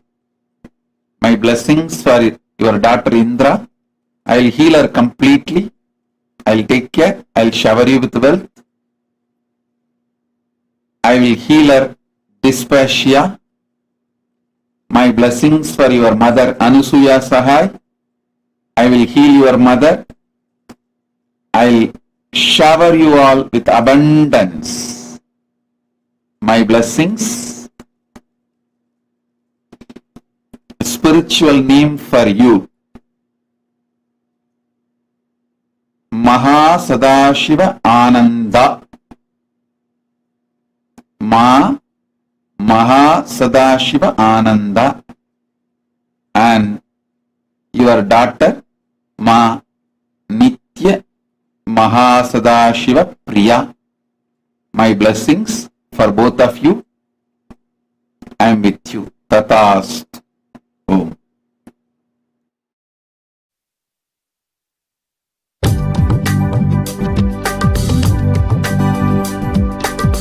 Gadi ga ga ga ga pa magari. Gadi ga ga ga ga da ba da ma ba. Gadi ga ga ga ga pa magari.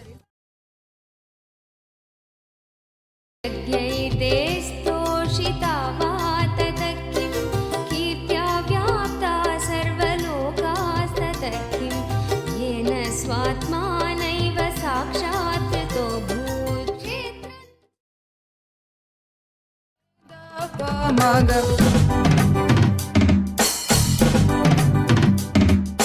मुस्कुराहट दिखे तो झट से सूर्य किरण रंग रंग बरसे चरण कमल की आहट सुनने भूमि की हर अंग अंग तरसे मुस्कुराहट दिखे तो झट से सूर्य किरण रंग रंग बरसे चरण कमल की आहट सुनने भूमि की हर अंग अंग तरसे नित्यानंदा नित्यानंदा आंगन में झूला झूले तो चिड़िया भक्त सभी जा बसे उस सन्नाटे में बहती हवा जो भी कहना था कह जाए सबसे आंगन में झूला झूले तो चिड़िया भक्त सभी जा बसे उस सन्नाटे में बहती हवा जो भी कहना था कह जाए सबसे नित्यानंदा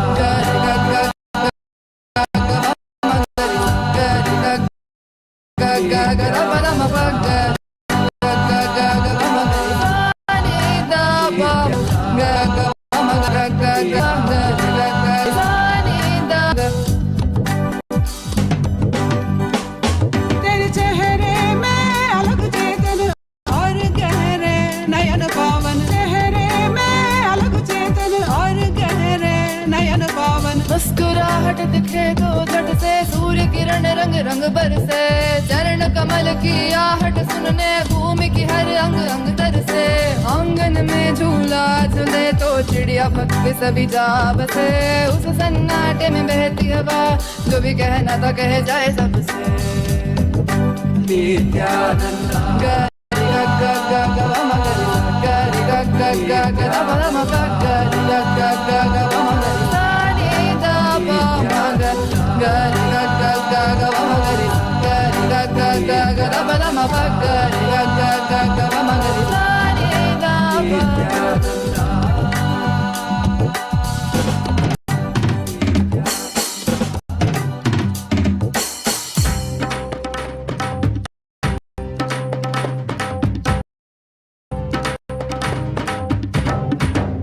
Nityananda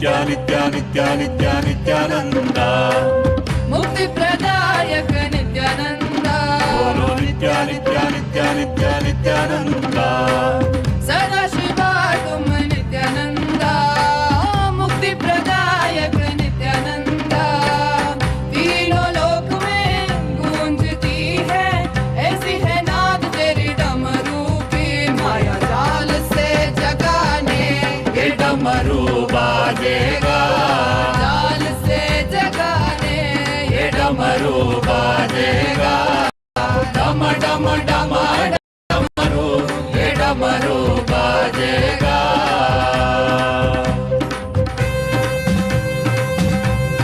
डम डम डम डमरू ये डमरू बाजेगा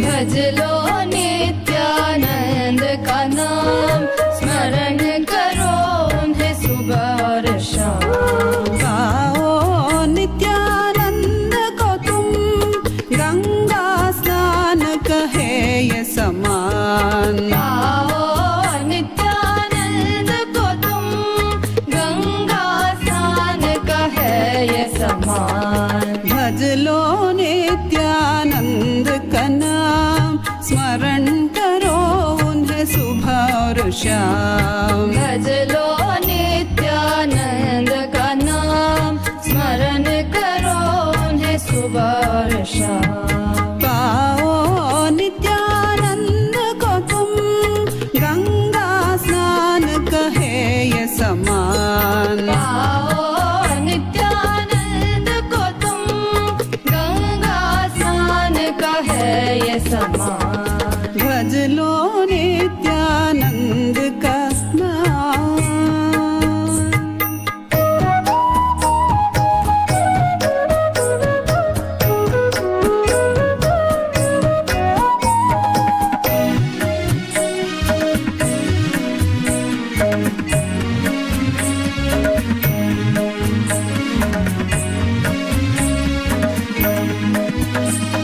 स्मरण करो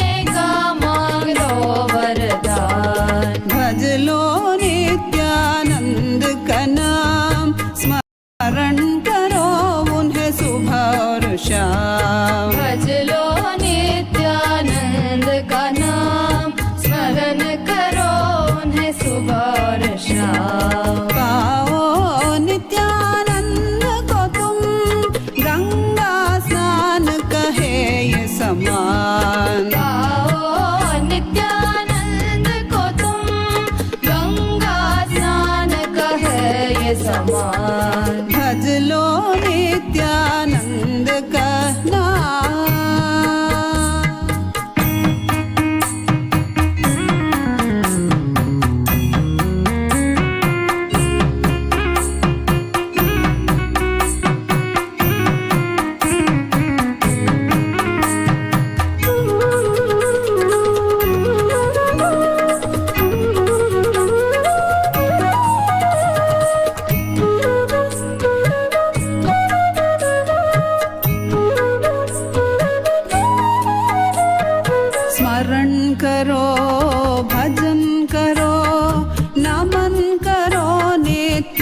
भगवान स्मरण करो भजन करो नमन करो नित्य भगवान स्मरण करो भजन करो नमन करो नित्य भगवान स्मरण करो भजन करो नमन करो नित्य भगवान मुक्त करो हमें इस माया से हे हम सब तेरे ही संतान मुक्त करो हमें इस माया से है हम सब तेरे ही संतान मुक्त करो हमें इस माया से हे हम सब तेरे ही संतान मुक्त करो हमें इस माया से है हम सब तेरे ही संतान भज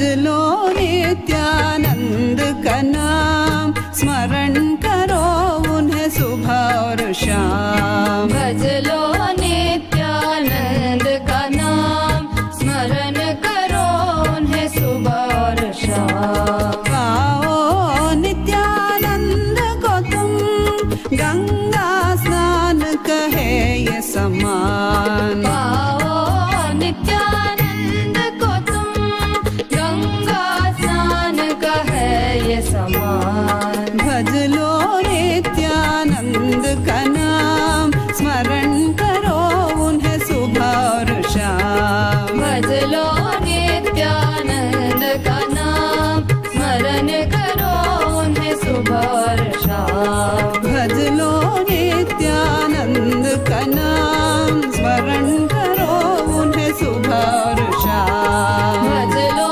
नित्यानंद का नाम स्मरण करो उन्हें सुबह और शाम स्मरण करो उन्हें सुबह और शाम स्मरण करो उन्हें सुबह और शाम मृत्युंजयाय रुद्राय नीलकंठाय शंभवे अमृतेशाय शर्वाय नित्यानंदाय ते नमः नित्यानंदाय ते नमः नित्यानंदाय ते नमः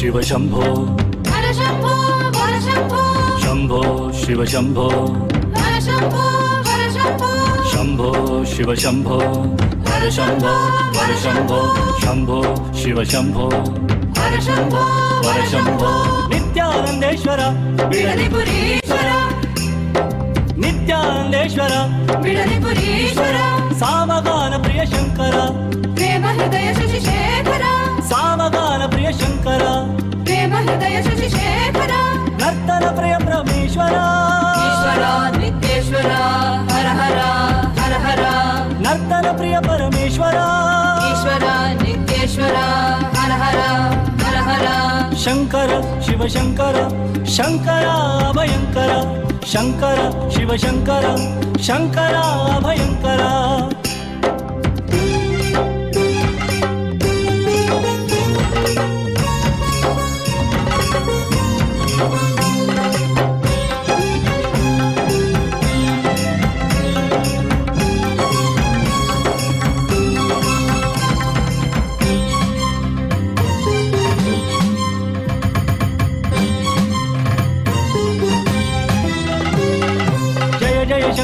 सांब सदाशिव हर हर शंकर सांब सदाशिव जय जय शंकर सांब सदाशिव हर हर शंकर सांब सदाशिव नन्दिवाहन नमः शिवाय नागाभरण नमः शिवाय नन्दिवाहन नमः शिवाय नागाभरण नमः शिवाय नरजनपालक नमः शिवाय नमो नमो नित्यानन्दाय नरजनपालक नमः शिवाय नमो नमो नित्यानन्दाय शंकर शिव शंकर शंकर अभयंकर शंकर शिव शंकर शंकर अभयंकर शंभो शिव शंभो हर शंभो हर शंभो शंभो शिव शंभो हर शंभो हर शंभो शंभो शिव शंभो हर शंभो हर शंभो शंभो शिव शंभो हर शंभो हर शंभो शंभो शिव शंभो हर शंभो हर शंभो शंभो शिव शंभो हर शंभो हर Shambho Shambho Shiv Shambho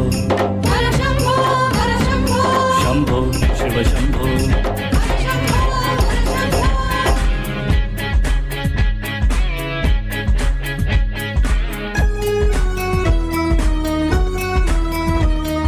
Incompletion, suffering is all that we talk about. Confusion, delusion, and everybody's stressed out. The only one to save us is him, there's no doubt.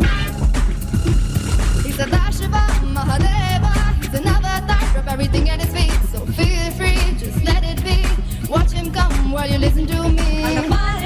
இந்த உலகத்தை அரசன் போல் வாராருடா அது யாருடா நீ சொல்லடா அது யாருடா Should I tell you who's here? None other than Nityananda. Jagadguru Nityananda. எம்பெருமான் Nithyananda That's right, Paramahamsa Nityananda.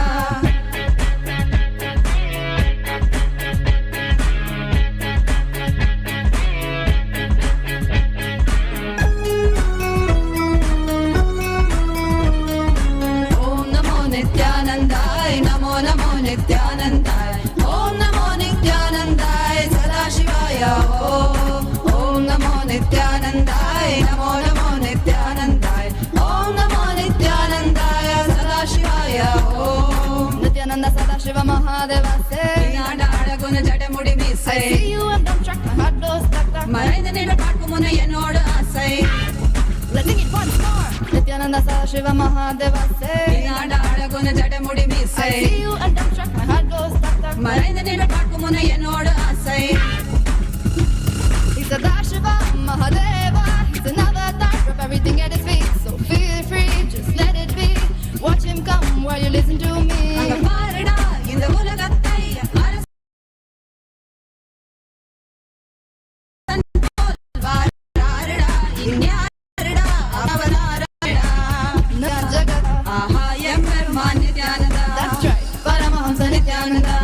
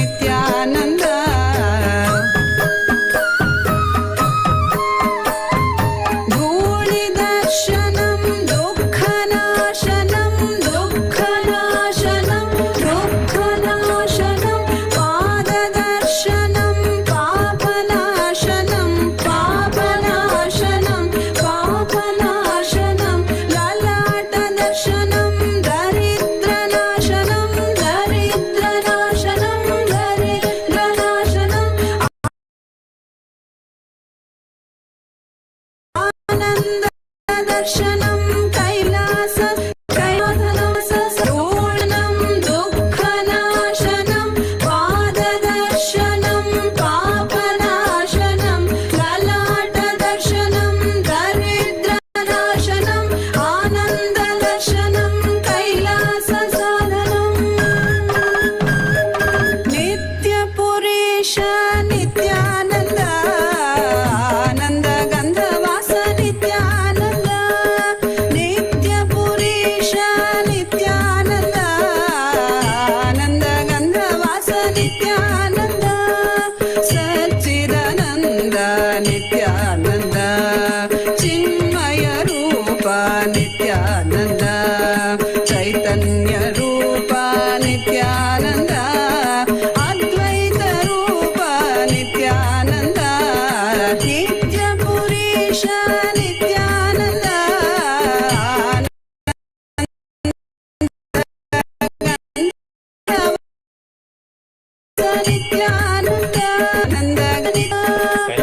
Our celebration of the second day celebrations of the Avani Tirula Brahmotsams, which is one of the most important celebrations in Madurai Meenakshi temple. Avani Tirula celebrates the Leelas of Paramashiva when he came as Somasundareshwara Swami, and also celebrates the Somasundareshwara Pattabhishekam. This year, this grand event commences on the 25th of August. This ceremony is the handing over of the ruling authority and administration from Devi Meenakshi Paramashiva Shakti to Sri Somasundareshwara Paramashiva, which happens in the Madurai Samrajyam. The Supreme Pontiff of Hinduism, Bhagavan Nityananda Paramashivam, is the 293rd Guru Mahasannidhanam of Kailasa Paramparagata Shyamalapita Sarvajnapitam, with a very Madurai Samrajyam, the spiritual kingdom established by Meenakshi Sundareshwara thousands of years ago. We now offer our Sakshat Dandavat Pranams at the divine lotus feet of our beloved Bhagavan and the Murthis of the Brahmotsavam, Nityanandeshwara Paramashiva Somasundareshwara Swami, Nityanandeshwari Paramashiva Shakti Meenakshi Devi, Mahaganapati, Valli Devasena Sameta Subramanya Swami, Chandikeshwara Swami, and the Utsava Vigraha of the Supreme Pontiff of Hinduism. We now offer our deep devotion and gratitude.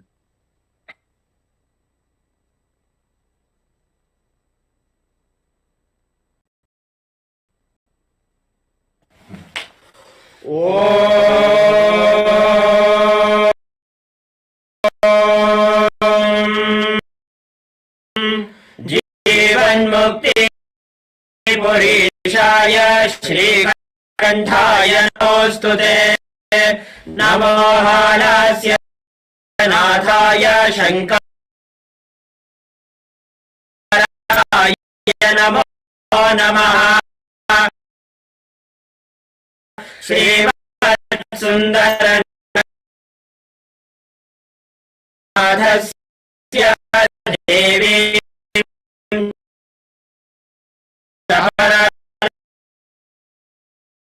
Dashanam Guru Edam Sugandham Jamaharam Agreya Sarva Deva Swami Namaha Dhupam Agrapayami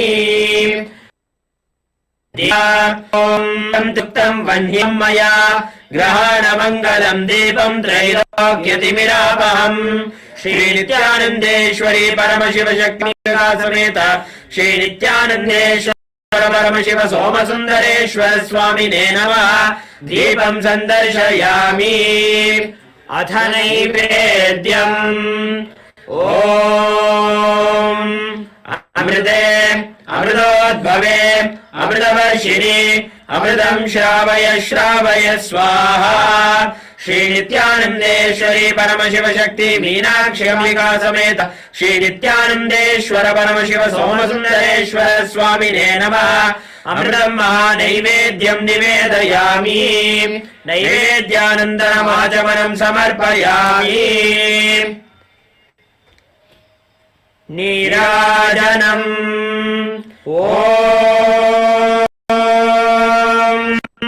तन्महेशाय विद्महे वाग्विशुद्धाय धीमहि तन्नः शिवः प्रचोदयात् गणेशाय विद्महे महातपायै धीमहि तन्नो गौरी प्रचोदयात् हंसाय विद्महे परमहंसाय धीमहि तन्नो हंस प्रचोदयात् कर्पूरगौरम् करुणावतारम् संसारसारम् भुजगेन्द्रहारम् सदा वसन्तम् हृदयारविन्दे भवम् भवानी सहितम् नमामि भवम् भवानी सहितम् नमामि भवम् भवानी सहितम् नमामि। श्री नित्य शिवशक्ति मीनाक्षी अंबिका समेत श्री नित्यानंदेश्वर परमशिव सोमसुंदरेश्वर स्वामिने नमः। सर्वदेव देवी स्वरूपाय भगवते श्री नित्यानंद परमशिवाय नमः। कर्पूर नीराजनं संदर्शयामि रक्षां धारयामि। शोणाद्रीशावताराय ज्योतिस्तंभस्वरूपिणे श्रीकैलासप्रधानाय नित्यानन्दाय मङ्गलम्। तत्त्वज्ञानप्रदाताय नित्यानन्देश्वररूपिणे श्रीकैलासप्रधानाय नित्यानन्दाय मङ्गलम्। मूलप्रकृतिरूपाय परमशिवशक्तिस्वरूपिणे श्रीकैलासप्रधानाय नित्यानन्दाय मङ्गलम्। दण्डत्रिशूलहस्ताय कालकालस्वरूपिणे श्रीकैलासप्रधानाय नित्यानन्दाय मङ्गलम्। आदिपूज्याय देवाय सत्पूर्णत्वरूपिणे श्रीकैलासप्रधानाय नित्यानन्दाय मङ्गलम्। सर्वाभयविनाशकाय शत्रुसंहाररूपिणे श्रीकैलासप्रधानाय नित्यानन्दाय मङ्गलम्। योगपट्टाभिषिक्ताय राजसन्न्यासधारिणे श्रीकैलासप्रधानाय नित्यानन्दाय मङ्गलम्। सार्वभौमैकपत्याय राजराजार्चिताय च श्रीकैलासप्रधानाय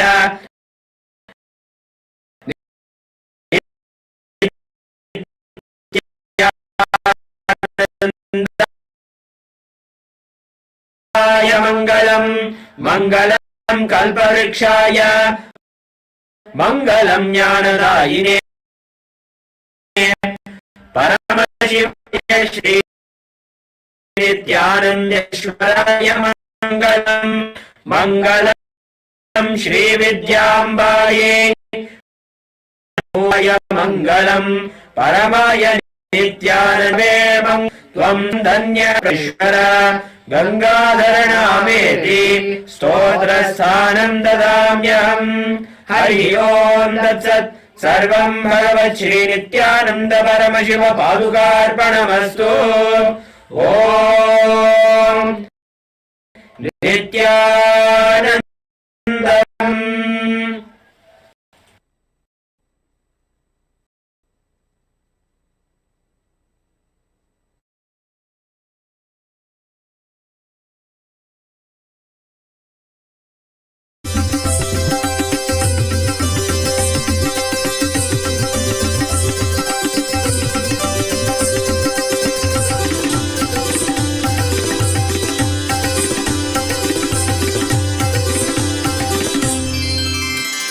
नमो भगवते नित्यानन्दाय नमो भगवते नित्यानन्दाय नमो भगवते नित्यानन्दाय नमो भगवते नित्यानन्दाय नमो भगवते नित्यानन्दाय।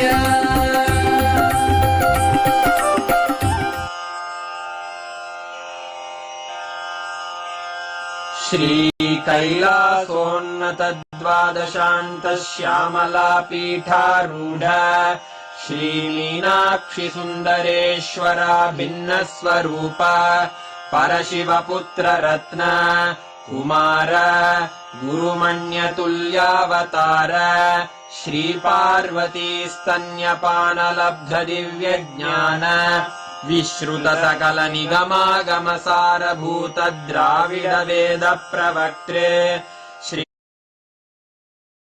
करुणा समधिगत मुक्तामय चतुरश्रयान गीयमान छत्र चामर श्रीचिह्न काहलादि समस्त बिरदावल्य ज्ञान विज्ञान चक्रवर्ती सर्वजन संघ सद्यो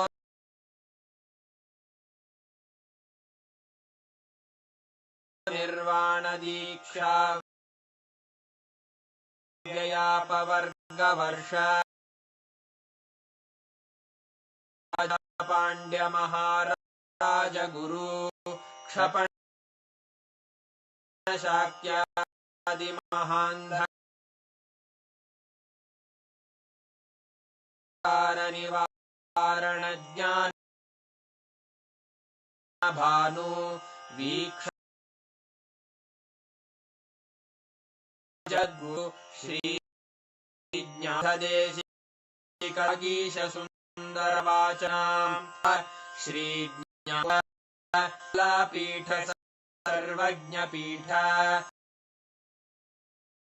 त्रिनवत्युत्तर द्विशततम गुरुनिधान अरुणगिरि योगी परंपरा अरुणाचल पीठ गुरुमधान कैलास परंपरागत कांची कैलास सर्वज्ञ पीठ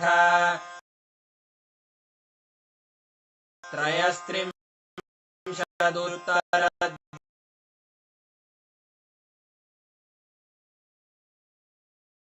द्विशततम गुरु महासंघ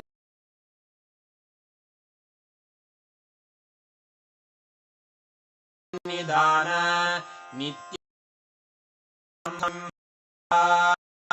शिव समुद्भूत कैलास परंपरागत वैवस्वत मनु इक्ष्वाकु हरिश्चंद्र भगीरथ श्रीरामचंद्र शूरसेन इत्यादि अनवच्छिन्न सार्वभौम चक्रवर्ती परंपरागत चतुष्षष्टि योगिनी चतुष्षष्टि संप्रदाय प्रवर्तक मनुधर्म शासन सूर्यवंश प्राप्त सर्वज्ञ पीठ सुरांगी साम्राज्य